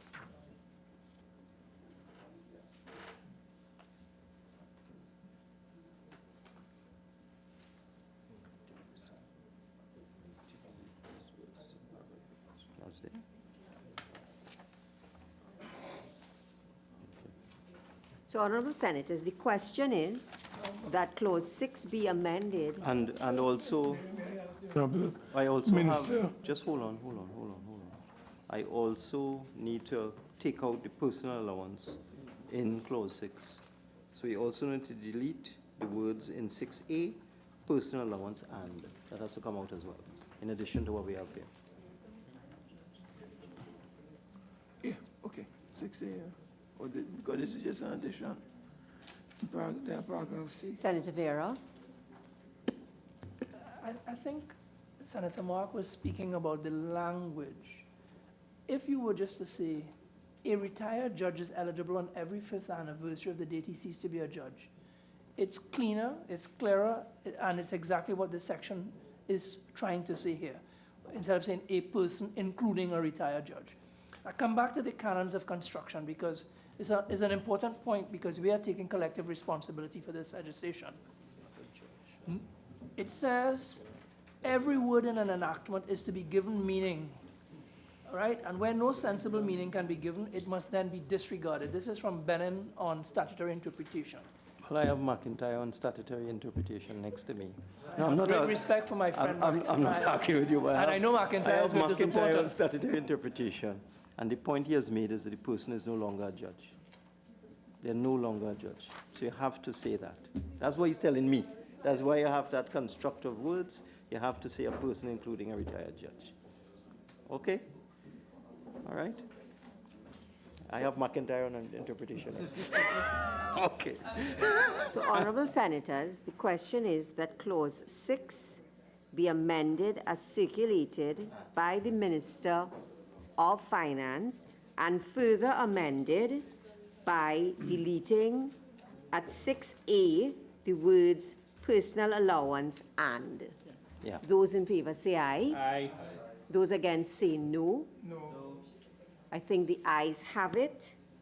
The question, therefore, is that clause 6, as amended, now stand part of the bill. Those in favor say aye. Aye. Those against say no. No. I think the ayes have it. Clause 6, as amended, now stand part of the bill. Clause 7. The question is that clause 7 stand part of the bill. Madam Chair, I'll have to humbly. There is an amendment circulated by Senator Mark. I think, Madam, Madam Chair, through you, I think the masses have spoken. I think the minister have heard the masses, and I have no choice but to hear the masses and myself. So I wish to withdraw my particular clause. We could vote on it. Let us vote on it. Yeah, let us vote on clause 7. Let me vote on it. No, I think the minister is withdrawing clause. No. Your amendment is to delete clause 7. So Senator Mark has withdrawn clause 7, his amendment. Minister of Finance. Yes, relax. Hold up. Based on the cogent arguments of Senator Chote, Senator Thompson-Ahye, Senator Dionarine, Senator Richards, and any other senator that I have left out,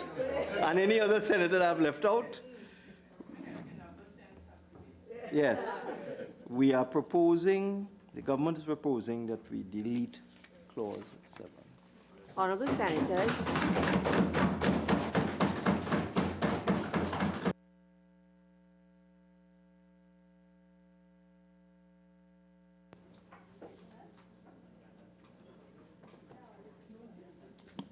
Honorable Senators, the question is that clause 7 be amended as proposed by the Minister of Finance by deleting the entirety of clause 7. And renumber the other clauses accordingly. Yes. Those in favor say aye. Aye. Those against say no. Madam Chair. The ayes. Members, please. Senator Richards. Well, just to say it through you, thank you, Minister, for listening to the concerns. We appreciate it. To the cogent arguments of Senator Chote, Senator Richards, Senator Dionarine, Senator Thompson-Ahye, and anybody else that I have not named that made a presentation. Members, can I just please, I know that there is joy in the air, but there'll be more joy in my air if I were allowed to just complete the clauses. So, clause 7 is deleted.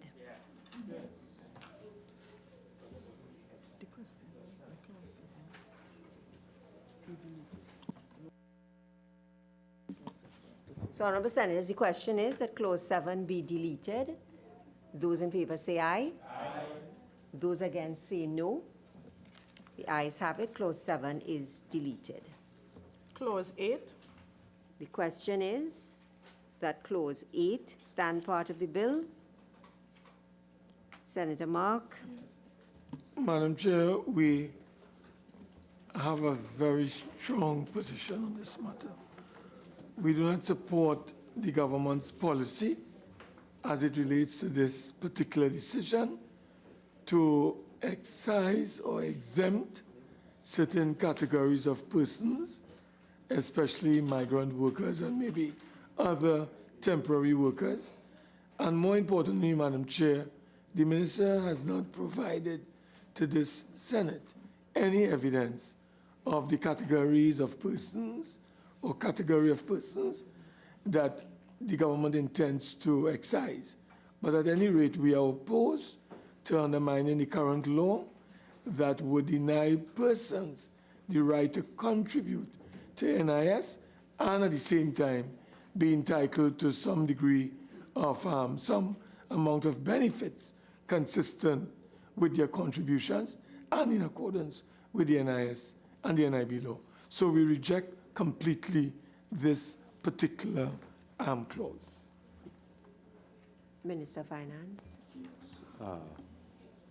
There is no way that for transient workers who are here in Trinidad and Tobago for a short time, that their benefits would be consistent with their contributions. That is practically impossible.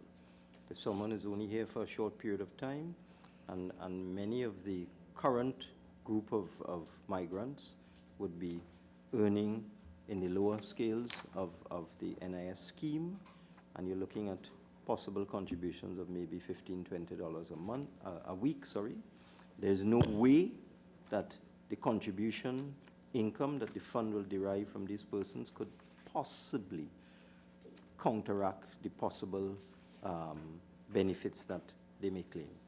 And this is why we've done this. And to deal with a matter raised by Senator Mark, we have an amendment, which I guess I'll deal with afterwards. Yes. Okay, so I have an amendment. May I ask the Honorable Minister for another clarification on my particular clause.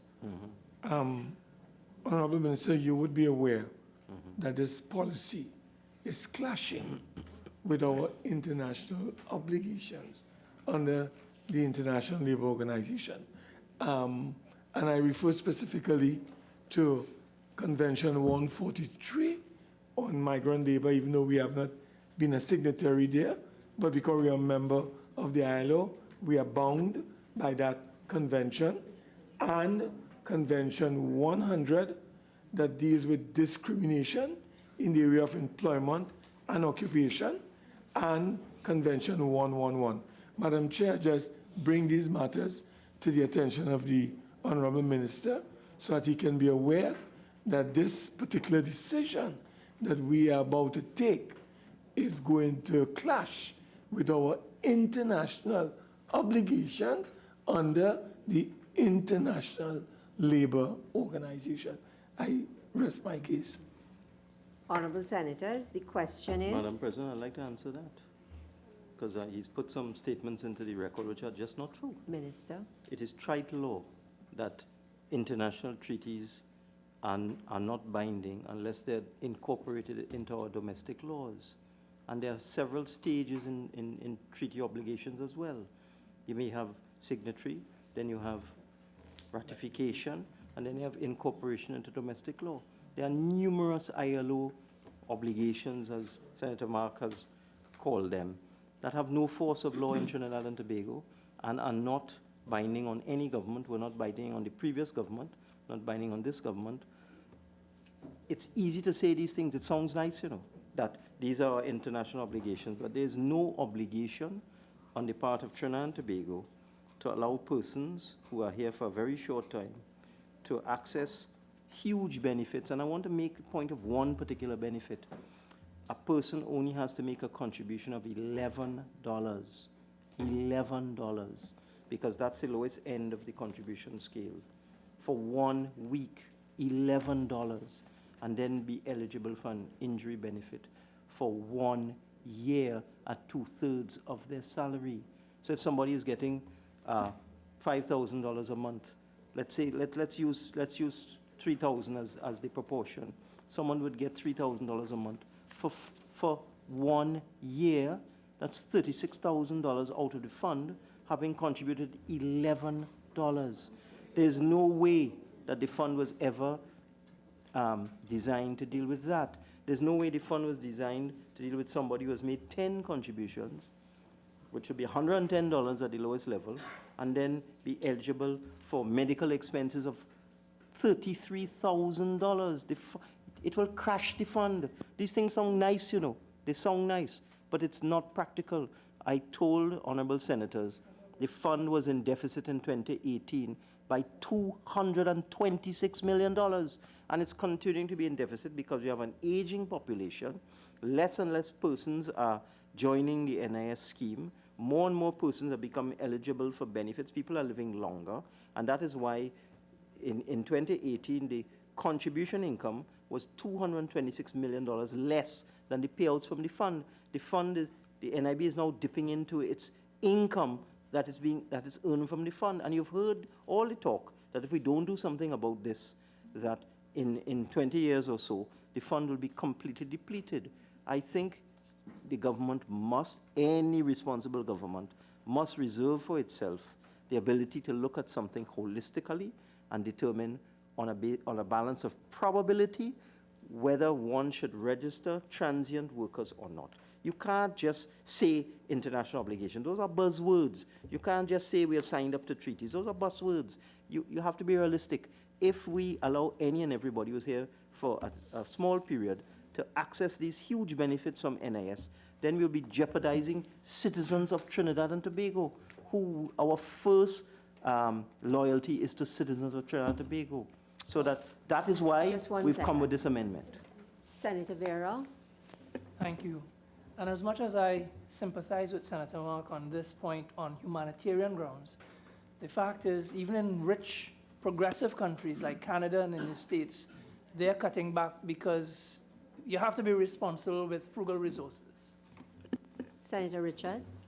Thank you, Madam Chair. I also want to just endorse the perspective of the minister, because in this situation, from my understanding, it is envisioned to provide a respite for a category of persons who are under strife in their country. And there may be implications for having this sort of arrangement if they are to go back to their country after that envisioned period has ended. So I think it would be opening a kind of Pandora's box down the road. And it's not that Trinidad and Tobago has not been humanitarian in its approach to this crisis. Madam, I wouldn't say any further, make any further interventions after. Madam President. Before you speak, please.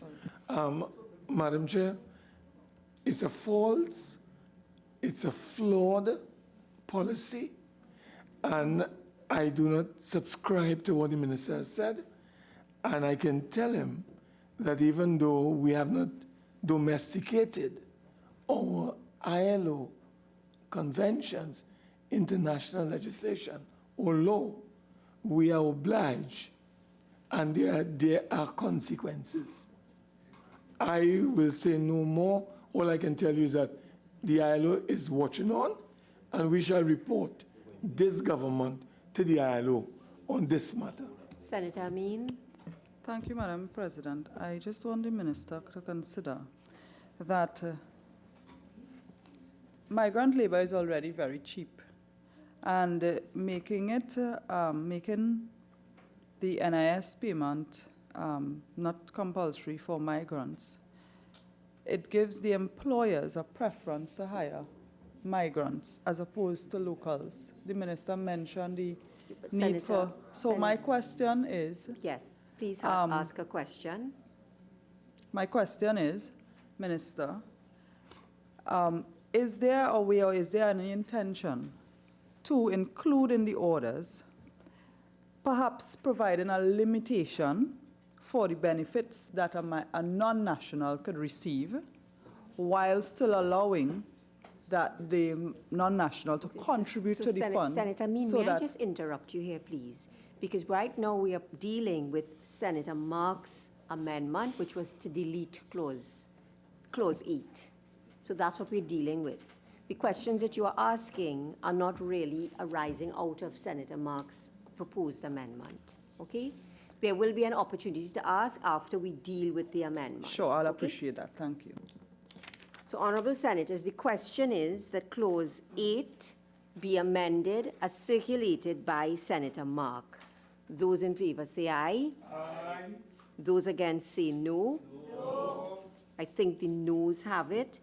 The amendment as proposed by Senator Mark is not accepted. Minister of Finance, you have proposed an amendment to clause 8, And can you speak to Clause 8 and the amendment, please? Yes, this arose from a statement made by Senator Mark, where he was concerned that the order could affect persons who are already registered with the National Insurance Scheme.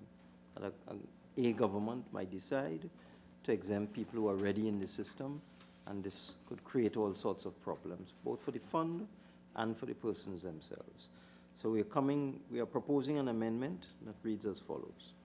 The employment of such category of persons during such period as the President may by order prescribe, except that an order under this paragraph shall not affect a person who is registered under subsection 1 prior to the coming into force of the order. What this means that everybody in the system now cannot be affected by any order made by the Cabinet. Senator Amin, you want to raise your question now? Yes, Madam President, it is for the consideration of the Minister to make a provision to allow, in order to even the playing field, so that, and to prevent employers having an incentive to employ migrants over locals, to allow non-nationals to contribute to the fund, but for them to be entitled to different benefits. Because you indicated that the concern was that a migrant could make a contribution, one contribution of about $11 and then benefit, which is, of course, an extreme case. It doesn't happen all the time. Nothing extreme. We will have hundreds of, perhaps thousands of contributions going into the fund, and not everyone will make a claim. But my concern is not to argue that, but to ask if we could have a provision to perhaps make the amount a migrant will be entitled to different to a local, if you feel it will be a drain on the system, but still allow contributions to be made so that the playing field is even, the cost of labor and the cost to the employer is the same for whether he employs a migrant or a migrant or a citizen of Trinidad and Tobago. The provision as it is an incentive for employers to employ migrants instead of locals, of citizens of Trinidad and Tobago. Minister. The amendment is not designed as an incentive to anyone. The proposal, it is designed to protect the National Insurance Fund. And it would just be too complicated to frame an amendment along the lines that Senator Amin has suggested, because there are a lot of policy considerations there. Which benefit would you say they're not entitled to? Sickness? Death? Maternity? Injury? Invalidity? That's a very complicated policy issue. Very difficult to separate which one you should let them have, which one you should not let them have. So that at this point in time, we wish to give ourselves the flexibility to exempt transient workers from contributions or being part of the fund for a particular period, and it's not forever, it's for a period, because we want to protect Trinidad and Tobago contributors to the fund. So I'm sorry I can't agree to the amendment proposed by Senator. So, Honourable Senators, the question is that Clause 8 be amended as circulated by the Minister of Finance. Those in favour say aye. Aye. Those against say no. No. I think the ayes have it.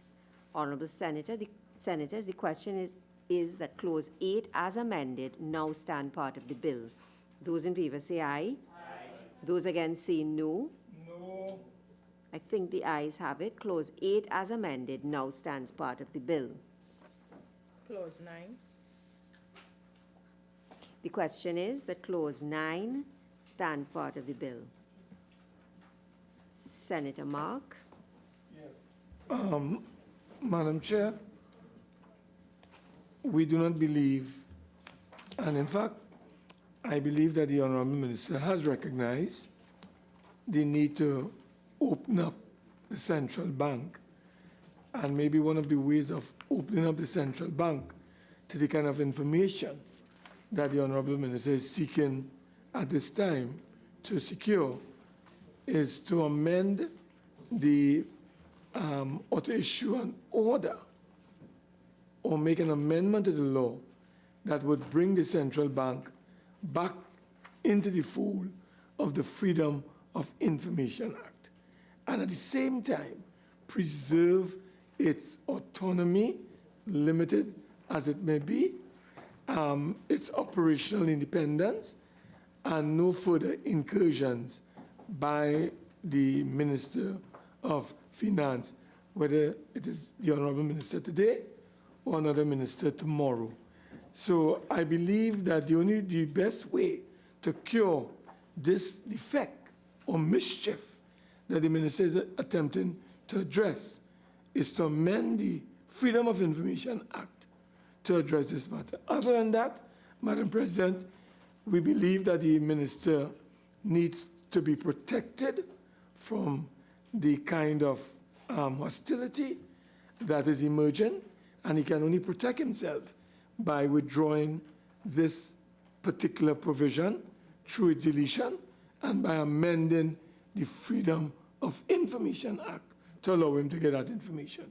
So our position is that we do not support this amendment to the Central Bank Act as being proposed by the minister. And Madam President, it is highly dangerous. It leaves a lot of possibilities that the minister may not intend, but the mere fact the minister is going retroactively for information, it causes a lot of concern. We think that the minister should allow good sense to prevail and withdraw Clause 9 at this time. Senator Vera. Thank you, Chair. Section 56 is couched in such a clumsy way when it says, every director, officer, and employee of the bank shall preserve and aid in preserving secrecy with regard to all matters. All matters mean exactly that. I don't think there's any animosity or conflict between government and the bank. It's just that the way the law is interpreted there, even if they wanted to share it, they couldn't because there are penal provisions for breaching this section. In fact, if you look at Part 6, the relations between government and the bank, you see there are many opportunities for sharing information, agreeing terms mutually. The bank shall keep the minister informed of the monetary and banking policy. The bank is the agent of government. So I don't think it was ever intended to exclude what is clearly just an administrative request. And so I see nothing sinister with this. I think that's just a necessary amendment. Thank you very much, Senator. No, Vera. just a second, Minister. Senator Hussain. Yes, please. Thank you very much. Thank you very much, Madam Chair. I want to join us with Senator Mark with respect to this amendment. In particular, I have gotten no solid rationale from the minister with respect to this particular amendment. I also don't accept the argument of the minister that if the information comes into the minister's hand, it will now be subject to FOIA, and that the information can be accessed through an ordinary citizen through an FOIA if the minister has the information. Because in this particular instance, the public authority is not the minister. The public authority will be the central bank. And the minister would have said this in his wrap-up, that if the information is given to the minister, it becomes that of public record and that it can be accessed by an ordinary citizen. So I don't accept that argument by the minister. I also believe, Madam President, and I stand firmly on this, that we have to preserve the independence of the central bank from any political interference, especially by elected members.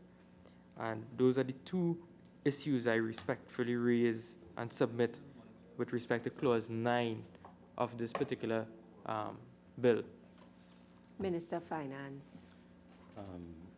Somehow I don't understand where Senator Hussain is coming from. The Freedom of Information Act is clear. Any document or record that is in the possession of a public authority is subject to disclosure. So from the time I request the central bank to tell me what the salaries of the officers of the bank are, it becomes a document in my possession. and then anybody can ask me for the document.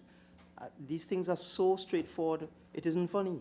I don't know how Senator Hussain could put an interpretation on that documents that I have received, which is what applies to all public authorities, it's documents in their possession. So I've received it from the bank, it's now in my possession, and someone can apply for me to disclose it to them as a document in my possession under the Freedom of Information Act. I don't understand why he doesn't understand that. Senator Vera is absolutely right. This is just administrative information. There's nothing sinister in this. This does not allow me to set the terms and conditions of the employees of the bank. It is simply gathering important information that the public has a right to know, and they'll find out through me. Because once I get it, they can ask me for it. Someone in this house can ask me for it. Someone in the other place can ask me for it. And now I have no reason not to disclose it. I tried to disclose it to Senator Obika. He asked the question. And this is what bothers me about the UNC, you know. Which part of the UNC am I speaking to? Senator Obika asked me a question. What is the salary of the governor of the central bank? I tried to get the information. I wrote the governor of the central bank. I said, I've been asked this question in the parliament. I produced the question for the governor. I said, this is what Senator Obika is asking me. Could you please provide me with the information? And he wrote me back. He said he sought legal advice, and he has been advised that Section 56 prohibits him from disclosing the information for me. So, Minister, So I'm sorry, I can't I will agree. now put the question So we say no. on Senator Mark's proposed amendment. The question is that Clause 9 be amended as circulated by Senator Mark. Those in favor say aye. Aye. Those against say no. No. I think the noes have it. The amendment as circulated by Senator Mark is not accepted. Minister of Finance, I believe you have circulated an amendment to Clause 9. An amendment to Clause 9? 9? It's a typographical correction where we are simply changing 1 to 6. We're changing in Part 7, 9, the Section 56 is amended in subsection 7, and it says a request under subsection 1, it should be subsection 6. We just want to change 1 to 6 in the 7 part of this. So, Honourable Senators, the question is that Clause 9 be amended as circulated by the Minister of Finance. Those in favor say aye. Aye. Those against say no. I think the ayes have it. The question, therefore, is that Clause 9 as amended now stand part of the bill. Those in favor say aye. Aye. Those against say no. No. I think the ayes have it. Clause 9 as amended now stands part of the bill. Clause 10. The question is that Clause 10 stand part of the bill.